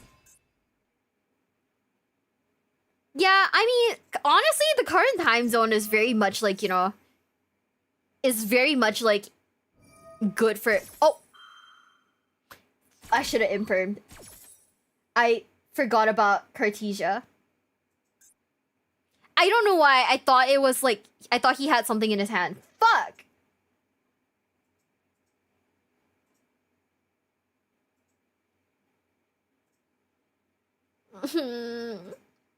It's okay. We're fine. We're fine, right? Probably? I don't know. Maybe. There's like a... You know...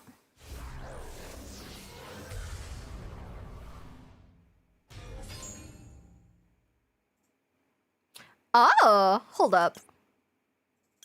We'll add Lurie. And then we'll discard Lurie.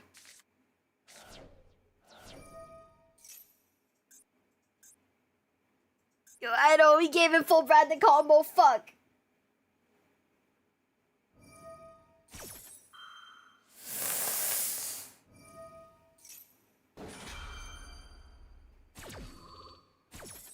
I should have imprinted the Cartesia.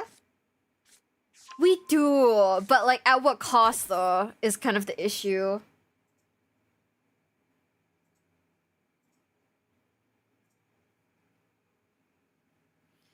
It's just kind of like a at what cost kind of thing.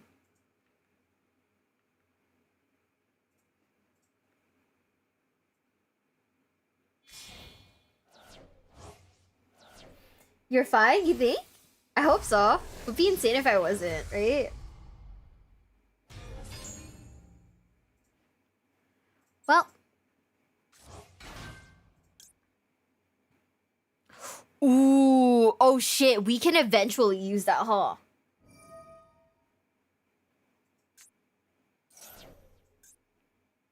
Oh no. Oh no.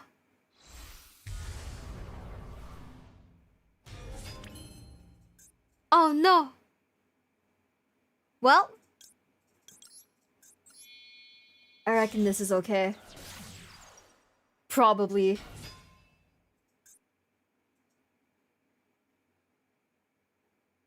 We are partying all day.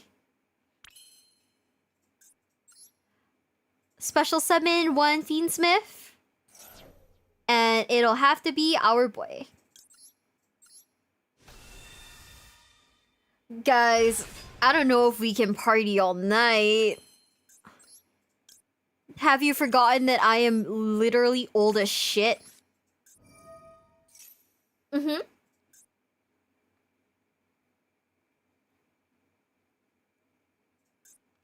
Hmm.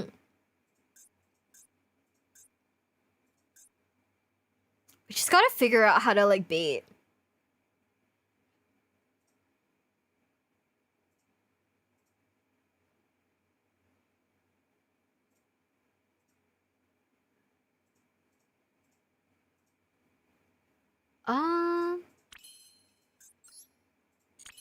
Yeah, okay, we'll figure out how to... Oof.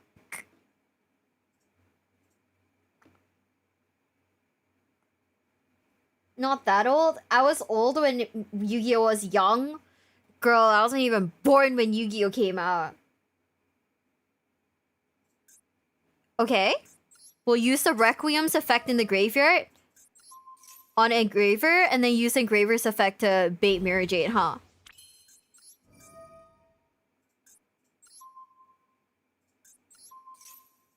Wait. Oh.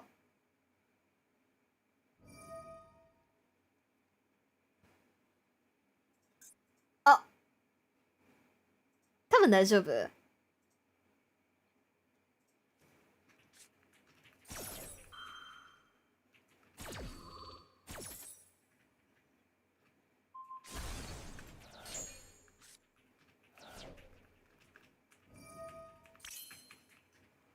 Oh my god, we did it. Fuck yeah.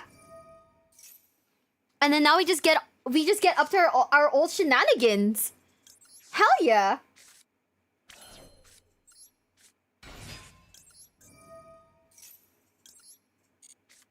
And now if I don't accidentally fuck up, I think we're good.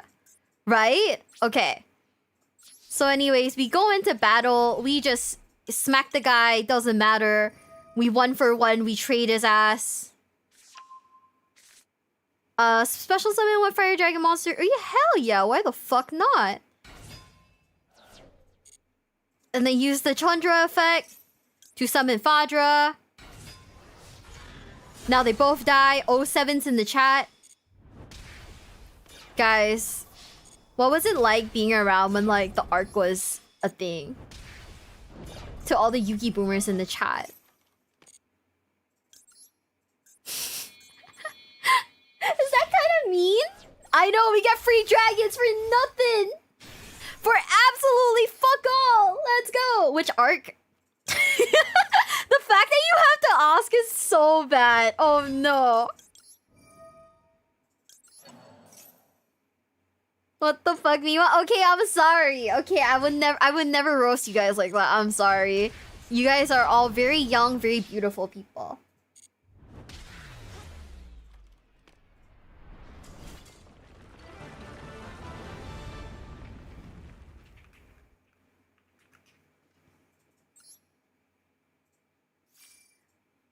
We didn't even get Battle City in Poland, only Duelist Kingdom. Oh, 07s. I didn't. Oh, we leveled up. Okay. All I need to do is just lock the fuck in and, like, no life this for like 5 hours, right? It's okay. I was born in the USA.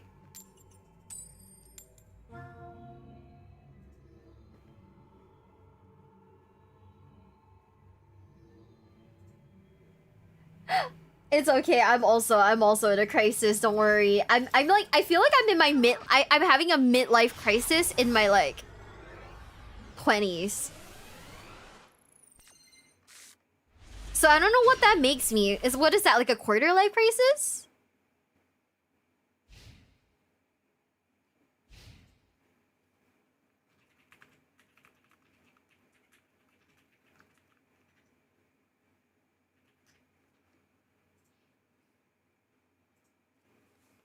Did you buy an air fryer? I don't know. Have you bought an air fryer, Meaty? Most people die in their 40s. Well, like I said, I'm not here for a long life. I'm here for a good life. For a woman, yeah. Oh my god, we're having a quarter life crisis! It turns out imposter syndrome is a thing. This guy's name is Goat. I don't know if that means he's the greatest of all time or if he's like just running like Goat format, but okay. So anyways, we're gonna bait with Loop Lion. To get like the Magnum Hut. And he has no interactions whatsoever. Or he's just actually a goat. That's true. Guys, who is your goat? If you could have like a personal goat, like who would it be?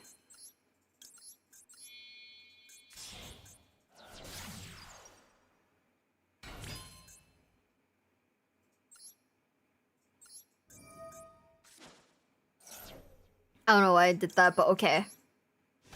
Me? Why would I be your goat? I'm like stupid and terminally online. Right? More so the terminally online part, but you know. So are we. But you know, you guys are still bad bitches to me. I believe. You guys are bad bitches to me 100%. Oh, fuck! Well, this is okay. I still have my normal summon. Rick Astley? I mean, Rick Astley's like legit, so that's pretty good. You at least have street smarts and rolled nat 20s on all your intelligence checks? I don't think I've really rolled like nat 20s on like anything though, I'm gonna be for reals. Tier detected? You think?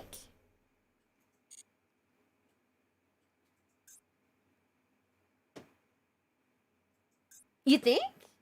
It's tier? He's like playing like a 40 card deck.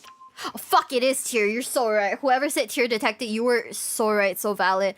Should I imperm this guy? Is it worth imperming him right now? What do you think?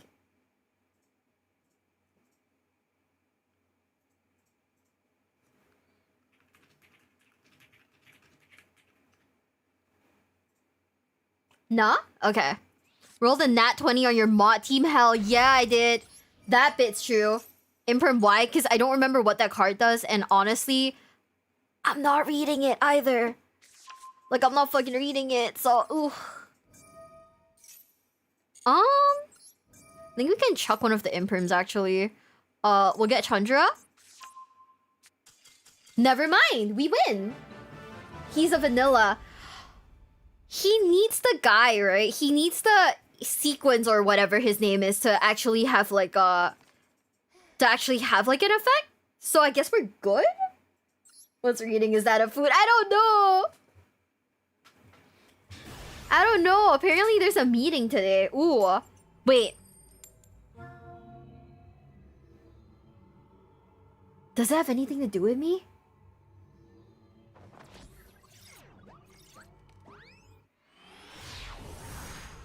I could never be a mod. I only have a master's degree from Harvard and scored 1,599 on my SATs. See, Law, have you ever considered that you might be overqualified to be a mod? Or more specifically, you're overqualified to be my mod because, like, hi, it took me 5 tries to spell acknowledge this morning and I still couldn't do it. So, hey. Also, I tweeted about it. I don't know if you guys saw. But I tweeted about it, and yesterday I was taking a shower, right? So because like we've been reacting to so many videos, my YouTube algorithm's kind of fucked right now. Absolutely no one's surprise. My YouTube algorithm is fucked. So random videos will come on if I'm not paying attention to what's like on the autoplay, right? So I was in the shower. I was just taking a shower. I was listening to like some weeb music. Okay, I was listening to like Red Eye Circulation. And one of coders, like distant coders, like judge calls came on. And I was like literally in the process of like shampooing my hair. So I couldn't like, you know. So I like straight up, I could not, you know, like pause the video or anything. So I just stood there listening to a judge call for like 20 minutes. And I'm gonna be for reals, I don't even know what deck the man was playing. All I heard was, what judge call were you listening to? I don't know. Let me look back at my. I'm probably gonna have to look back at the playlist. Not playlist. My YouTube history to see what it is. But I am not sure. I was just fucking listening to Red Eye Circulation, dude, man. Let me see. What was it? I have to scroll down. We watched a bunch of videos today. Something called Yajiro Invader Infinite Loop. Craziest judge call I've ever taken. I don't know who that man is.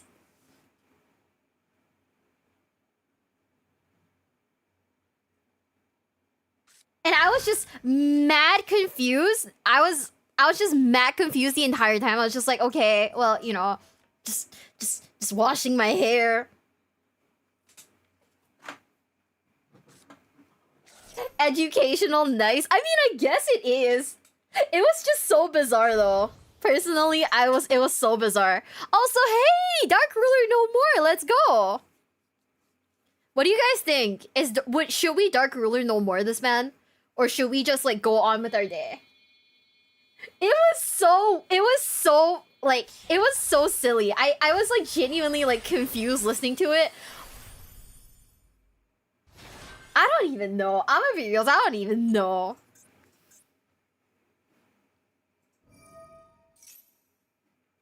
Kashira birth.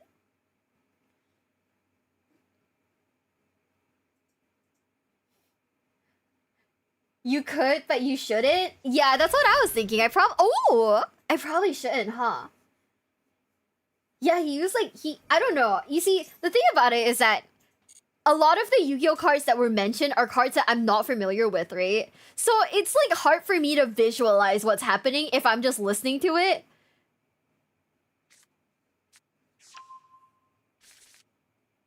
Going Shang stuff, Arise pause. Yeah, Dark Ruler no more his ass.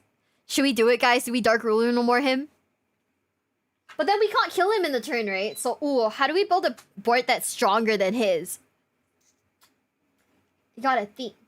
We gotta use our big boy thinking caps.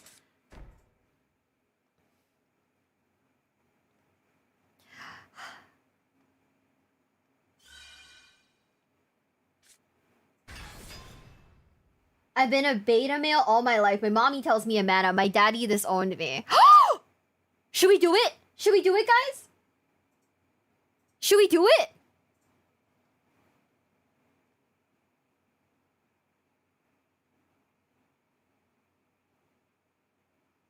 Okay, guys, we're throwing a rock in this man's face. Fuck him up? Wait, I just realized. Why do I have no music in the back? I was so weirded out for a second. What the fuck? We're ending his fucking life. Let's go! Nibiru, baby! Congratulations on your pot of greed. I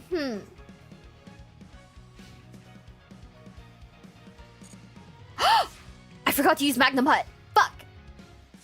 It's okay. We're fine. We don't even have to Dark Ruler no more this turn. Harpy's Feather Duster, baby! Imagine if I Dark Ruler no more the Nibiru token. You guys would hate me. I just know you guys would be like, what are you doing? What is like physically like wrong with you in the head? Pretend you drew Magna for turn. True.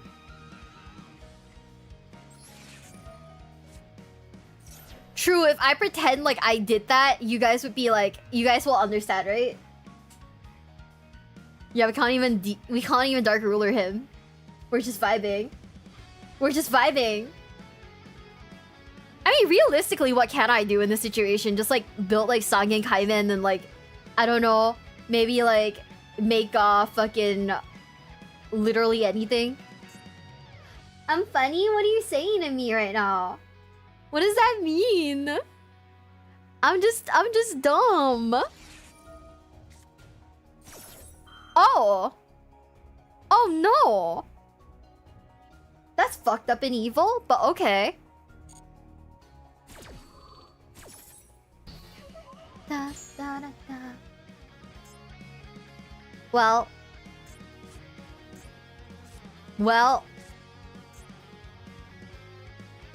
How the fuck do we up the token?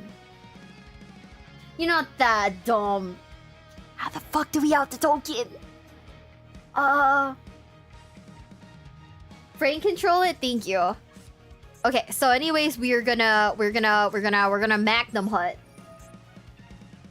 It's all from my grave. Oh, okay, great. Oops.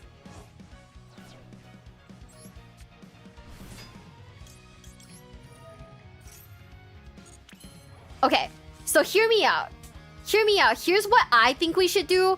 We should make Moon of the Clothes. No, wait, actually I don't need this, right? Let me see. Like something you can change. Huh?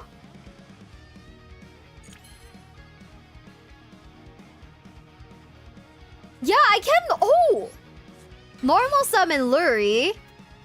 Use her to make. Use his ass for Requiem. Okay. What do I want to do? Do I want to use the Requiem effect to wait, let me see. From your hand or deck. Okay, I have an idea. We do this. We get this guy.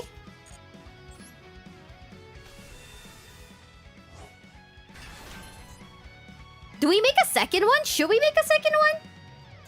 Or we don't make the second one, we just make a sequence.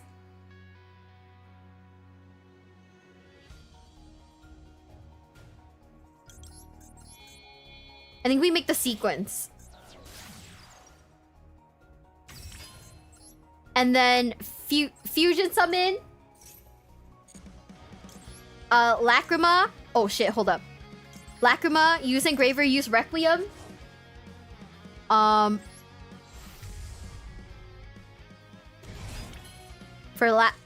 Okay. I was learning the Fiendsmith combo, sir. Well, we learned it to like a certain extent, at least. We're not that bad. Hey, we're learning.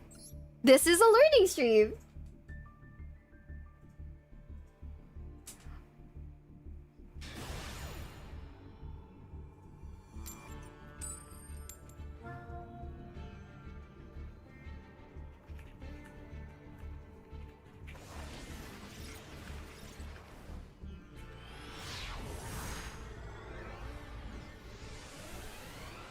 Requiem. Okay, so we should do that. You can use Engraver Equip effect to remove token. Hold up, let me read the Engraver Equip effect because I don't think I remember it. But this card. Wait. Equip to who though? Because it gives only 600 attack, right? It's oh my god! We're literally here, guys. Oh my fucking god! Let's go.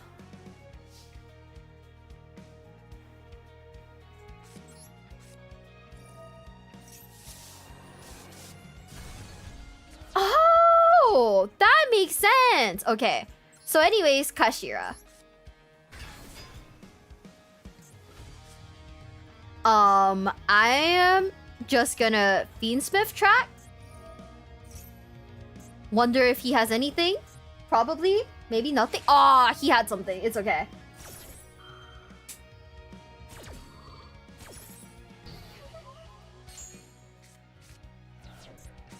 Okay. So I think we can just go into Tenpai actually. Right? Never mind, we win.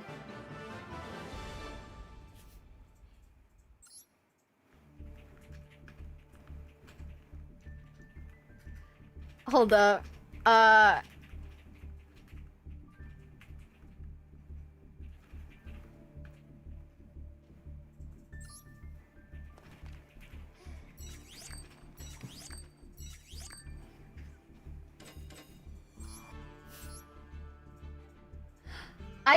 I don't know, guys. I don't know, guys.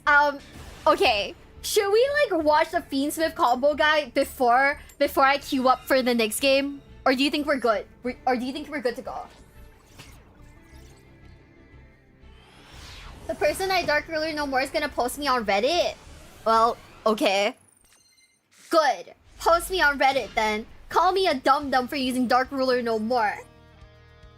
You can wing it, just read chat? Yeah, I think that's what we're gonna do. We're gonna try real hard.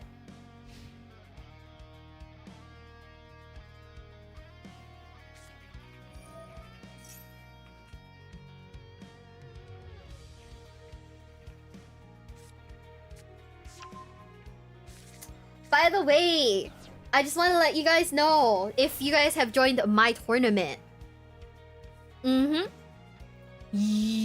Okay, I don't know who starts off like this, but cool. We are gonna negate. Because who normal summons Taya? Like, you have to be in a really shit situation. Yeah, the Bat Archetypes tournament. Don't have to... Okay, we have a tournament. It is a really shit Archetypes tournament. Oh my god, oh my god, oh my god. We're gonna do it.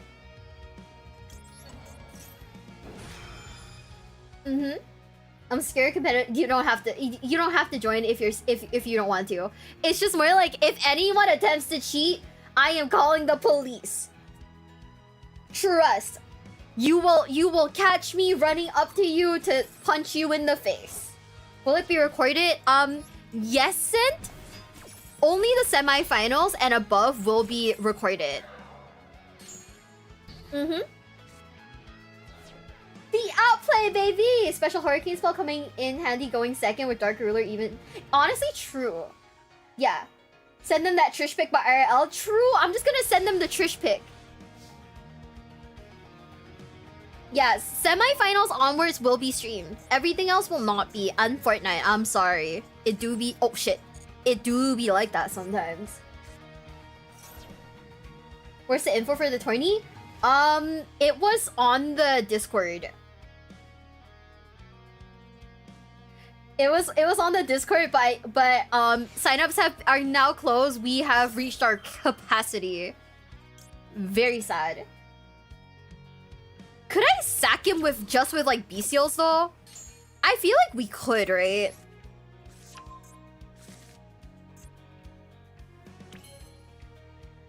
No, it's normal summon. I couldn't sack him. Never mind. What were the rules again? The Red Eyes Dark Dragoon is banned. You guys are not allowed to goon.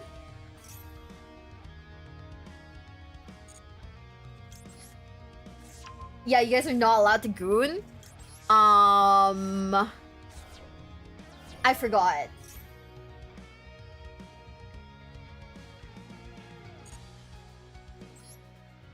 I think the problem with that, right, is that...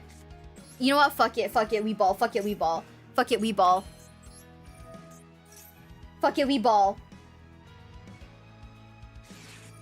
Oh, never mind. We don't ball. Mir forgot the rules. You can cheat. No, you cannot cheat.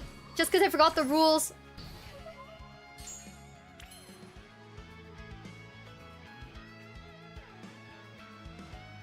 You cannot cheat just because I forgot the rules. Don't take advantage of my shit memory, guys, please. I'm just a girl.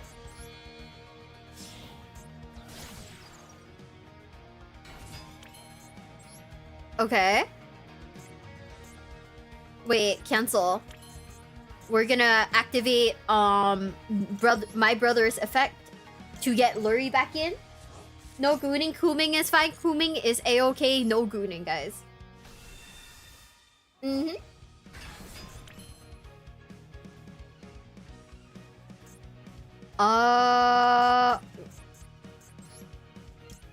Okay. And then I think from here, we make sequence. Oh, no, wait. I think from here, we make... Oh, no, wait. I think from here, we get the second Fiendsmith, and then we make sequence. Right? That's how it works, right? Bandit? Yeah, if you guys dare to cheat in my tournament, I will be calling the police, like that one meme of the guy holding the phone looking very concerned. Literally would be me. Okay. Should I use the sequence effect or should I use the... Oh, never mind. Do I want to make Lacrima? Or this or this one?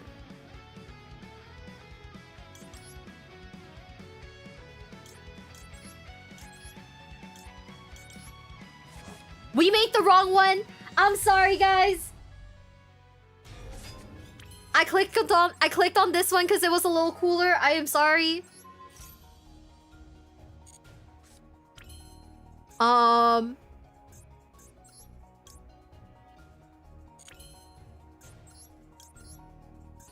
We've given this man like a billion fucking cards in hand.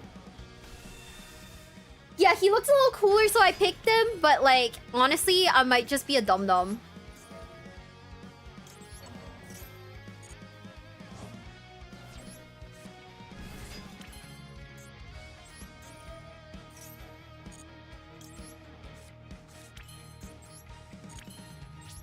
I don't know if we can kill him this turn. I might have made a mistake. A huge, very costly mistake. I think we screwed up.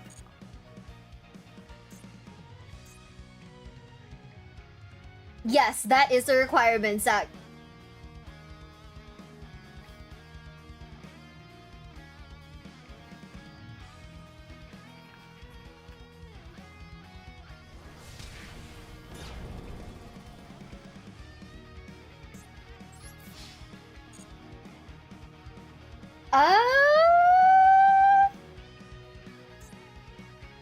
I don't know. This dude knows you don't play Fiendsmith. Everyone knows I don't play Fiendsmith. Okay, hold up. I'm gonna very small. We're gonna put like a really small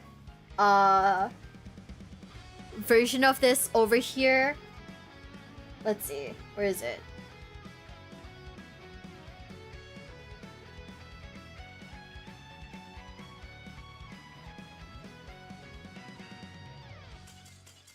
Never mind, we still won. Let's go. I think he DC'd, but I can't be sure.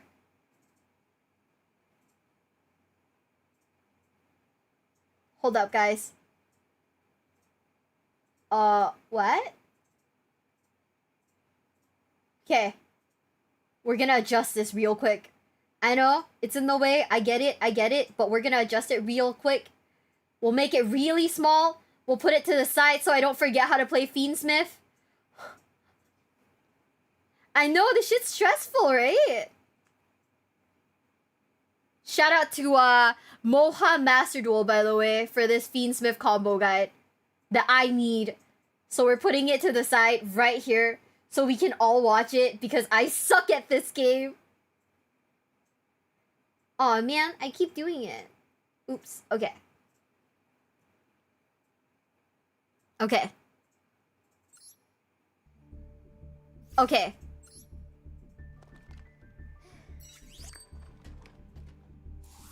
Okay. We need the guide because I get like caught up at like some points. Okay.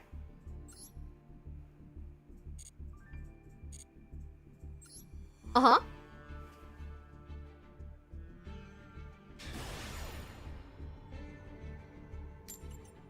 Okay.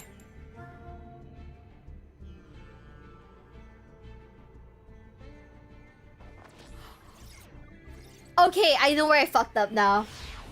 Understandable, have a nice day. I know where I fucked up now. Okay. Yeah. I love Master Duel. I have a Performer Pal deck. Yeah, Performer Pal's really cute. I don't think I play it, but I think it's very cute. I like it.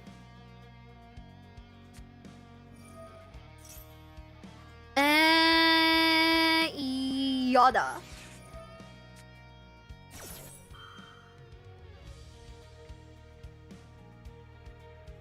But also Fualos.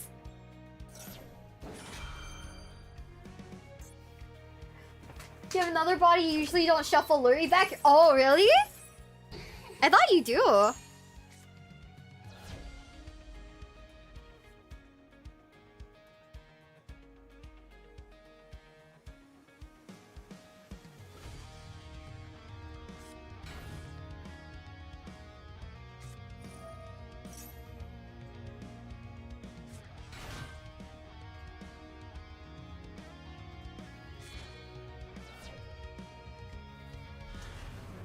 Oh! Oh no! Wait. I'ma be for reals. I don't know how to deal against... I don't know what to do against these guys.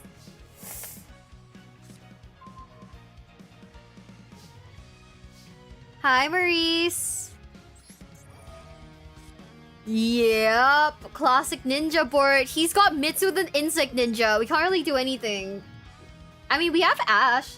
So maybe it's not like the worst.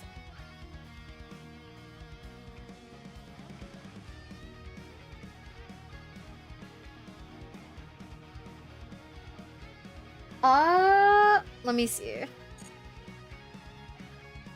Honestly, I have no idea. Yeah, it honestly it really depends on the back row. I think I'm gonna bait with the Hydra first, right? We're gonna bait with Hydra. Maybe that's Imperm?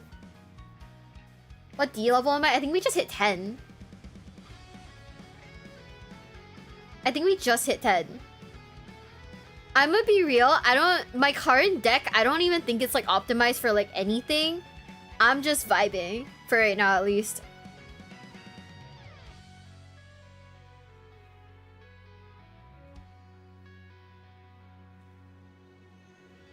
Are we gonna stream HSR for the upcoming Thirst Trap? No. I am respectfully no longer in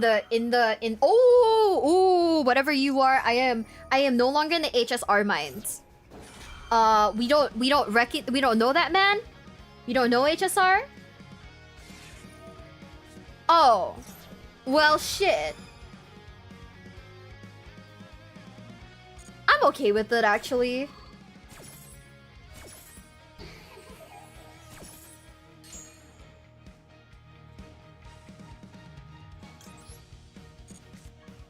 Yeah, we beat a gacha addiction. Oh my god, I beat that. I beat that gacha addiction off like it was like it don't mean money, sir.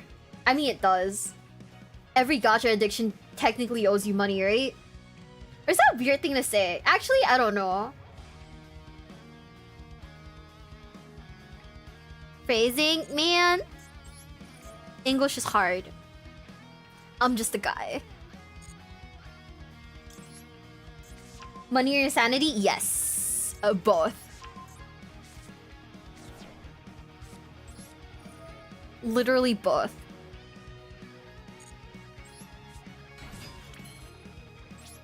Okay. Well, anyways, we will attack. But we will use Chandra's effect. What gacha? Honkai Star Rail. They are very sexy, but they are very not for me because we are what? Poor. Honestly, I wouldn't say I'm poor. I just spent all of my money on like Yu-Gi-Oh, so I might as well be poor, right? You're crazy!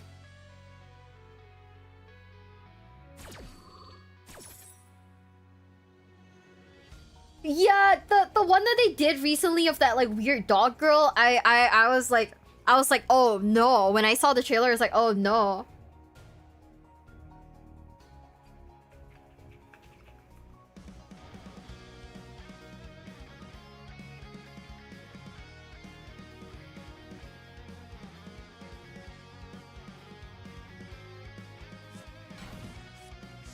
Oh fuck, he's got that dumb gravity ninja guy. Man, this blows.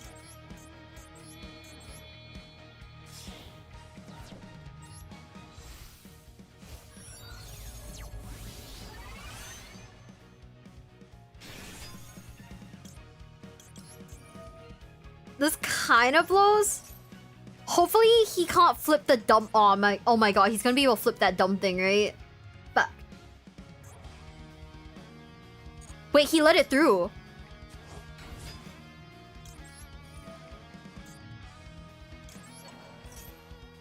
Hold up.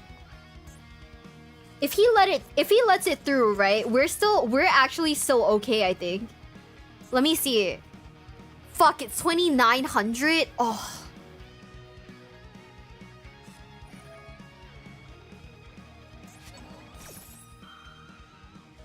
Okay, sir. I will use my own lube lion. Thank you. Yo, fuck. Never mind. Actually, no. We're good. These aren't. Okay, we're fine. These aren't dragons, so he can't like pop it.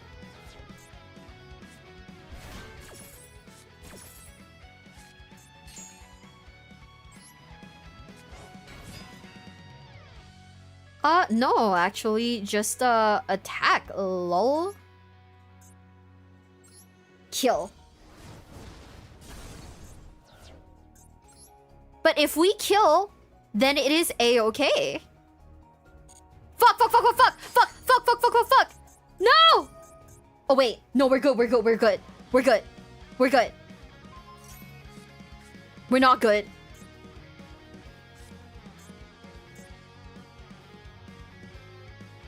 We are not good. Okay, hold up. I have an idea.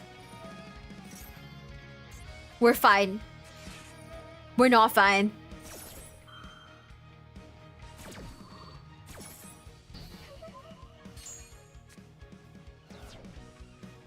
We were not okay. We were not okay. Oh my fucking god. Yeah. I clicked on it before I could think. Well, 07's in the chat.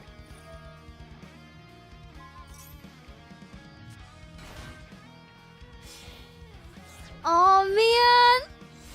No! Baron de Fleur's crazy fucking work! Yes! Actually, yeah. Now you got dumb fucking Barona.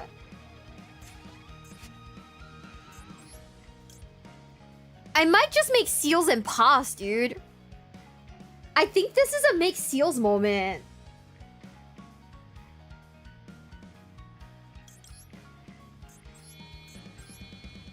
Like, on God.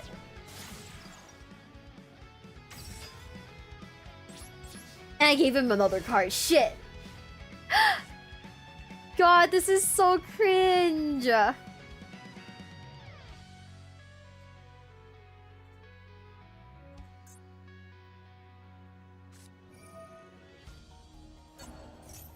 No, I didn't get any new cards.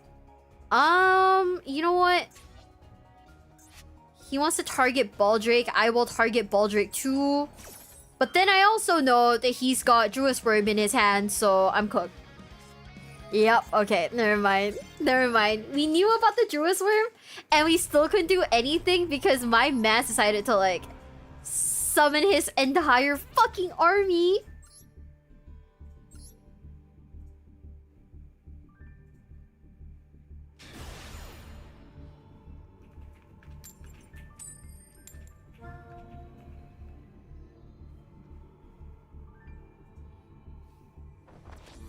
It's okay. We could never be tilted, okay?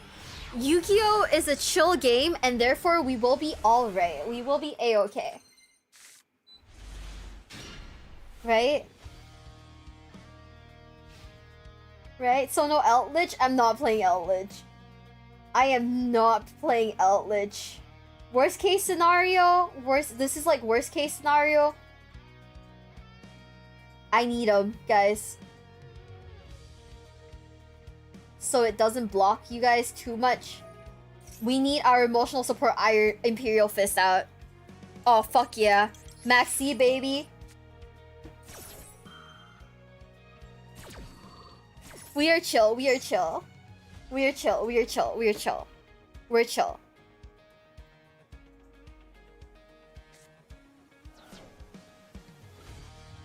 I mean, then I guess it's time for you to go draw the new cards.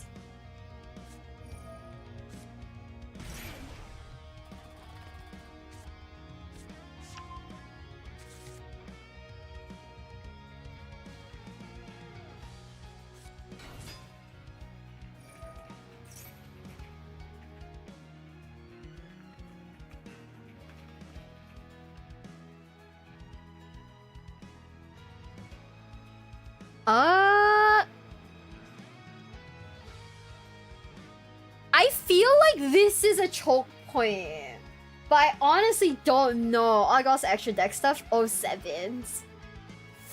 I don't know. I don't know where the choke point is for this. If you have a Centurion that has your kitten, my kitten is stuck in the warp. That's his normal summon, right? Oh, it is. It is. It is. Okay, if we cut him off from doing anything right now, maybe this will be fine.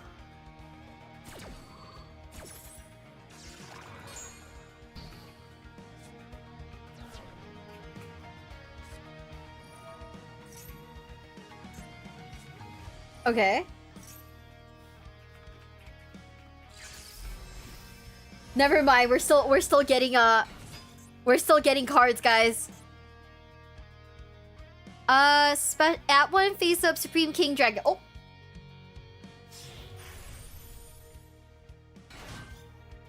Keep a goose gut? Okay.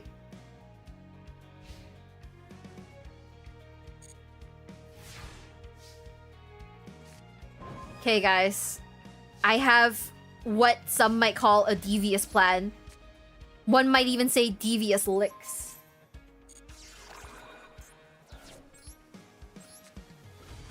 Fenrir! Then we Sangen summoning! Into a surrender! I'm so sorry to this guy. I didn't mean to do it. It just kind of happened.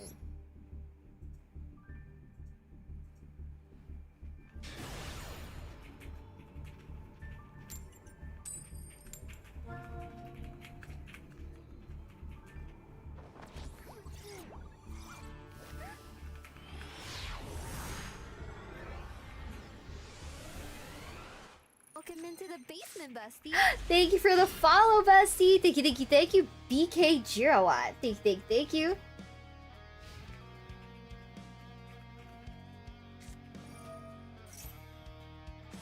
Oh.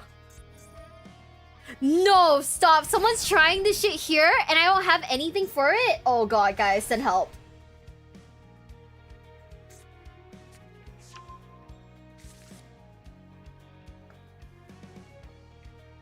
I am not committing war crimes. I don't know what you're talking about.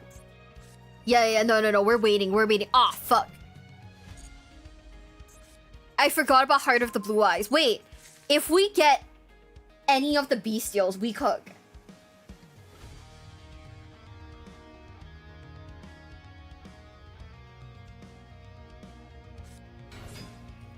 It is Blackwings? Blackwings Exodia.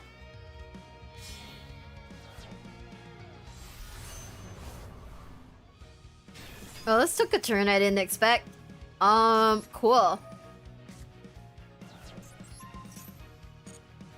Oh, I did not read. Well, that's okay. Yeah, I forgot about that one. Oopsie.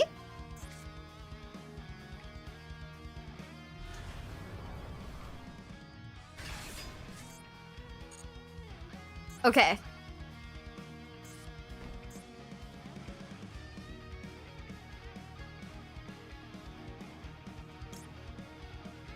Okay, we're just gonna Veiler him here. Because what else is he gonna do? Yeah. Is he gonna attempt it? Is he gonna attempt it? Oh, okay, he didn't attempt it. Never mind.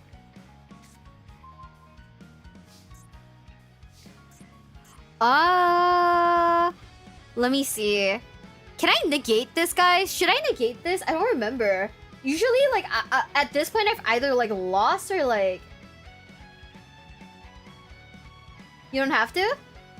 No, you see, the issue is that we don't just have, like, this guy to worry about. We also have Heart of the Blue Eyes to worry about. So, like, I don't know. So, I don't know. Things are a little sacky right now.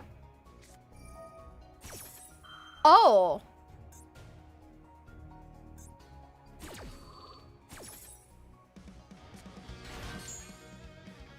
Okay. I don't think we're winning this, guys. I'm gonna be for reals.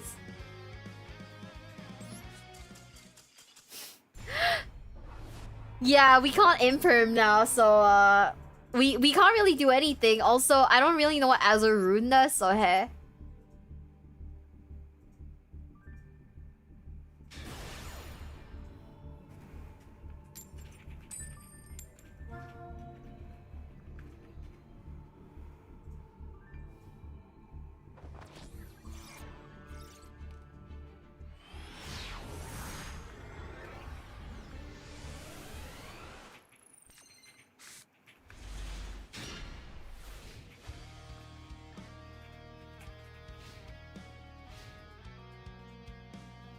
It's a solemn strike, you imprint, but to base negate, otherwise he negates Hydra Search. Ah, okay, that's what you mean.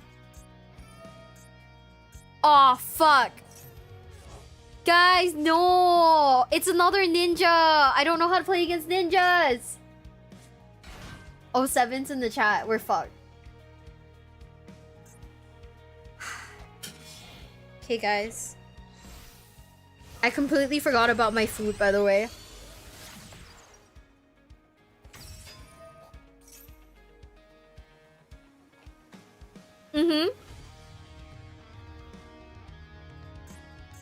I'm turning the prompt to on, and I'm just waiting for like the chance to imperm. Imperm Ash.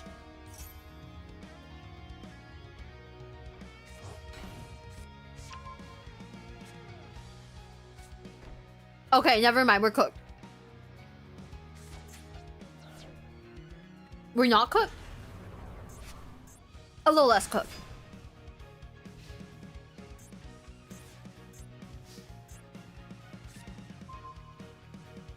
Hey!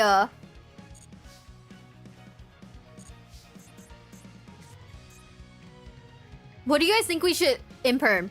Mazen or Sizel?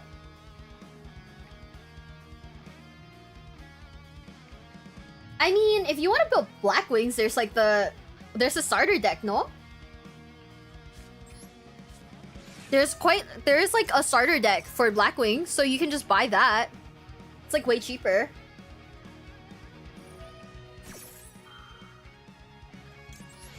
Oh, we bait.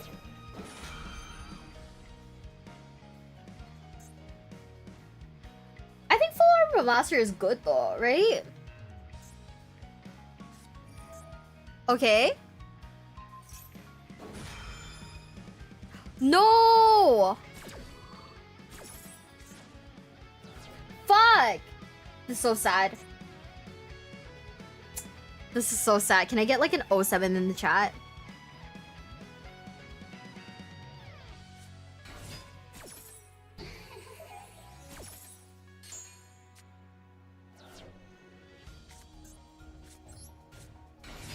I mean, I think this is fine, right? What response could he have? Oh.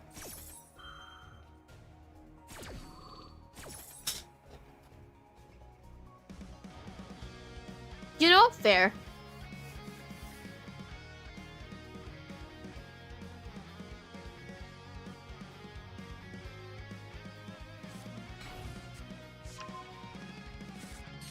Man. Wait, it's Green Ninja. It's not the other Earthquake guy. I think we're good. What the fuck does Green Ninja do? Hold up. Okay, he's basically the same thing, but like light. The light edition. We'll discard the Hydra. Summon Chandra. Have you been fighting Fiendsmith today? No, I am the Fiendsmith.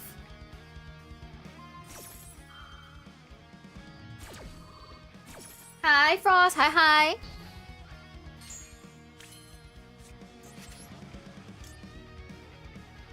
Do I Typhon? Are we depressed enough to Typhon, guys? What do you think? Hi, Undefined. Hi, Frost.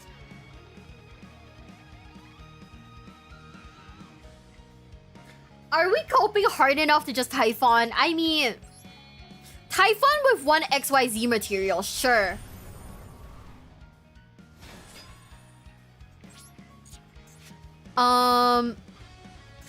You know, I think we're good off of that. We'll kill the girl. And, I mean, it returns from the field to the hand, so I think we're gonna hold. Hi, Black Frost.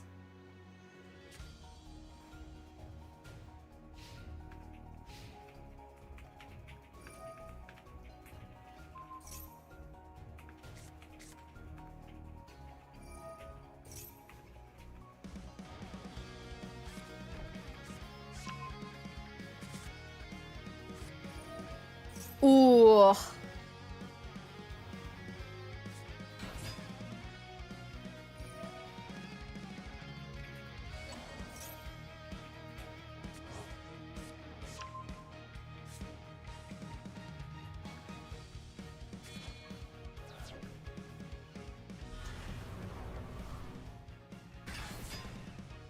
Getting rid of the link would have been good. Yeah. No, my war criminal status. What? Oh, you can attack me directly? That's crazy. It's fine. I think.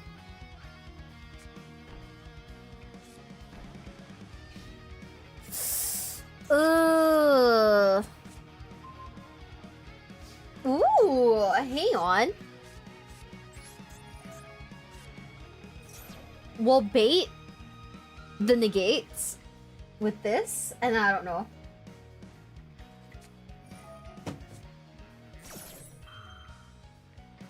What?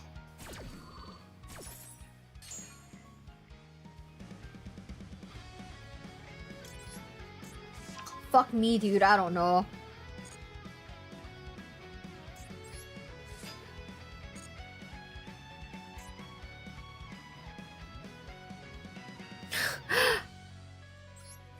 Fuck me, dude.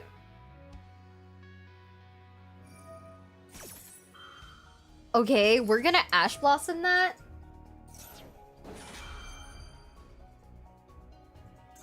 We're gonna Ash Blossom that because, get that shit out of here, sir.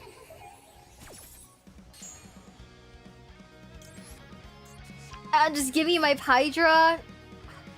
Fuck. I'm so sorry. I'm so sorry, Druis Worm. This was a hard decision. But it was a necessary one.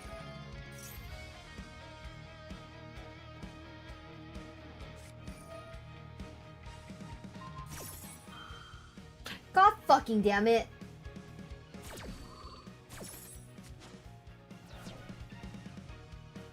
Oh no, he's gonna do the dumb guy, isn't he?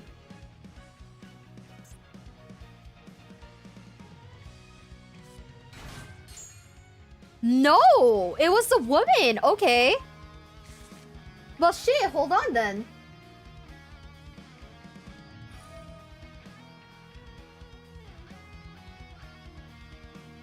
I don't special summon anymore? Fuck. Okay. This is fine. I think. I don't know. Oh! Never mind, he had the quick play. He had the fucking quick play. Yeah, no, Typhon was summoned like ages ago, so like we're good. But Ninjas has just way too much to cook.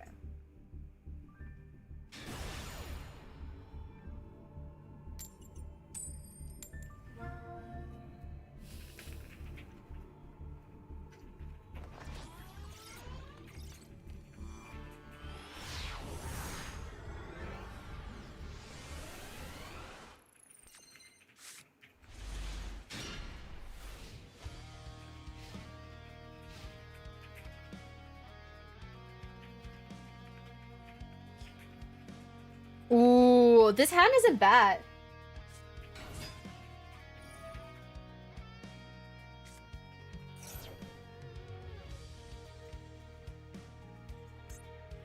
We're against Lab, okay. And I think this is a girl because we're against someone called Runa Neko.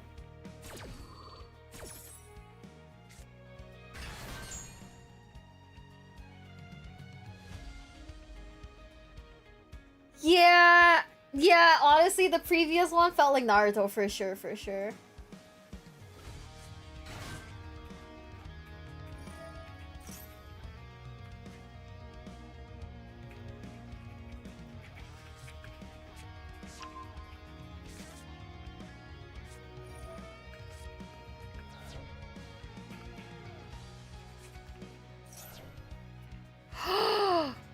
We can get the Torby! Oh, hold up. No. We'll save it. We'll save it for a lady or whatever. Guys can be a Neko too. True. Girls don't exist. What am I? Huh? Guys, what the heck? What am I to you? Aw, man, they're not gonna hit 5. Bro? Okay, thank you. Wait. Okay, what if we forced it? Can we force it? Hold up. No, it has to be normal. Fuck. Okay, whatever. We're gonna force it anyways. An FBI agent, thank you, guys. Wait, not you calling me a fucking spy kid, excuse me? Sir?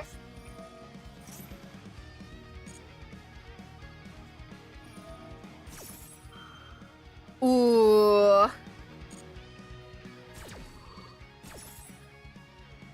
He was a guy with voice changer. We didn't see no pics. Exactly. Oh my god. I have a good voice changer too, guys. And you know, I know some like people who use a voice changer to protect their like identity. But I already feel like I'm behind a VTuber model. It's not like you guys can see what I look like. I think I'm like sufficiently protected. You know what I mean? I don't know. Totally, bro. You made my birthday last year. Have a good time. Hell yeah, Maple. I'm just one of the guys. I'm just one of the guys. I'm just a dude, you know? If he D-barrier calls Synchro, then we just go Engraver. We just go full Fiendsmith combo. He has nothing on us if we have options. Yeah, if you guys didn't know, I'm a 40-year-old truck driver named Dave with an AI voice changer. Trust. Can we see your deck after this? Yeah, it's honestly probably a shit deck just because, like, I haven't really touched it. I haven't really done anything.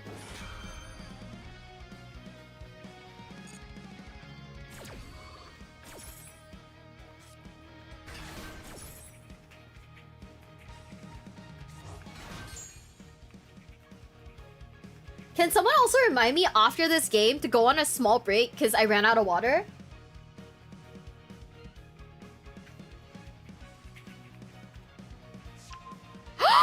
Are you kidding me? No! My guy!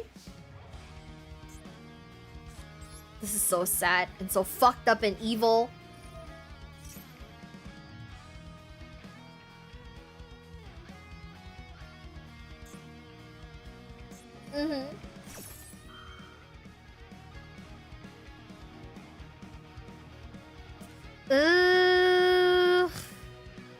Yeah, okay, sure. He was a little accurate with that, I'm just saying. Why not Feast with combo first, make him call fusion? Yeah, he did that. He did that, so you know. He's gonna keep summoning. Oh my god, this train will not end. Is he trying to get rid of my Druid's Worm, my guy?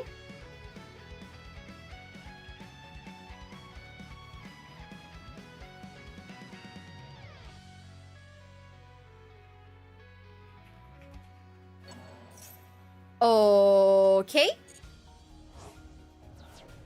Cool. Thanks for turning on Regained.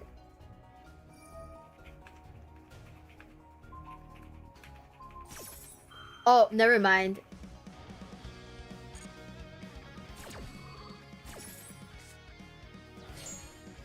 This is fine. This is— oh my fucking god, this is okay. This is actually very okay.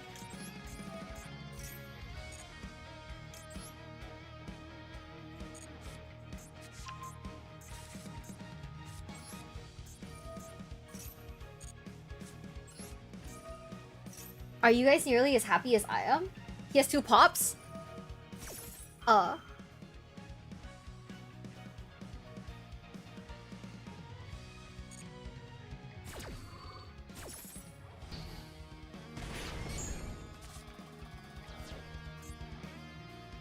Well,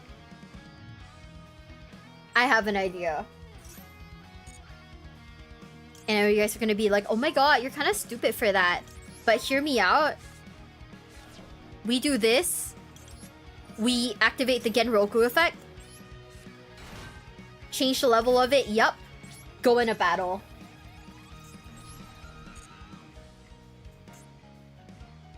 Attack this. Use Sangen Kaimen. To get Fadra's ass out of here.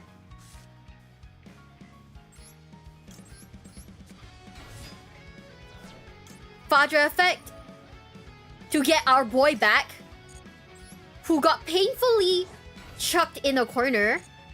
Tundra effect. I mean, honestly, we're kind of like flexing at this point, but then we get our third man's out here. We smack him like 3 times so that our other effect activates. Use this effect to make Biden. Actually, we can use these to make Biden. This one's fine. Not like terribly mad. Get Fadra back. I know we've run out of space. I'm sorry. I know we've since run out of space. It truly is a crisis.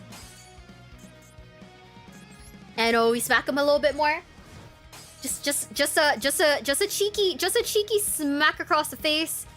Use this effect to make Transcendent. And the reason why we're doing this instead of making Trident right now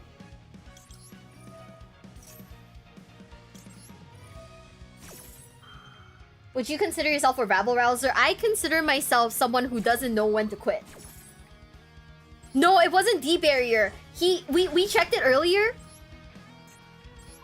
Look, we checked. It was Dogmatica punishment.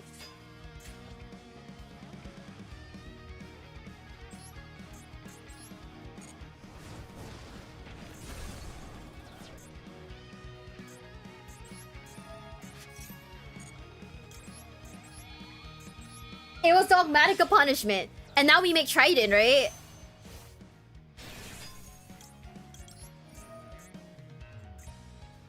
We destroy this and we destroy Transcendent Dragion. Sangen summoning on Dragion.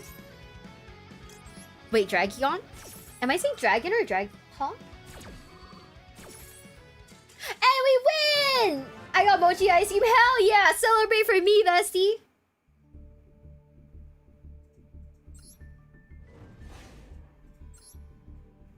Okay, guys, hold up. Hold up. I'm gonna be right back. We're gonna go get a drink. I am dying of thirst right now. One could even say I am thirsty. Haha, wink, wink. Okay, just like block me after this. I understand. It's okay. You can block me. I completely understand and I get it. Anyways, I'm gonna look for some music. I'm gonna look for some cute music for us because we are what? Cute people. Right, guys? Trust. I'm gonna get a drink. We are in the process of dying right now. So, we're all good. Are you ready?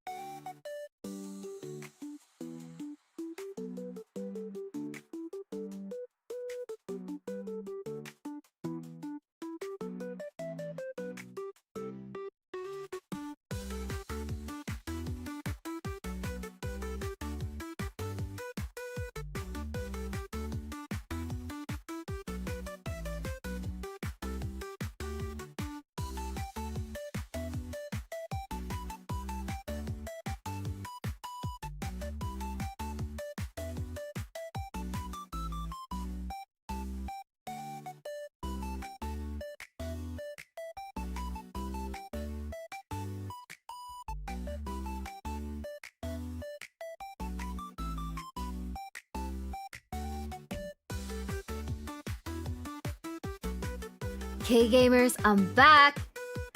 I am back. Good night, Caleb. Good night, good night. Thank you so much for the follow. Thank you, thank you, thank you. To Caleb and to Sunny for the follow. Thank you, thank you, thank you. What did Duel say? How do I hate report that to logs? You know, just regular report him, honestly. Actually, what do you guys think of this, like, of this current tune? I think it's quite cute. Welcome into the basement, bestie. Welcome in, thank you, Ronnie, for the follow. Thank you, thank you, thank you. Welcome to the basement.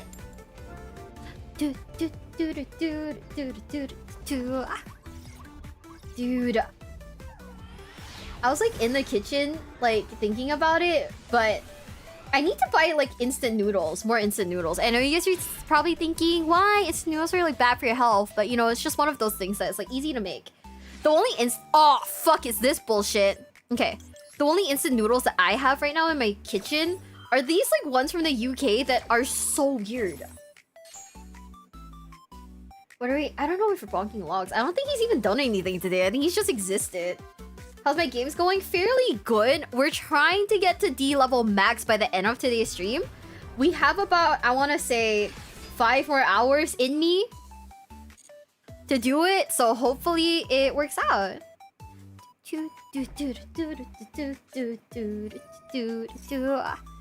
Dimensional Fisher. Okay, Satan.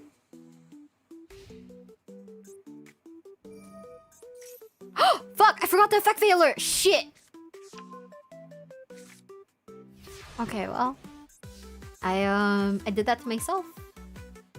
Oh wait, no, this is bad. I just realized. Okay.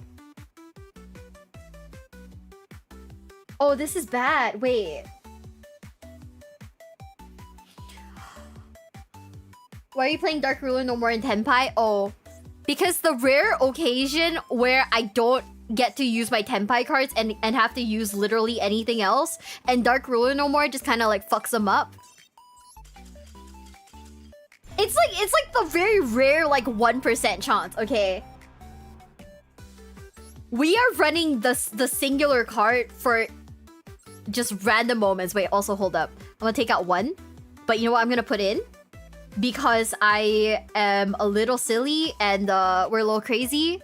We're gonna put Crossout in just in case I get the opportunity to use Crossout. Yeah, we lose to D Fisher. All three of my archetypes all lose to D Fisher. We're not winning with that one. So it's okay. We're done. We're good.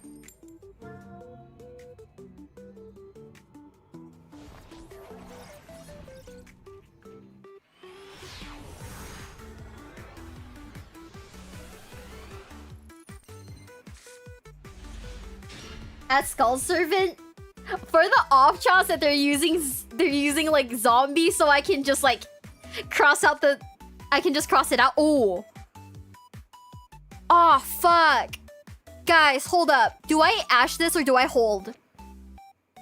I actually don't remember how to play against Chimera.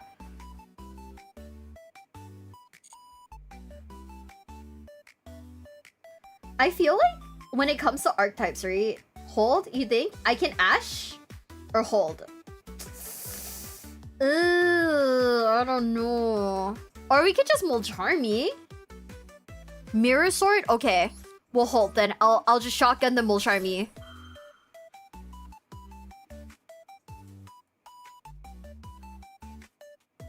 For what?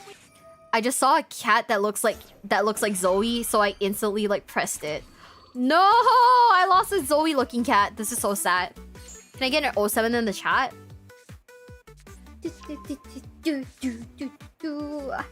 Yeah, I don't quite know. Oh, this is where we ash. Say goodbye to your Mirror Sword Knight. I know. I lost the video. I got excited. I tried to like right click to like, you know. I think we did. No, actually, hold up.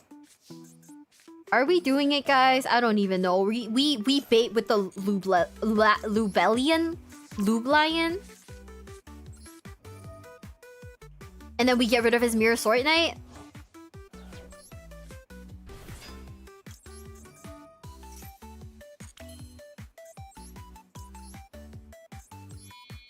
And you guys are thinking, why would you do that? It's because I kind of want Regain. I don't know. Regain is like my comfort card. You know how you guys have like comfort food when like things are stressful? Regain is my comfort card.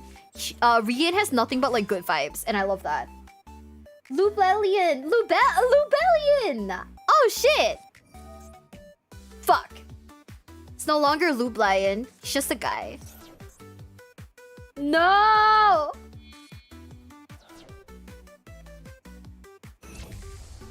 Oh! That feels a little bit worse. Also, now I'm like really glad that we got like regained. Am I right, guys? I mean, fuck it, dude. It looks like we only have one thing that we can do.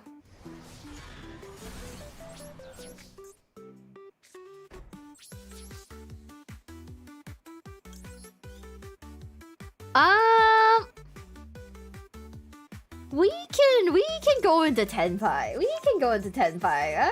I think we can be a little. We can afford to be a little cheeky.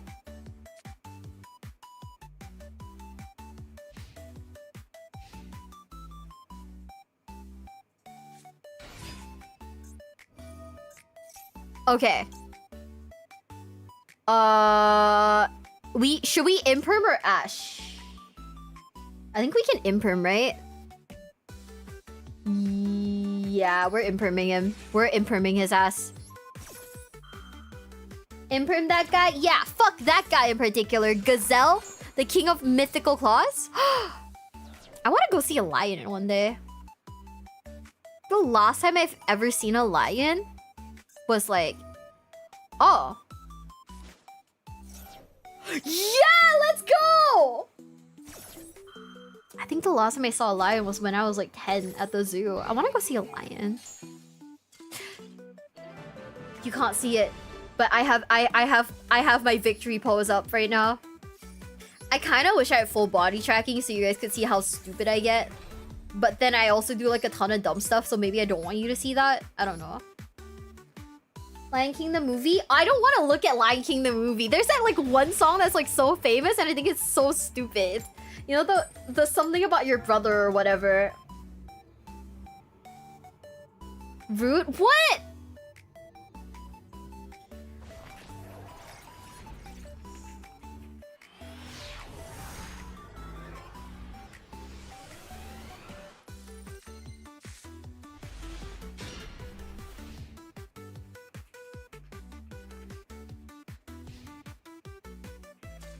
Oh, let's go!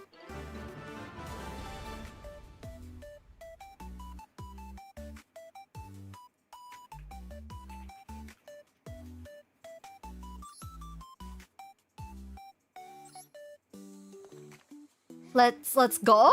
We get the free wins. Hell yeah. The guy just wanted to play. I mean, okay, but like, you know, we're playing a game and like, I think I should be allowed to be a little evil once in a while. I'm just saying. It is what it is. It is what it is. It do be like that sometimes. It do.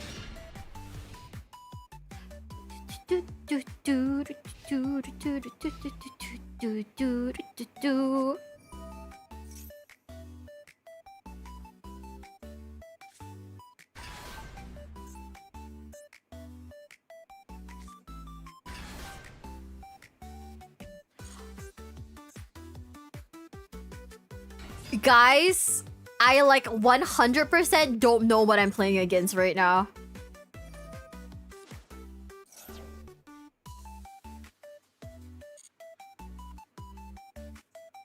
I like 1,000,000,000% don't know what I'm playing against right now.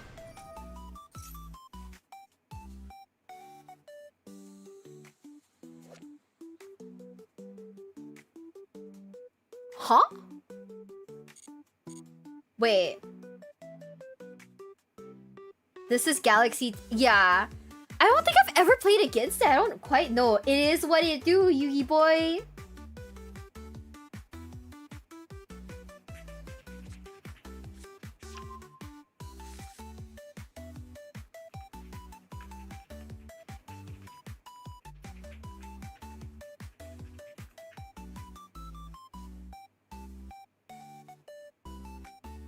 It's Kai Emma's. I have no idea what that is. Is this like in the anime? I don't know. Maybe I'm dumb. Maybe I'm just a noob.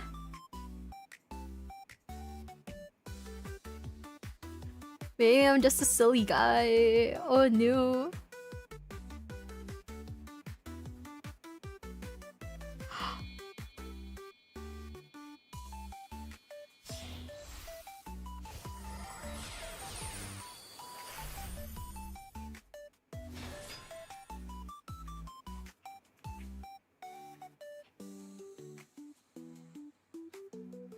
Feel lonely in YouTube chat. I'm sorry. I'm sorry, Skeleton. I'm sorry.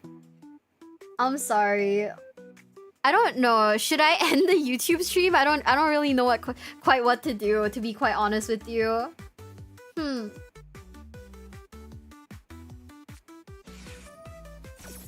Maybe not, but I don't know.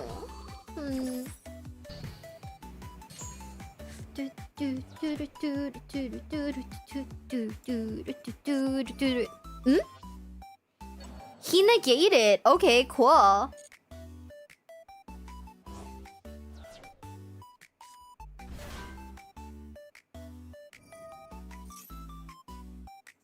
You know, I think we can ignore that. I actually think we can ignore that.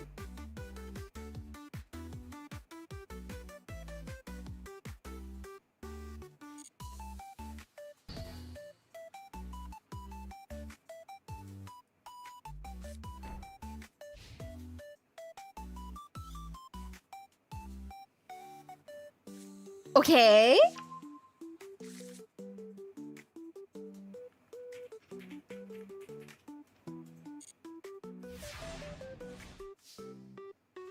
Been lurking for a while, thank you. Hi, Jingle. Okay. Okay. Make sure you imprint Tachyon. Which one though? This guy? Oh shit, why did my headset just cut out? This guy? Oh fuck. The XYZ? I can't imprint him now. Fuck. Man. Oh well.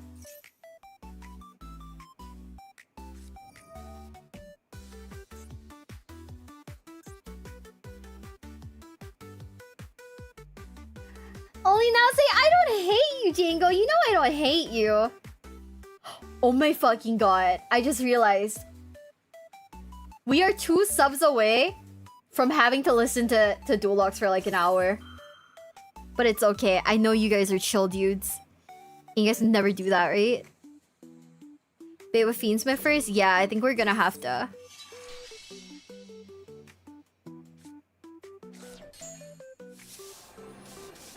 Aw, thank you! Yeah, I can't do it. I honestly can't do it. So we're just gonna have to like cope.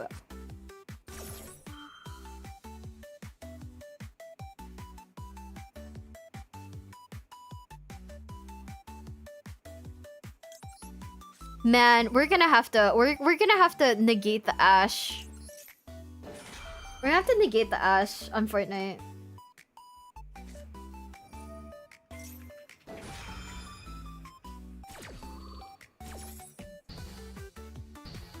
What?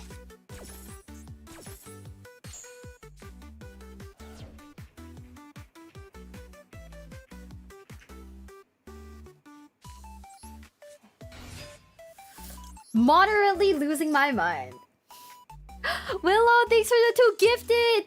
Thank you. And now we have to I'm gonna message him. I'm gonna be like, hey, we gotta listen. I gotta listen to you for like 2 hours. Hi, bestie. The sub goal has been hit. Leah and I gotta listen to you yap for an hour. Thank you, Willow, for the two gifted. Thank you. I truly appreciate it. I don't know why he conceded, but I'm not sad about it. Thank you to the guy. Also, I can't believe they gave me fucking little D. What is this supposed to mean? Yo, this Tyrannosaurus Todd's got a terrible temper. Why are you doing this to me? Ah! What the fuck? Yeah, he got like... No, I don't know. I honestly think I could have lost, potentially, but I guess he thought he'd lose. But also, hey, we got little D from it. Is this game saying something about me? Huh?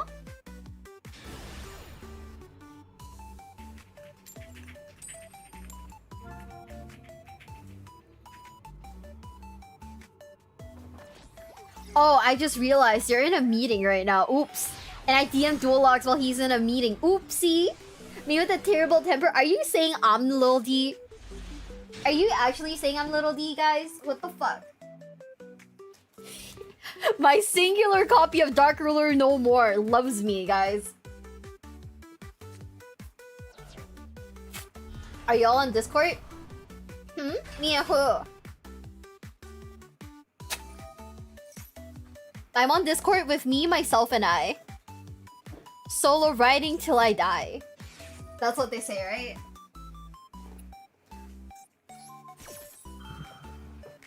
You have a little D now? Because apparently saying little D is offensive, guys. Don't say little D. They hate it. The homies hate it when you say little D. Right? Hi, Alma. Hi. My bad, average D. You know, if the people with little Ds could hear you, I'm sure they'd be really angry right now. Where they live? Canada. That's where Maple's from. That's my girl. Hey, we've done it. This is pretty good. We're gonna bait with Branded Regain. Let's see what he does.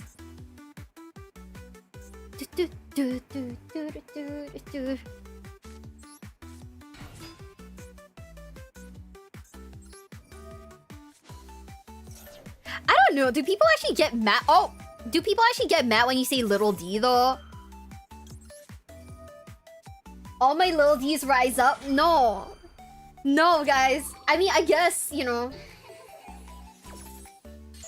Can't build a strong enough endboard. See, that's the reason why we have a single copy of Dark Ruler no more. Is so that in the like really rare cases, right? In the very like minuscule and rare cases that I need it. That's it. Because there's always gonna be like a card where you're like, oh fuck, I wish I had this. That is my comfort card. I wish I could play Stand Proud, but we can't because that shit will get me demonetized.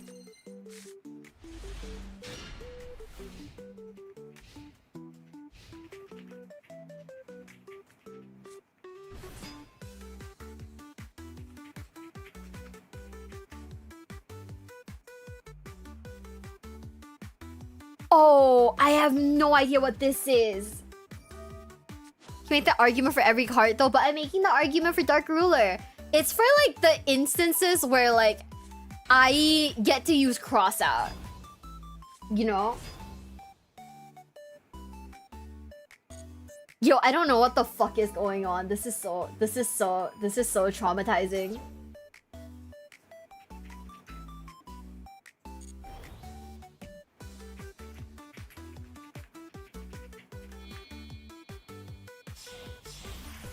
Oh no, I don't know what this does.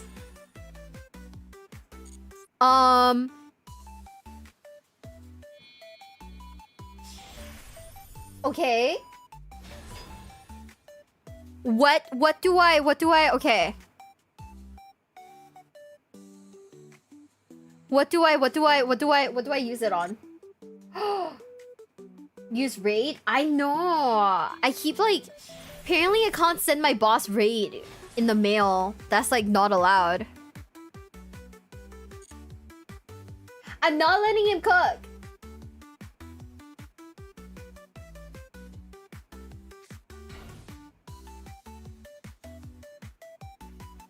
Okay. I am scared. I'm like scared for my fucking life. And I don't know what this card does, so we're gonna negate it.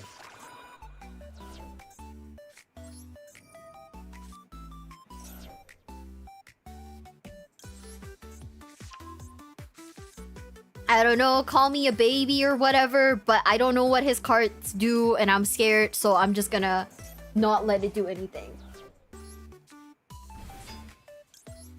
That shit's low-key traumatizing. Yeah, it really is, right? Okay, and then we discard Luri. Luri effect. Bring her ass back. I don't know if Luri is a guy or girl. Bring his ass back. With Requiem. Oh, do you think I'm cooked then? I already like negated it, so maybe he's fine? Maybe we're good? Wait. Oh. Oh no. Okay.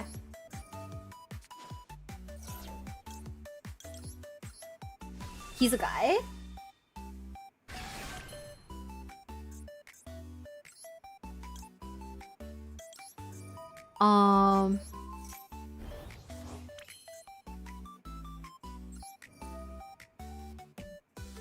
Okay. Did you guys like that? Did you guys see what I just did? Do you like it? Okay. Not to be an idiot, but like, please be like proud of me. Thank you. We made Lacrima. whatever for, I don't quite know yet. But wait, what do you do? Add to your hand or special summon it. We'll add Engraver back then. Yeah?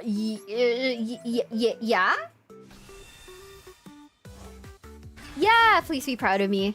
I need it. I don't know how to tell you guys this, but I need it, guys.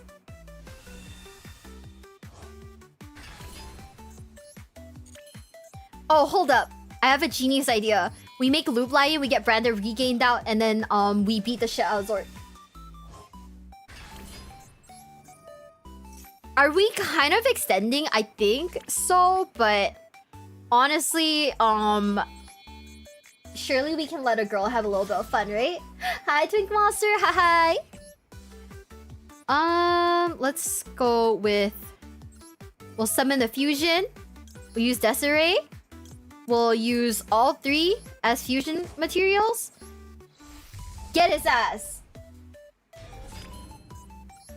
And then we will use this. Well, normal summon Chandra and attack. And then use the Chandra's effect to get Hydra out. Oh my god, did we finally remember Fiendsive combos? Wait, what do you think will be the balance after DC Cup? Definitely this shit. Oh man. Wait. Am I cooked? No, it could not be me.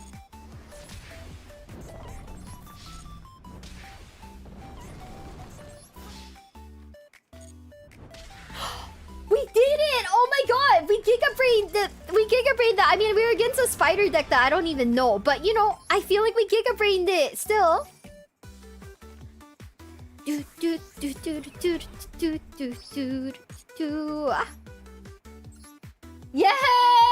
We finally learned Fiendsmith combos. We don't have to watch videos anymore.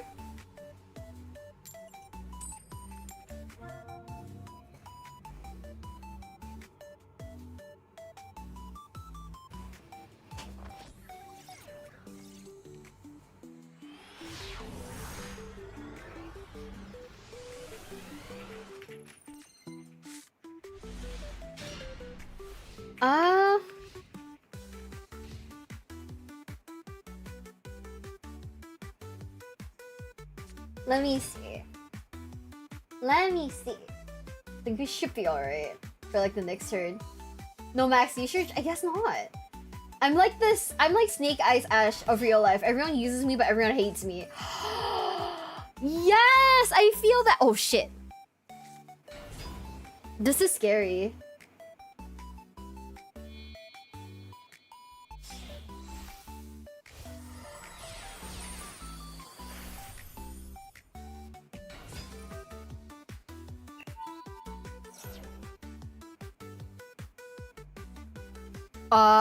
I think we Ash here, right? I think we Ash here?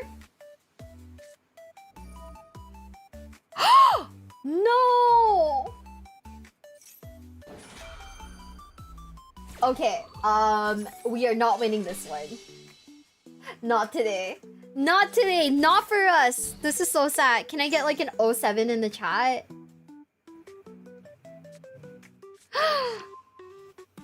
I love how everyone has like serious like ish names, and then there's just me, Miwabelle. That's it.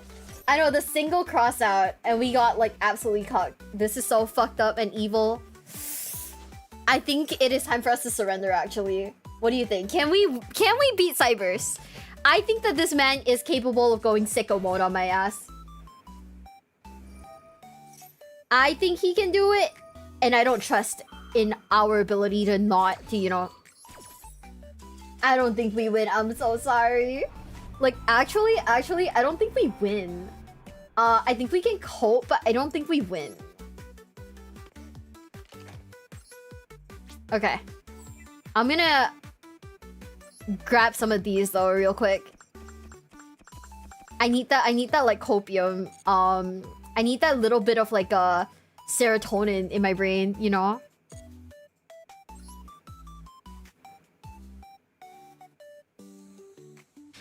Honestly, I think that is like the strat when it comes to playing Yu-Gi-Oh! You pick and choose your battles. Cause it's gonna be annoying if like all of our battles are just like hard fought. You just have to bait his interactions with Fiendsmith. Oh, that's true. I don't know. Sometimes I worry because I feel like other people probably know my deck better than I do. You know? Buy a pack? I just might. We still wanna... I still kinda wanna try building Blue Eyes. Don't know. Maybe I'm like a little crazy, but I was thinking of like building Blue Eyes. Yo, what the fuck? Okay, never mind. Legacy has brick. So anyways, normal summon Hydra. I know you guys are probably thinking, why would you normal summon Hydra? Hopefully we can cook. If we can't cook, shit. Nice Royal Perulia. I know. That's why I was like, okay, well, we have to use the Molcharmies now. I can't make like some grand stand against it.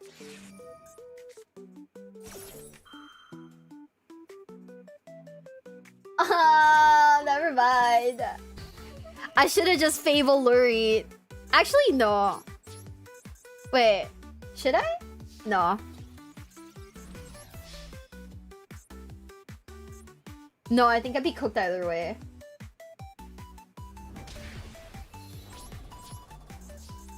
Yeah, I think I'm cooked either way. It's fine. Probably. It'll be okay.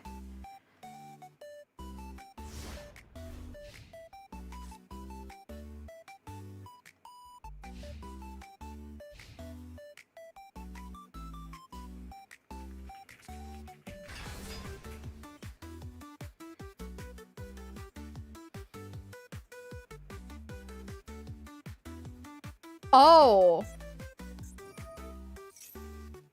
Yeah, no, that was what I was thinking.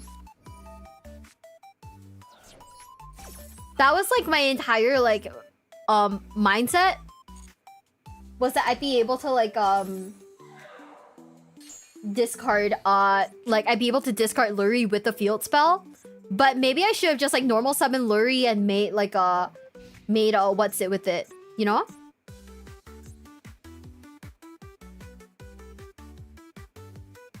Hi, Phobia.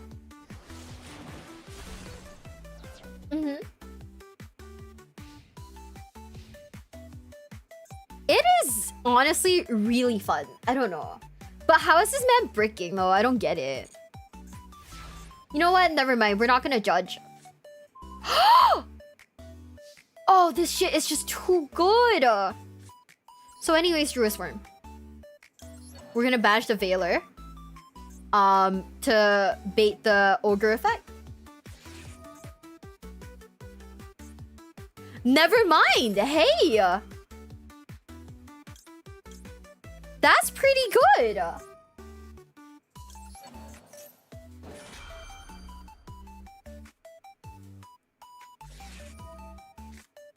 Okay, he had Maxi. Cool.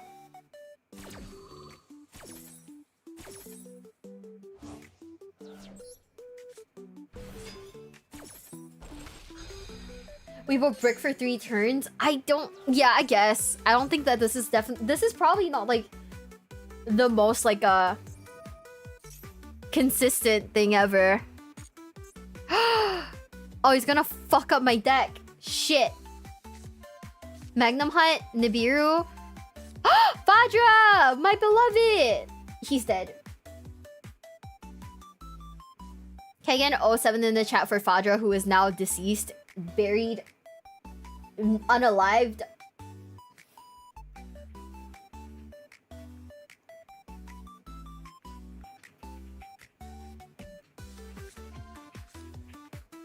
Never mind. Never mind. Okay, we stay winning. Like, actually. Is that your only Fadra? Yeah, I only play a copy of Fadra because I'm a little crazy. Mune, thank you so much for the follow. Thank you. Welcome to the basement. Welcome. Hi, Hot Red. Yeah, okay. So we're gonna summon a Fiendsmith from the deck. Just a guy. Hopefully nothing goes wrong. I haven't seen this game in a bit. This game is still dummy fun.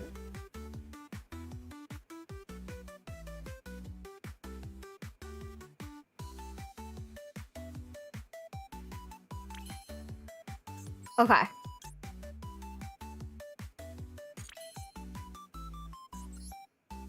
So we can just do this actually. We equip.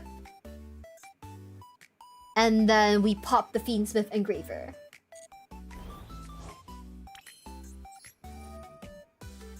Send to the graveyard. We pop this. Okay.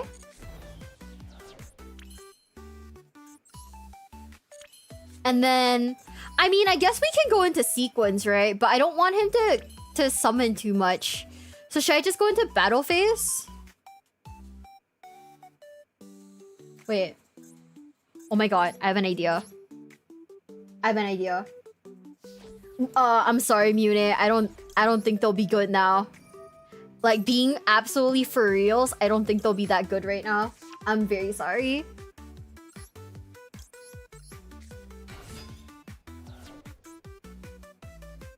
Fail archetype deck? Oh no, I don't think... You know what, Bestie? I believe. Go off.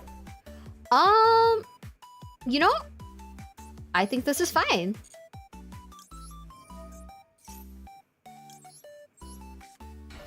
We're summoning from the deck. So I think that they're gonna let me do this. To go buy a new one. For right now? For right now, the best decks are like Fiendsmith and like as Fiendsmith, Azamina, White Forest, that kind of thing. That is like the best deck. So if you're not like particularly sweaty, I don't recommend it. But you know, if you're sweaty, then eh.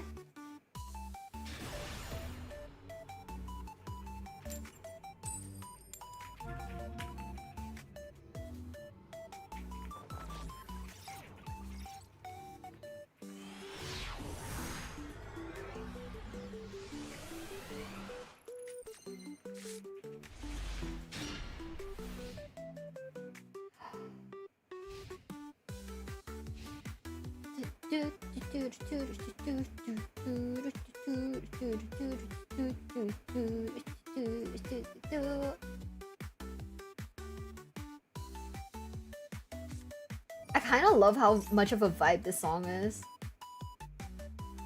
Oh! Hey!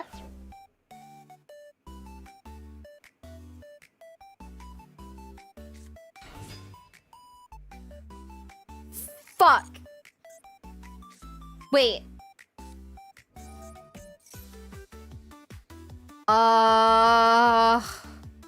Okay.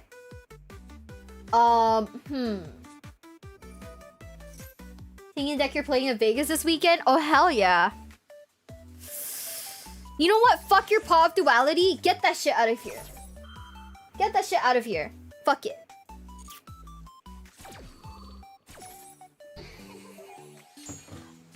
I think even if it's done, we're okay because we do have Fadra. Fadra can beat over. Okay, or just use 2, I guess. Fuck it.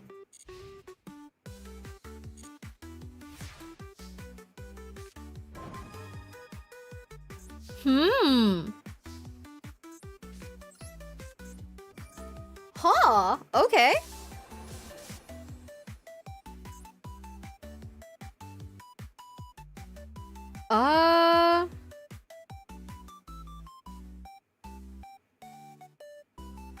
I think it might be winnable, but like I have no idea.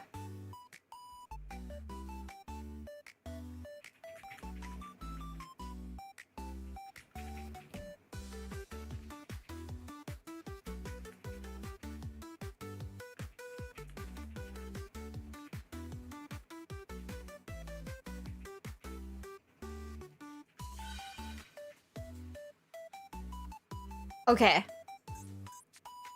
I don't know what that means.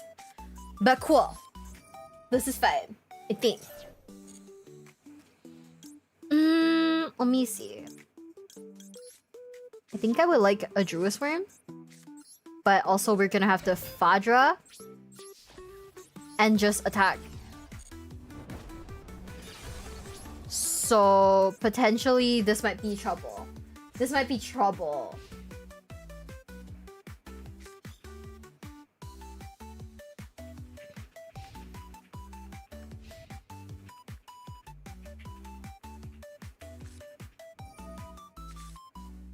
Ooh. You know what? We're gonna maxi here.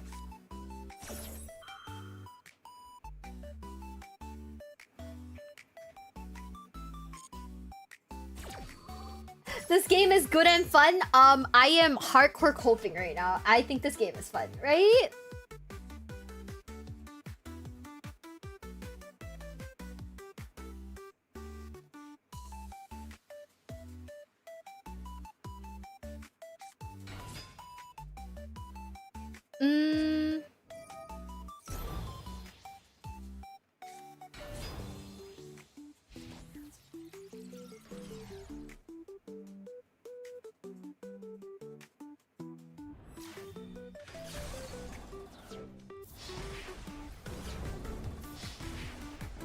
Aw, man!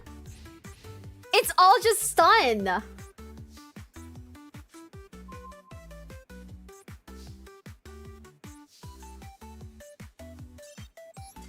It's all just stun! Ugh! Guys. Ick.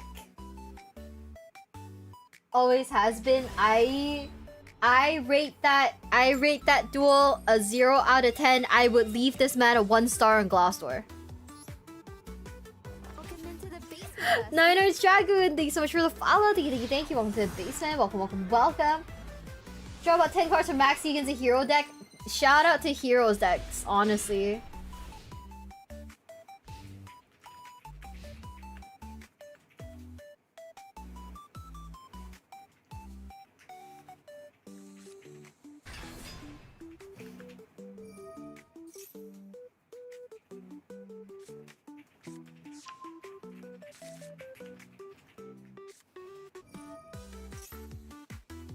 She went against that. We did not win against Sun. Sun went sicko mode on us, and I very strongly doubt that we're gonna win against this too. We have no hand traps. No hand traps versus what? Okay. Wait.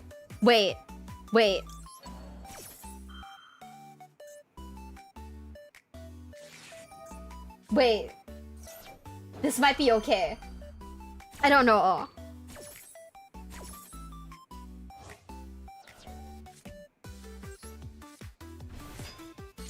This might be okay.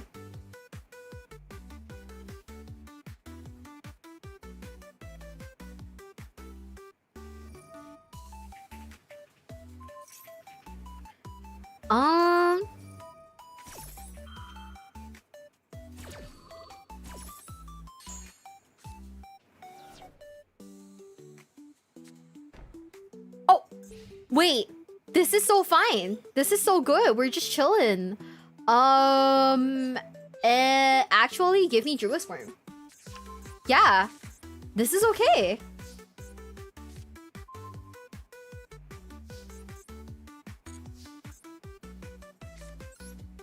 We are gonna Fenrir. I'm gonna use my own Fenrir. I have my own guy. Thank you for noticing.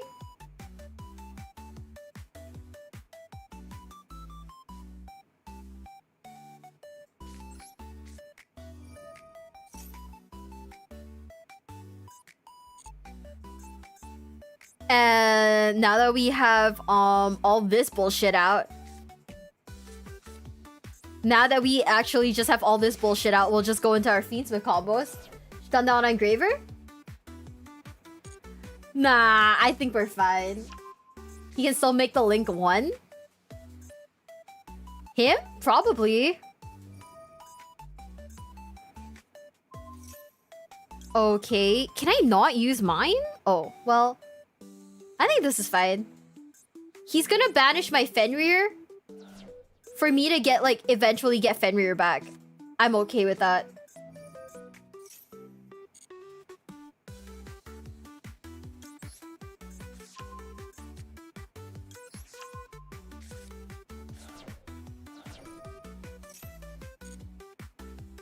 Nah, you see, you guys don't get it. I'm greedy.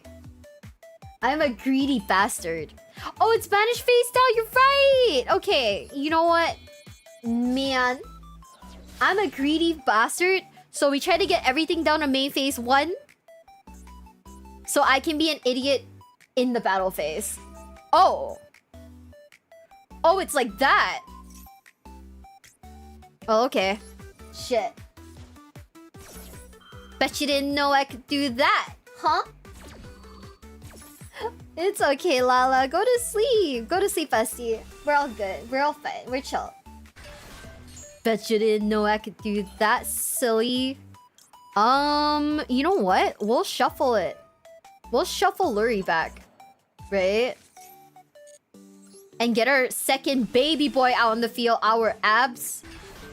We still have our normal summon. Kind of insane. You fool! Oh. I guess the fool was me all along. I guess the dum-dum was just me all along.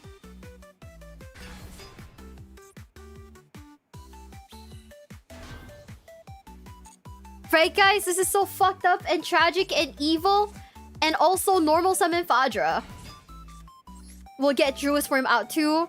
That's our boy right there. We'll banish Engraver for no reason other than just because we can. Good night, bestie. Good night, good night. We use Regain to bring Engraver back. And then we draw something else. And you guys are thinking, oh wow, that's kind of weird. Why would you do all that bullshit? And so we can do this. We bring Chandra.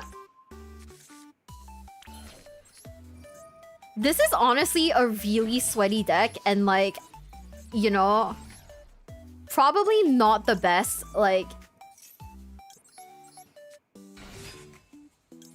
as a person. I don't know. Okay, yeah, we set Song and Summoning on the field. This is fine. This is okay.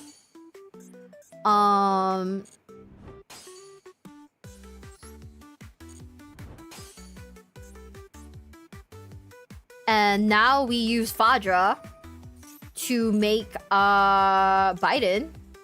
Actually, I don't think we need to make Biden. We can kind of just go in and attack, right? Yeah, okay, I'm flexing. My bad, guys.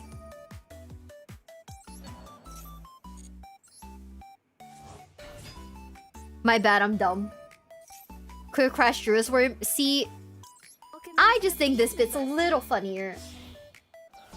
Salty, thank you so much for the follow. Thank you, thank you, thank you. Welcome to the basement. Welcome, welcome, welcome.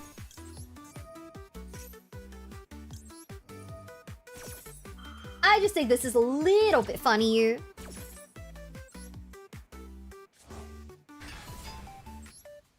Oh, no. Cancel. No. Oh my god, let's go! See? Is it not infinitely funnier, though?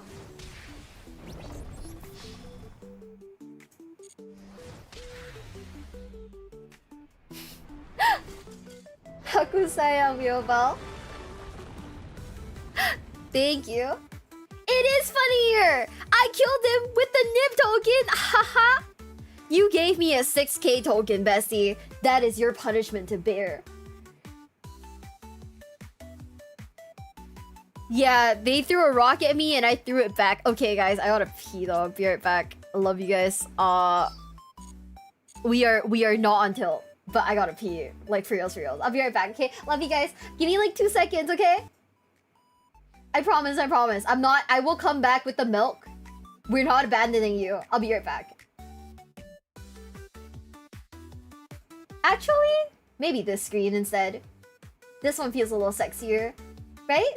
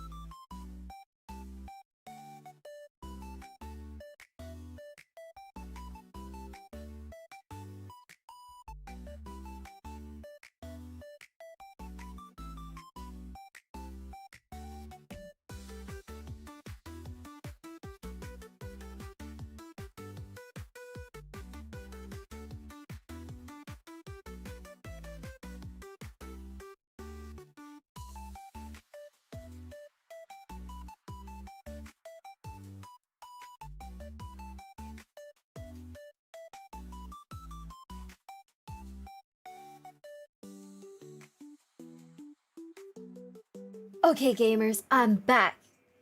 And you're asking what the RuneScape drama is? Oh. It was just kind of silly. I mean, it was just basically like people having a monopoly over things and then other people just getting kind of salty about it, which like makes no sense to me.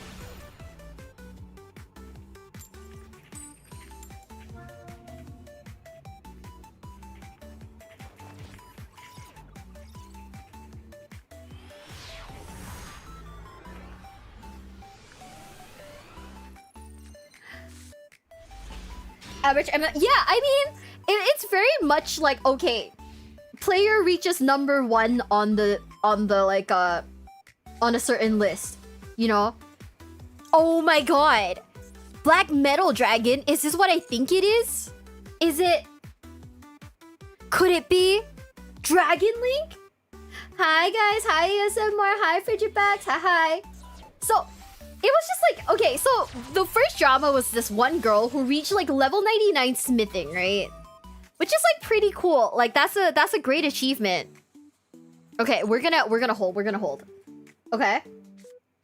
Even the trauma dump part, okay. If, like I said, if I ever trauma dump too much, just like let me know and I'll shut the fuck up, okay? I feel bad. Yo, okay, that's crazy. But she basically managed to get like a monopoly from your hand or graveyard. Okay. We are going to Copium, pray that they don't have anything, right?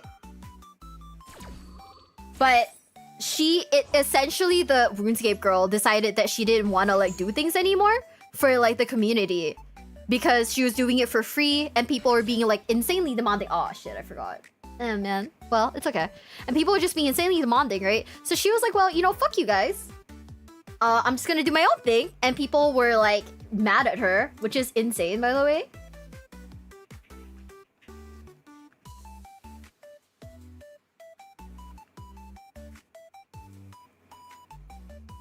We love the trauma dump. You guys just love hearing about my shitty exes. Which, you know, fair, they are kind of shit.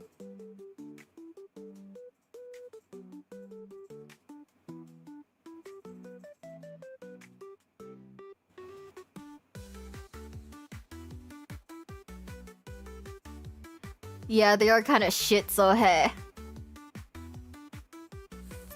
Makes sense. Insane entitlement? Yeah. Yeah, people are just feeling very entitled to it. And it basically kind of like developed into this girl. Oh, okay, he's already used his normal summon, we're good. It basically kind of developed into this girl, deciding to...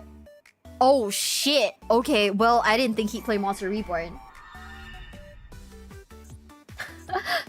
Is it your fault that you picked these guys? Okay, I'm gonna be for real, Suchir. You can't tell what a person's gonna be like a year into the relationship. You know?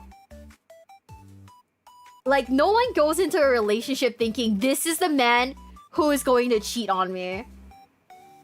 No one goes into a relationship thinking that.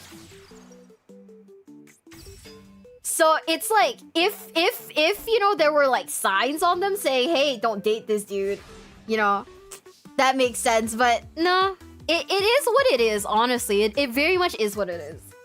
Sure, I got cheated on. It's okay. Remember, when you get cheated on for the first 2 weeks, men/women ain't shit. Don't be offended.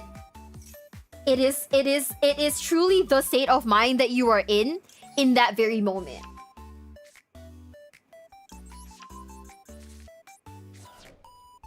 You gotta remember, you're strong and independent.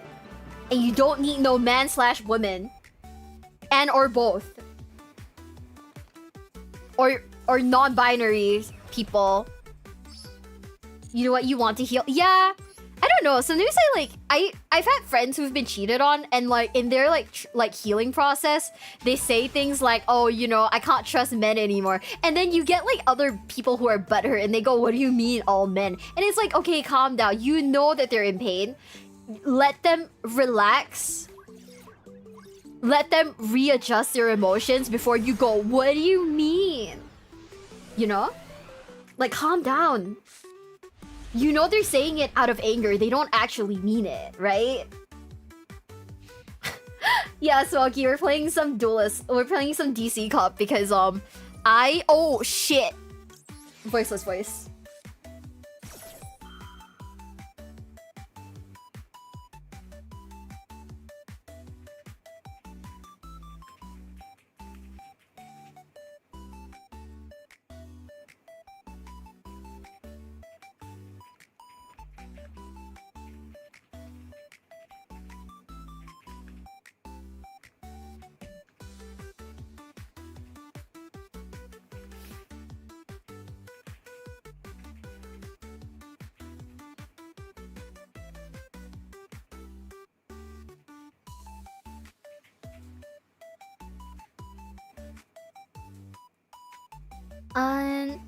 Okay, he's thinking really hard right now. I'm sick right now? Yeah, take care of yourself. It's Coder. Where's Coder?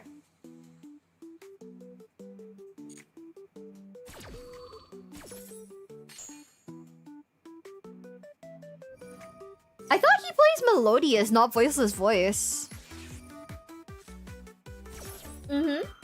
I fight the old girlfriend before going to work. You know, fair. Why are you playing 10 fight? Oh, it is Coder. He's in the chat. Oh, why are you playing 10 fight? So I'm in my war criminal arc. You know, just because I don't know, man. I'm like tired of losing, and like I feel like it's okay for a girl to do crime once in a while. Right? Right? No?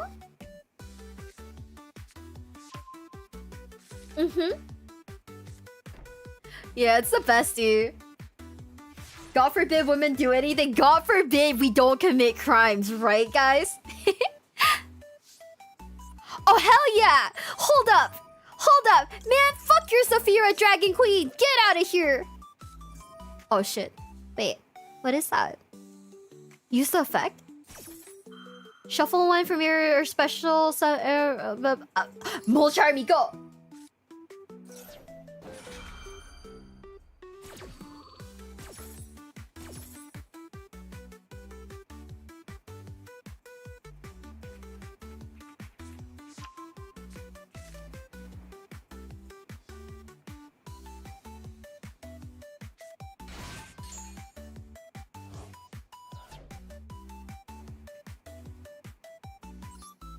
Oh no, it's this chick! Fuck! No! There's a not 0% chance that we're cooked, guys. Which is the bad one? Which is the really bad one? Okay. What's the point of playing Yu-Gi-Oh if you don't deeply hurt someone? I mean, I'm sure. Oh shit. Oh shit.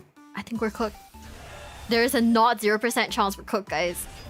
Oh fuck! Oh fuck me! No! Wait. Oh, I'm still under Mole Charmies. Let's go. Yeah, honestly, what is the point of playing Yu-Gi-Oh if you don't hurt someone? But like, I feel like Fiendsmith is something you kind of expect in this meta. So like, am I really hurting anyone if you think about it? Bitch! What the fuck? Okay, guys, we have a choice. I can either run my face into this guy. But I don't know. Does he die? If I like full speed my face into this guy, does he die? I think the TCG guy. I don't know who that is.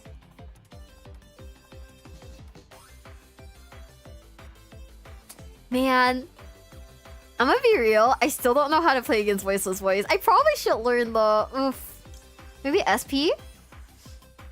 No, but then I won't be able to use the SP effect, which kind of blows. どうしようかな.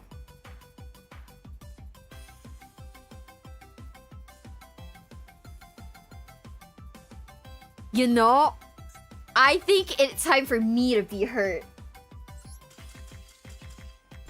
I'm 90% sure you can make. I can make spears, but I don't know if spears is gonna help me in this situation. I think our brother in Christ can go sicko mode on my face. I don't understand Bahasa, Jihad. I'm sorry.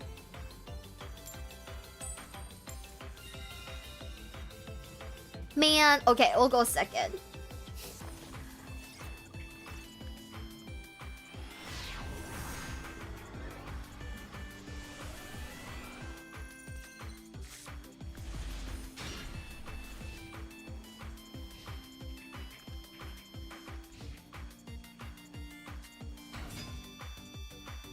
What the fuck is this song?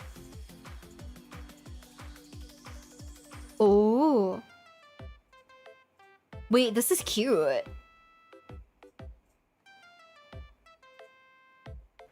Oh. Wait. Oh, do we hold Quem? Okay. Do we hold Quem? Do we hold Ash? For like the potential branded fusion, or fuck it, we ball. You know what? No. We'll hold. I'll retire from playing Fluwanderies, but tigers are way cooler. What the heck is Tiger Sun? Runic freezing curses. Oh shit. Oh shit. Well.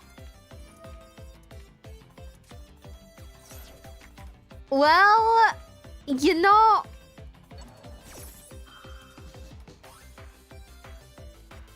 it's fine, right?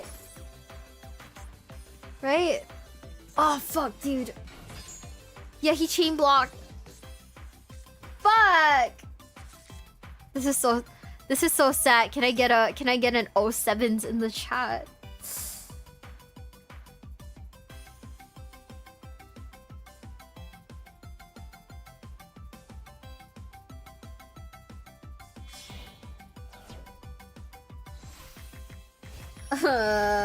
Well, it's probably alright. It's Stardust Charge Warrior. What the fuck is this?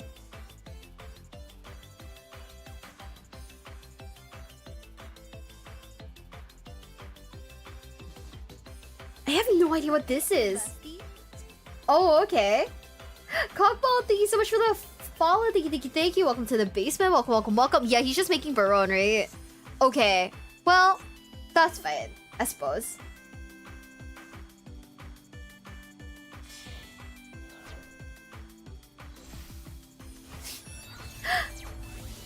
And Scorpion, thank you for joining the basement. Thank you.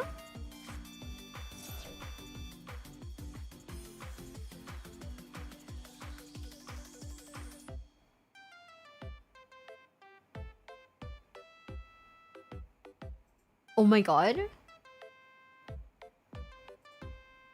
Wait. Bestial Lube Lion.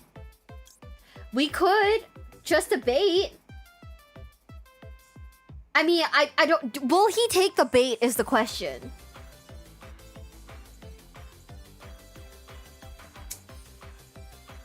Have you been watching any new anime? No. So lately, what I've been watching is this, like, the Korean, like, cooking show that's on Netflix. Culinary Class Wars. That shit's pretty good, actually. It's very interesting, but...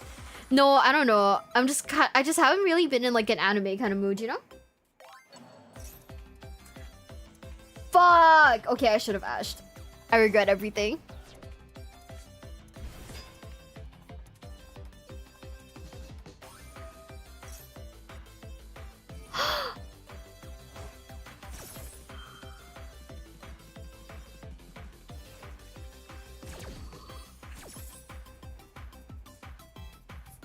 That show was fun. You know the one I'm talking about? It was honestly pretty good.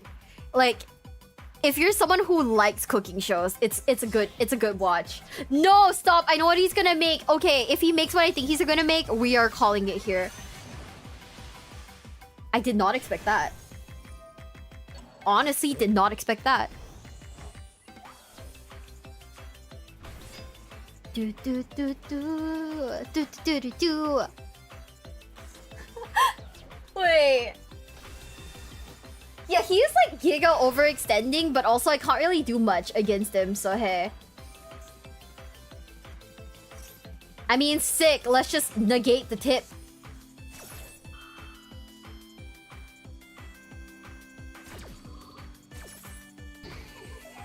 Oh, he let me negate the tip. Fuck. He's keeping his negate. It's so sad.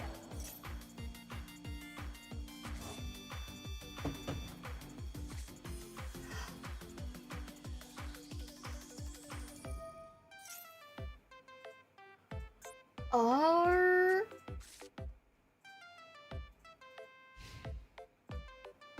I think we're fine, right? Probably. I think we're okay. Ish. Oh, we've used it on Fountain. We couldn't use it on Fountain because he chain blocked. So that was honestly kind of unfortunate moment, but it is what it is. Okay.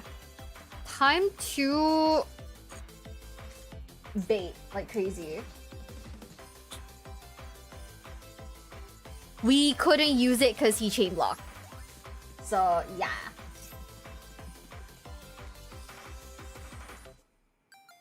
Yeah, this is probably still winnable. Maybe it'll be fine, I think. I have, like, my thing toggled to on, by the way, so, like, we're not missing anything.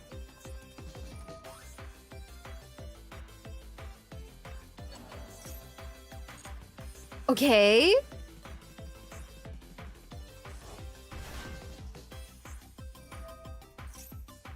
Cool. Fuck!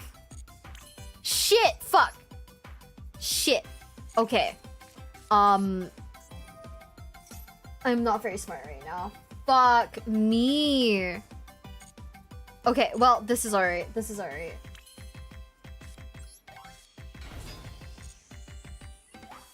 I think. And then we just go into battle phase and do our bullshit. How long have you been playing Tenpai? Not long enough. That's for sure. And then we're gonna get negated by Baron? No? He's gonna get his Druid's Worm out. Cool.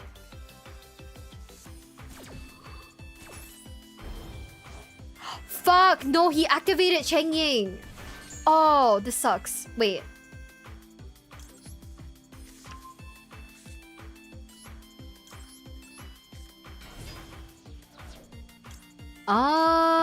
You know what? Well, Fenrir, attempt to force the negate. So, oh, wait. Oh? Huh?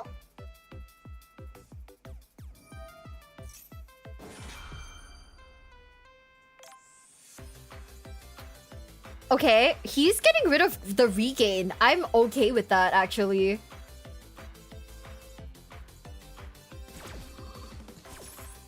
Yeah, okay. He got rid of regain. But I managed to get rid of that, so I'm actually being chilling. What the fuck?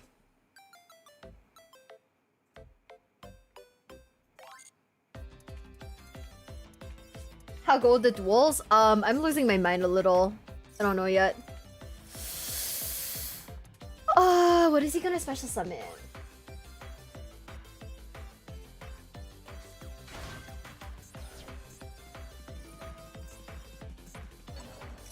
Okay. So then, I mean, we made it to like 15, but I feel like 15 is like where it gets like tough, you know? So like, I'm just here because I wanna do something with my life, I think. Yeah, let me use Chandra's effect to summon Hydra out. And then now I'll use my Hydra's effect to get another Kaimin on the field. It's a little yabai, if I'm not to be quite candid with you.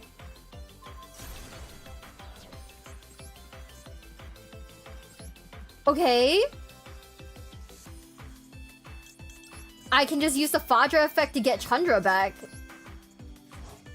So cool, sir. Pretty fucking fire, I suppose. We got like 3 attacks in, right? Okay. We got 3, right? Am I miscounting? I don't think so. We'll make Biden. We make Biden. Use Biden's effect to bring back, we'll bring back Fadra. I think.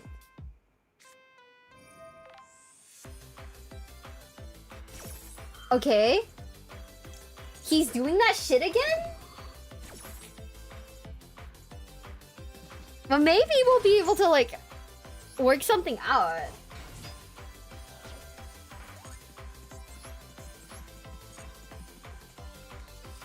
Oh, fuck!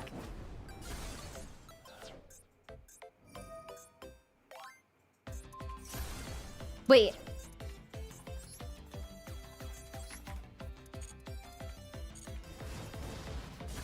Okay. We'll just make Transcendent. Yeah. What the heck? Okay. We'll make Transcendent. Put everything in, like, attack position.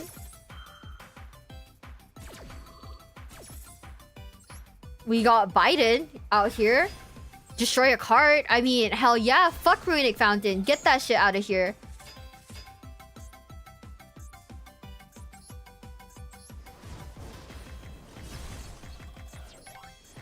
I mean, our biggest downside right now is, like, you know, what do we do for next turn? But I think we can survive for another turn. So it should be okay.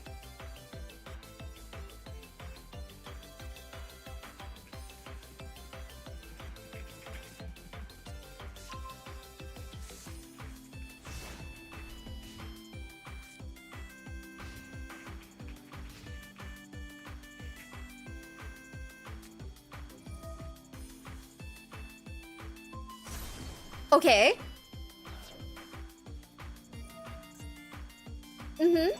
I don't know. Maybe I think maybe if we made, like, I don't know. The whole situation was kind of weird. Gather, thank you so much for the follow. Thank you. Welcome to the basement. Welcome. Oh shit, I know what he's about to do.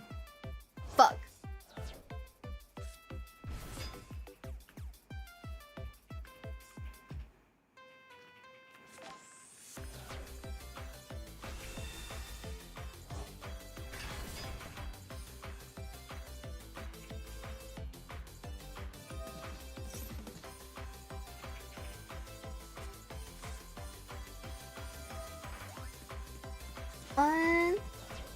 Yeah.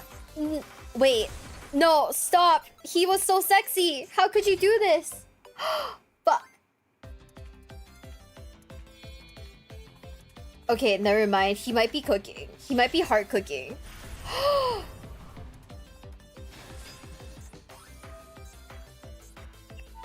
Oh no! My carefully built board! That was so awesome! Oh, this sucks. Wait. No, we're fine. We're good. We're chill. I still have Songin Kaiman. And we have fucking Fualos. Let's go. Okay, I'm gonna turn this back to auto. Hopefully he doesn't have anything. Maybe? You know what? We're just gonna get Hydra. We're gonna discard the Fualos. Can't summon it anyways. Hi, Lucario. Hi. Okay. Friend regained. Please don't summon any bullshit. Why are you pissed? Okay. So, what are our options? Okay. We have no options. I lost the blue eyes. Oof.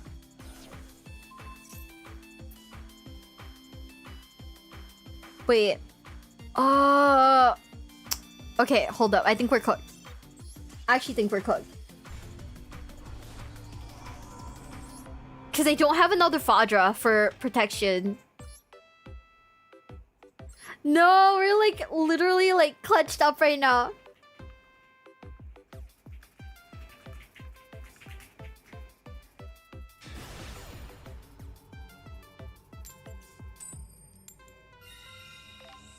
Unaffected? Yeah, I don't think it is. I have no idea.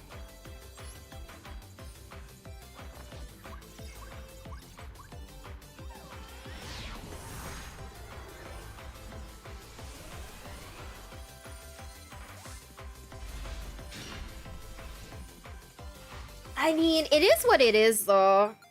At this point, every deck is like moderately good, and it can't be helped.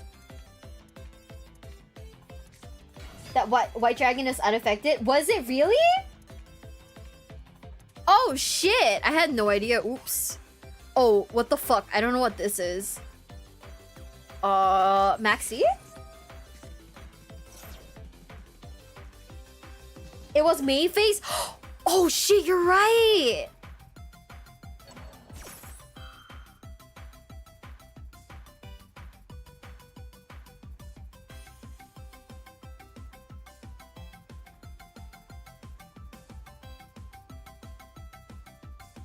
Oh, call by. I think they tried to beast Hydra. Oh, I didn't realize. Fuck. This is so sad. Can I get an 07 in the chat? Because I don't know how to read. What the heck?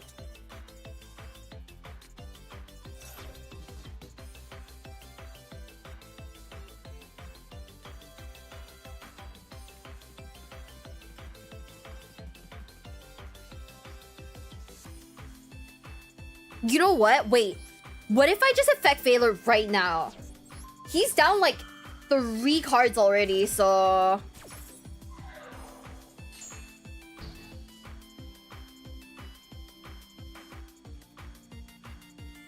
Yeah, I don't know. Maybe I'm just like used to getting sacked, so like I don't care anymore. Everything sucks, everything hurts, and it's fine. It is okay. Yes!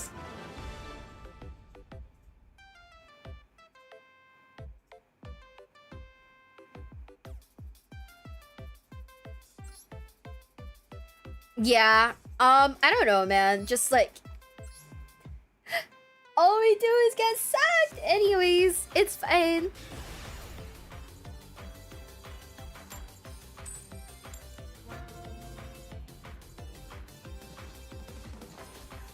Yeah, some of these things are gonna suck. Especially when it comes to like Yu-Gi-Oh! And it's okay. It do be like that sometimes.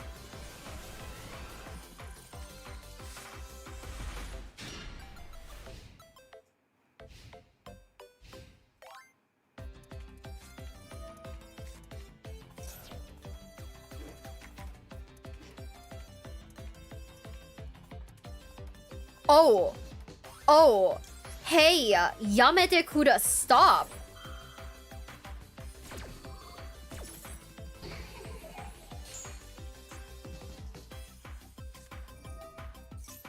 We are potentially cooked. We are like potentially fucked.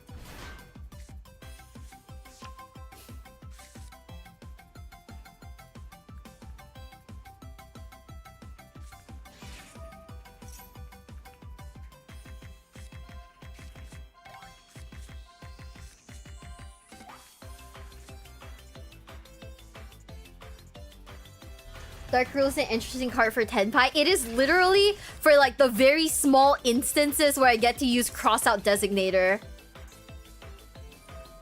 If someone Dark Ruler no mores me, I just cross out and like, you know, watch him cry. It is literally, we have one copy of it just for that exact reason. It's because I am an idiot. No other reason. Straight up.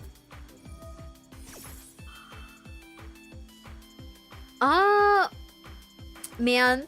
Wait, once per turn, right? Yes, let's go. That's like 1 in 100. See, you might think that, right? But we have successfully used cross out on like We have successfully used cross out on evenly matched and like some... Why?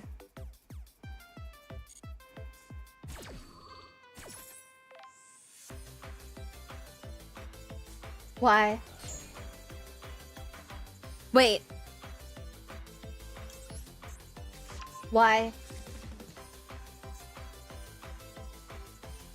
Yeah, the thing about it was that I'm keeping the Sangyen summoning as like a backup kind of thing. So I didn't want a Dark Ruler no more. But I didn't expect him to have fucking rivalry. Shit. Oh well. It'll be fine, right? Eventually, maybe? Oh wait, he could have negated it. That way, oh man. Okay, hold up. No, we're not cooking. We're not cooking. We're not cooking. He could have negated... Wait, can he negate it? No, he can't. Okay, I'm dumb. And I'm not cooking.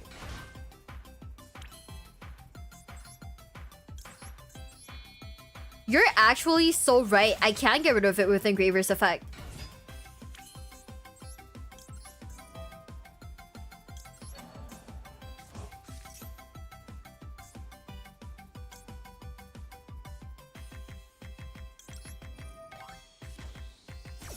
Mm-hmm.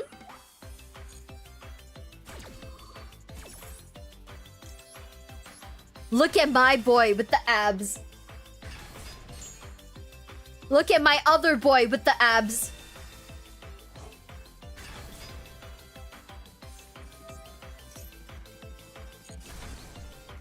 Look at my hopes and dreams get shattered in an instant.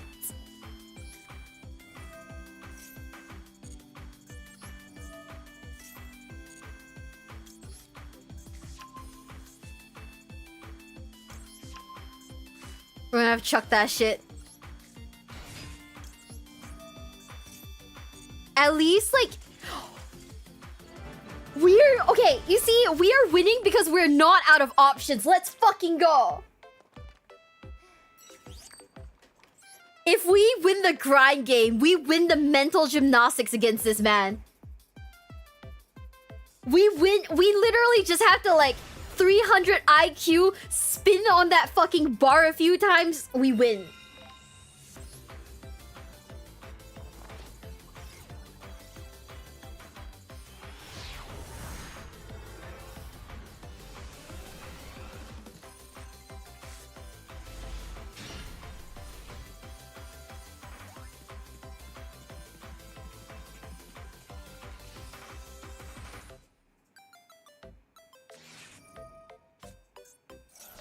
Is it onion? Fuwalos, go! You know what? Chuck the Perulia too, why not? Hello, gangster. Hello, Duologs. Hello, Duologs. We are climbing DC Cup right now, and I am being a sweaty motherfucker. Emphasis on motherfucker. Da, da, da, da, da, da, da. Oh, wow. So true, Buster. Wait, did you even see, like, can you, like, check your DMs?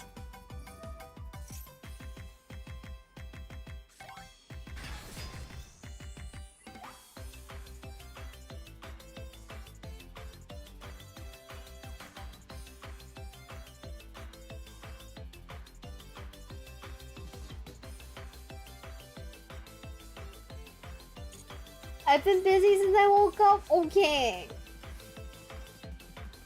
They knew I was on Tenpai? Maybe. But maybe it'll be fine? Oh. Wait.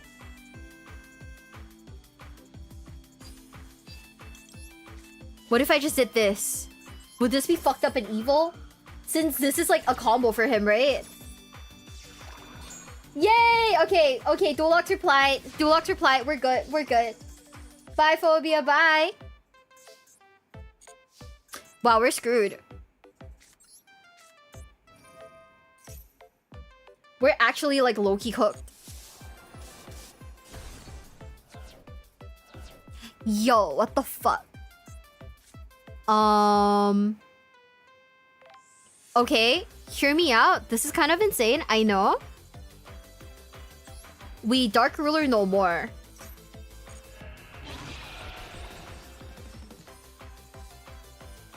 And then we just like normal summon Fadra and like, I don't know, beat his ass a little. Wait. And he takes... Wait, does he have like... Oh fuck, he's got great... Oh fuck, he's got graveyard effects. Yeah, I just realized it does nothing. Shit, okay. Abort mission. I am embarrassed. Abort mission. I thought I was cooking.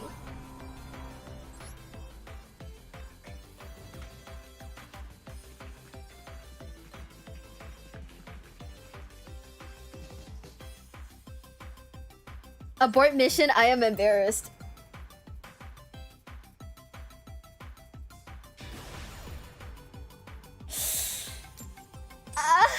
We really thought that we were cooking. But it turns out I am the gatekeeper of like D level 15. Or for 16, or whatever it is. By the way, if you guys didn't know, I actually really like Grand Archive. And like, I actually really like Grand Archive, and one of the things that like is gonna happen in Asia very soon is a Grand Archive tournament that's like an hour by plane away from me. So I'm like hardcore thinking right now if I wanna go. Yo! That's insane. Hell yeah.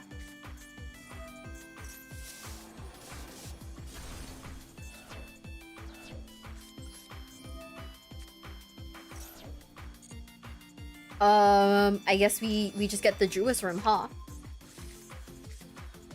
We just get the Druid's Worm, and then we just Chandra summon Hydra. I feel so bad. This guy was like about to level up too. Planes are sketch lately though. I mean, I feel like the Asian planes are probably okay, right? I mean, if it's like only an hour away, surely it can't be that bad now, can it? Right? Don't feel bad, it's Yu-Gi-Oh! True. No mercy, only vengeance. Guys, what if I went out on a date with a guy and he was like, what Yu-Gi-Oh! Deck do you play? And I'm like, haha, Fiendsmith Tenpai. And he said block me after that. What should I do? Just die? Cry?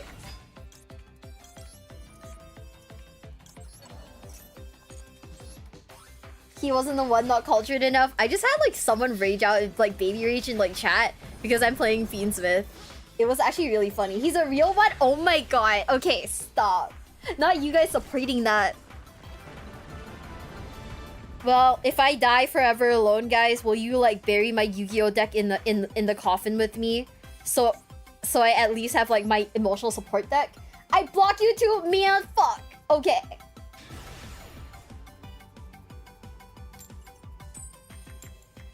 No, I'll steal it. You want to steal my deck? What form already did, sir?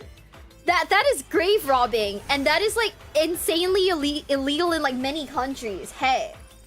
We'd just be happy you went outside. You know what? Thank you. For vengeance? Oh my god. You know, I did tell the girls that if I ever die, they could like farm my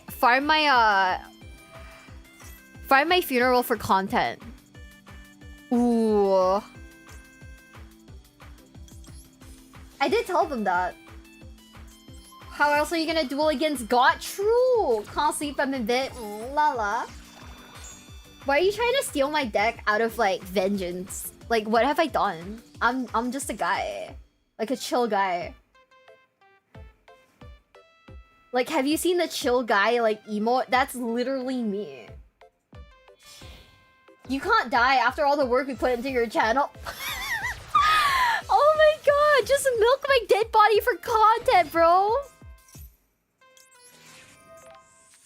No, hi Lala, that's it. Just hi Lala.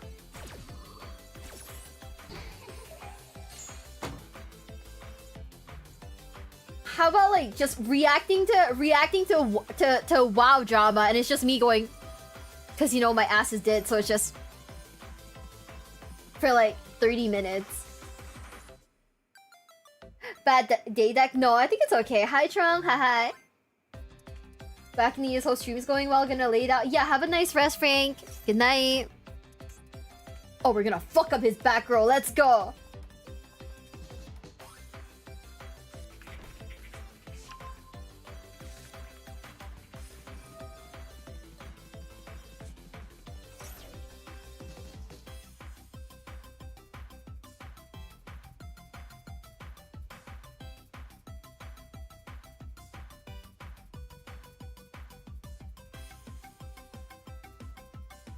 Ooh.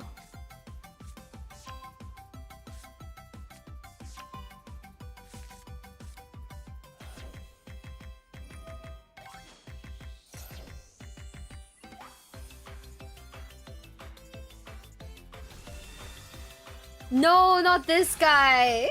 Oh shit.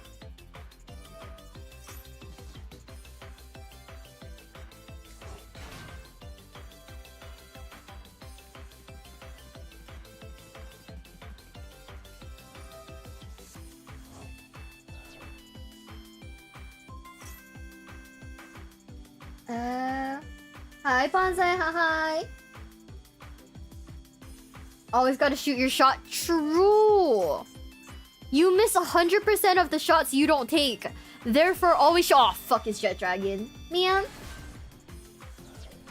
Do you think Jet Dragon gets bitches?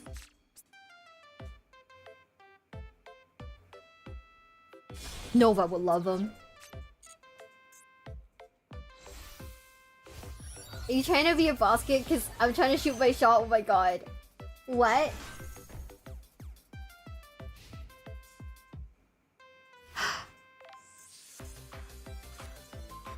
Okay.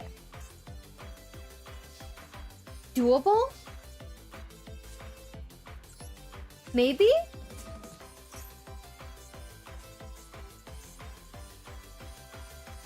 I don't know why.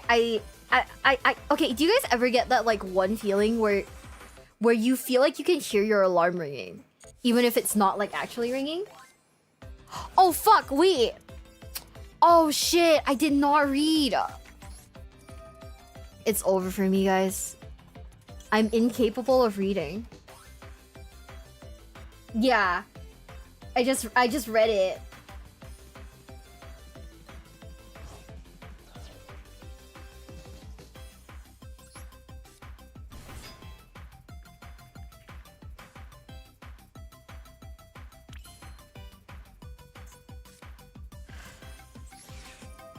Well, yeah, Jet Dragon protects, just like how the Emperor protects. Okay, maybe we're too Warhammer pilt now. For the Emperor!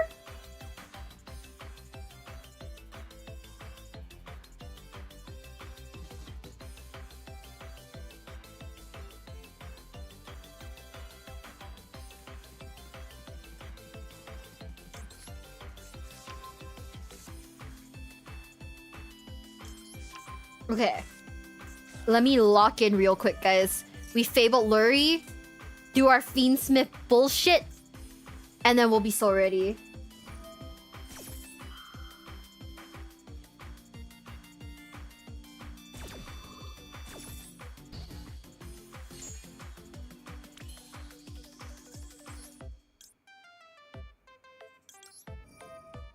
Okay, well, they fucking hate me, so it's okay. They've decided to negate it. That's fine.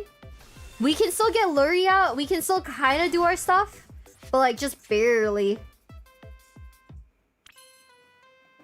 Yeah, we can still kind of get a little bit going. I don't know. Wait, Dolox, are you proud of me? Look at the timer now. Look at how far it's gone down. You have your emotional support, Imperial Fist, your way down the Warhammer pill. Fuck, you're right. Haha, don't call me out like that, besties. Yeah, we just have to. I just have to stream for like another 24 more hours, and we're good. Let's go. You're welcome, by the way. Thank you. Okay. So, anyways, we're gonna do this. Now, what do we pop? What do we pop is the question. Jet Dragon protects. Okay. We're gonna get rid of this guy. We're gonna get rid of this guy. Fuck!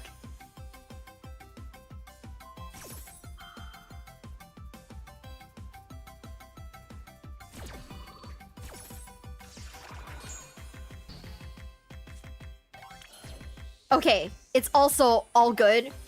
Because what if we just did this?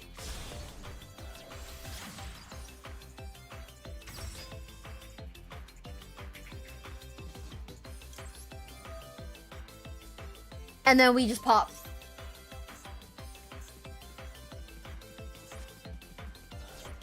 I feel like it had to be Jet Dragon because this is I'm pretty sure this is being protected by that one, right? So I don't know. Like realistically speaking, I'm not quite sure what to do. This is a conundrum.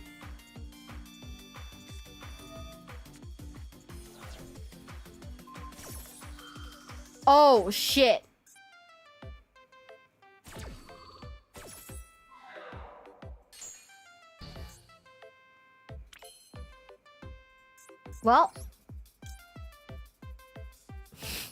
Well, I know you guys are probably thinking like, oh, why are you going Typhon? That's so weird. It's because we're gonna do this, guys. We're gonna do this. And then we're gonna cope and seed.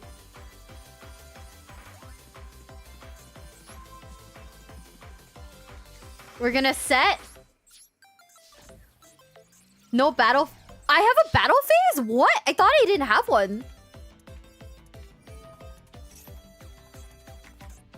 Okay.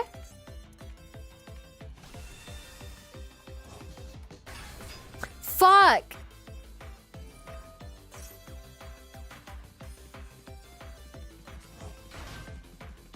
Well, you know, didn't like playing this game anyways. Well. Oh, right. I could have attacked the main. Shit. I fell into despair, guys. I fell into despair. And I didn't know what to do. And then I got lost. And confused.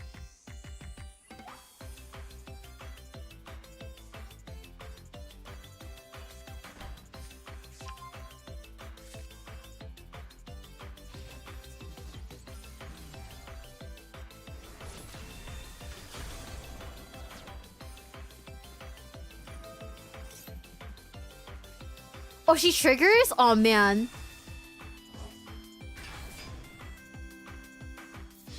Well, it is Jover for us, I suppose.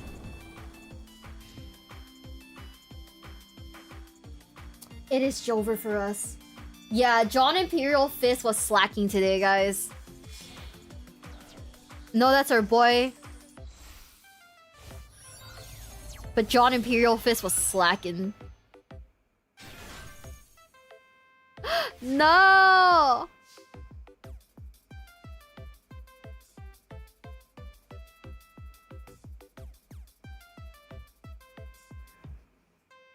Okay. Yup, it's over. Okay, you know what? You know what, sir?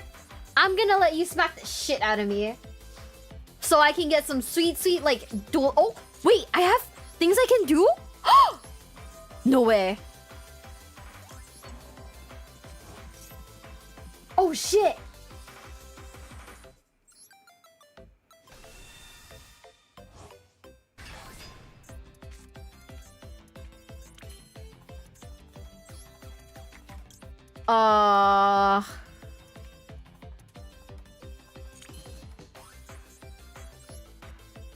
What if I had a dumb idea to normal summon Effect Failure to make Requiem, and then from there...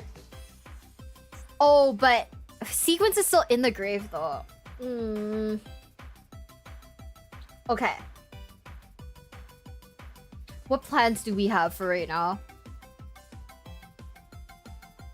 Effect Failure to make Requiem. That's what I was thinking. So I was about to say what I wanted to do, but then I just started doing anyways.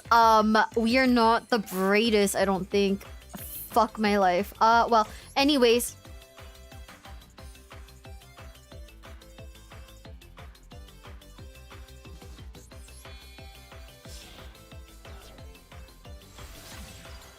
Anyways, I think I'm going crazy.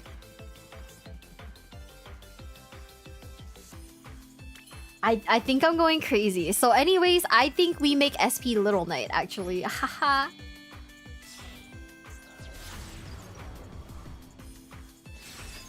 I think we make SP Little Knight from there.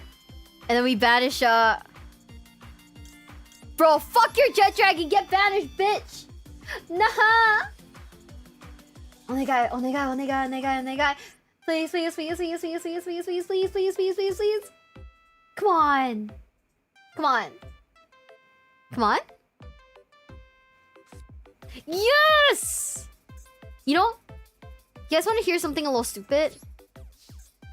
So, like, one of my main motivations... I bought Monster Hunter, by the way. One of my main motivations in buying Monster Hunter was because the food that they make in Monster Hunter, it looks so good. I was like, oh, hell yeah.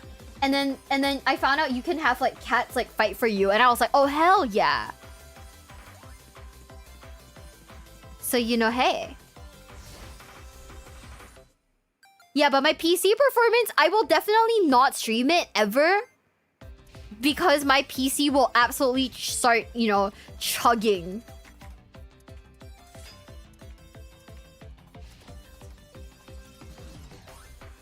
And, you know, my PC's just a little guy.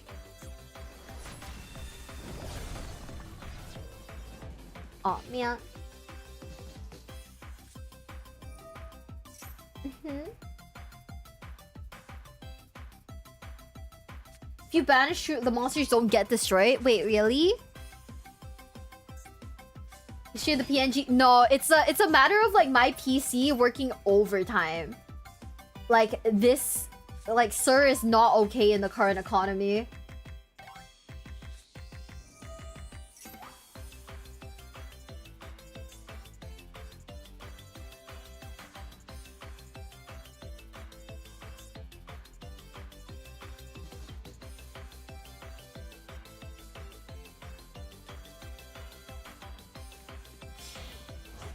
Oh my god, I just remember, like, Morty on my RuneScape X.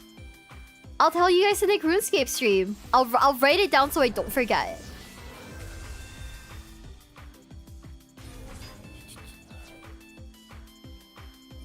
To learn that the hard way. I have to learn everything the hard way. I'm just a dumb guy. No. Why the fuck is he a Mechaba?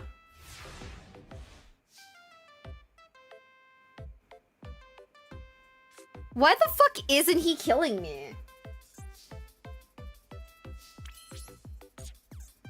I mean, cool. Now I have Engraver again.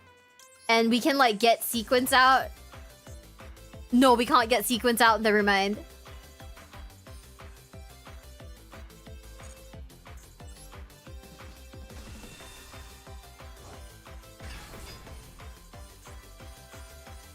Yeah, no, we can't do it. Anyways, I end my phase.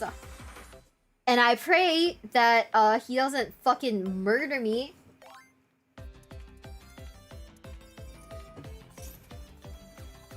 You know what? Let's max C here. Why not? Why not? For the shits and giggles. I think he's overextending. But hey.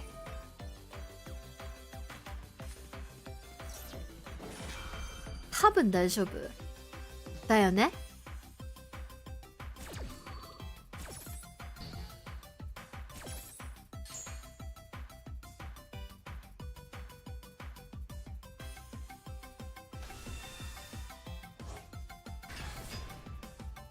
Yup, we're screwed.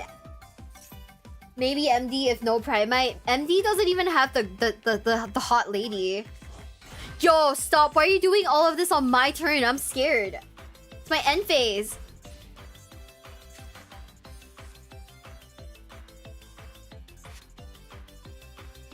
Goodbye. Bye, Aquara. See you soon. Also, Lord Popple, thank you so much for the follow. Thank you. Welcome to the basement. Welcome.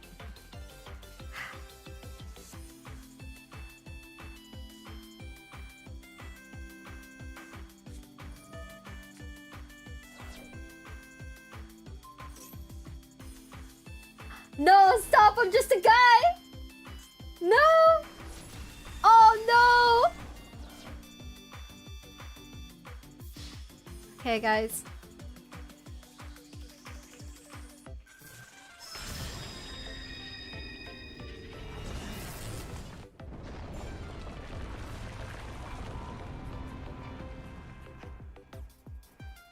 Okay, guys. Oh, 7's in the chat. Actually, though, I think I'm gonna pull once and then I gotta end the stream. And you guys are probably like, oh, why though? I forgot I promised my friends I'd play with them and it's like almost like 10 p.m. for them. I probably should go hang out with them, huh?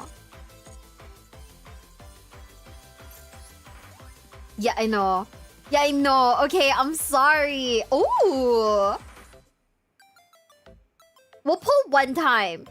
Because I don't know what's in the new Blue Eye stuff, and I'm curious to see if I get it or not. Oh, 7's in the chat. We're not doing this. Fuck. Oh, 7's in the chat. We're not getting a UR today, lads. Wait. It's Red Nova? What the fuck? Okay, never mind. No. We do an ending pull for good luck. See, that's how we do it. We do an ending pull for good luck, right? Galaxy Satellite Dragon. Pissbound and Moito. Don't call him that. He's just a guy. Nova's new outfit looks different. Oh my god. Wait, don't say that. Her new outfit looks really cool. Yeah. I believe it looks really cool. I don't remember if I've seen it. But if I haven't seen it, that's probably for the best because you and I both know my lips are very, not tight. And I might actually spill it. So, hey. I'm glad she didn't tell me. Yeah! Iron Call, Sentence of Doom.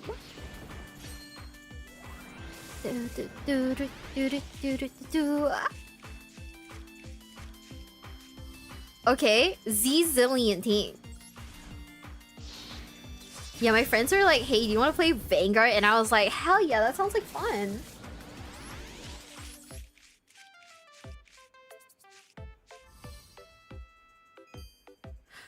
We got Clockwork Knight. So if we want to build something that's like a Fiendsmith counter, are you ready for WrestleMania 41, Miwa? Yes. Yeah, yes, maybe, but like also I feel like I will be busy streaming, so I will probably miss for WrestleMania.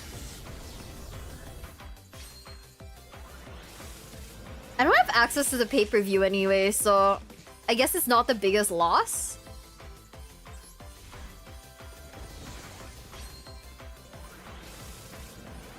Cyber Dragon deck time! Oh my god, Jingle. Maybe? I don't know. Yo, no! What do I want you for? What do I want you for? We're not playing Galaxy Ice Tachyon, by the way. I love how it's literally white woman made in a white. This is crazy. Oh, hold up. What? I have like 5 tickets that I can use, guys. Let's use it. Let's see what we get. Oh. We're not maidenless. Let's fucking go, guys. Oh my god. Chat. I will share the maidens with you. Play Blue Eyes? I just might. We are not maidenless. I will share. Ooh. I'll share my women with you, guys. Trust. Not my wives, but you know, the girls. Not like that, Lala. White woman, the whitest white woman of the white woman of the eyes of blue. You know? I had to ask like a friend to like teach me like derogatory terms for like Caucasian people. Cause I was scared that I'd say one like accidentally. Like the last time I asked like Leah what it was, she was like, you can't say that out loud. And I was like, oh shit, my bad. So I feel like I should ask, right? I feel like it's only prudent to ask. I don't really want the light one. Light one's kind of ugly. Blue Eyes is also not my favorite. Spirit Illusion's not my favorite either. I mean, maybe I'll get this. Kind of dumb. No, I don't want to apply it. Ah. Keeping my maiden in white. But I'm Asian.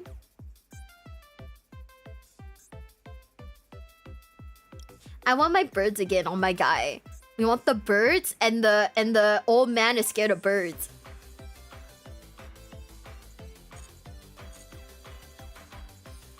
Uh-huh. And be the toxic woman you're supposed to be? No, I am scared. I am scared. I heard that you can't even say Latin. What is it? According to Daddy, you Latin X is it a derogatory term or something? I'm not sure. But I was like mega confused and I was like, hey, I don't want to say anything like by accident, so you know, please like, oshite kudasai. Please teach me. Huh? Is it not? Wait, is it? I have no idea. I might be tripping.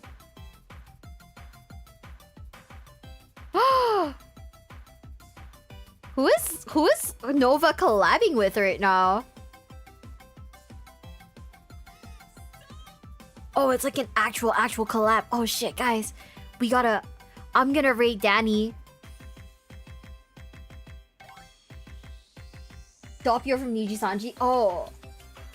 Ah, okay. Just say Latino, you'll offend less people. It's Doppio. I don't know who that is. But I will be rating Daddy because Daddy is the homie. And yeah, I think that is what we shall do. Daddy, my other bestie who is... When you guys see Daddy, please tell him his hair looks very nice today. He is very... And say he is very cute. Because I can't say he's cute. Because that's weird. But tell him his hair looks nice. You can't ban me, I'll ban myself. That's crazy. Okay. Are you guys ready? Is Twitch chat ready to be shoved over to Danny? I hope you are. Cause see ya. Bye. I'll see you guys tomorrow for tomorrow we're reacting to WoW again. We're reacting to more WoW content, which is kind of crazy. There's a ton of WoW content, huh? But yeah, guys, good night, everyone, and I'll see you guys tomorrow. I love you guys. Bye. Okay, we have chucked Twitch chat to Danny. That's it. Miwa raid. Oh my god, so many raids. And I guess we'll end here. Look at that little dog shake his little booty. What the heck? Hello, everybody. Hello. But we'll end here, and I'll see you guys tomorrow too. Okay, I love you guys on YouTube. Bye, guys. I'll see you guys tomorrow. Bye.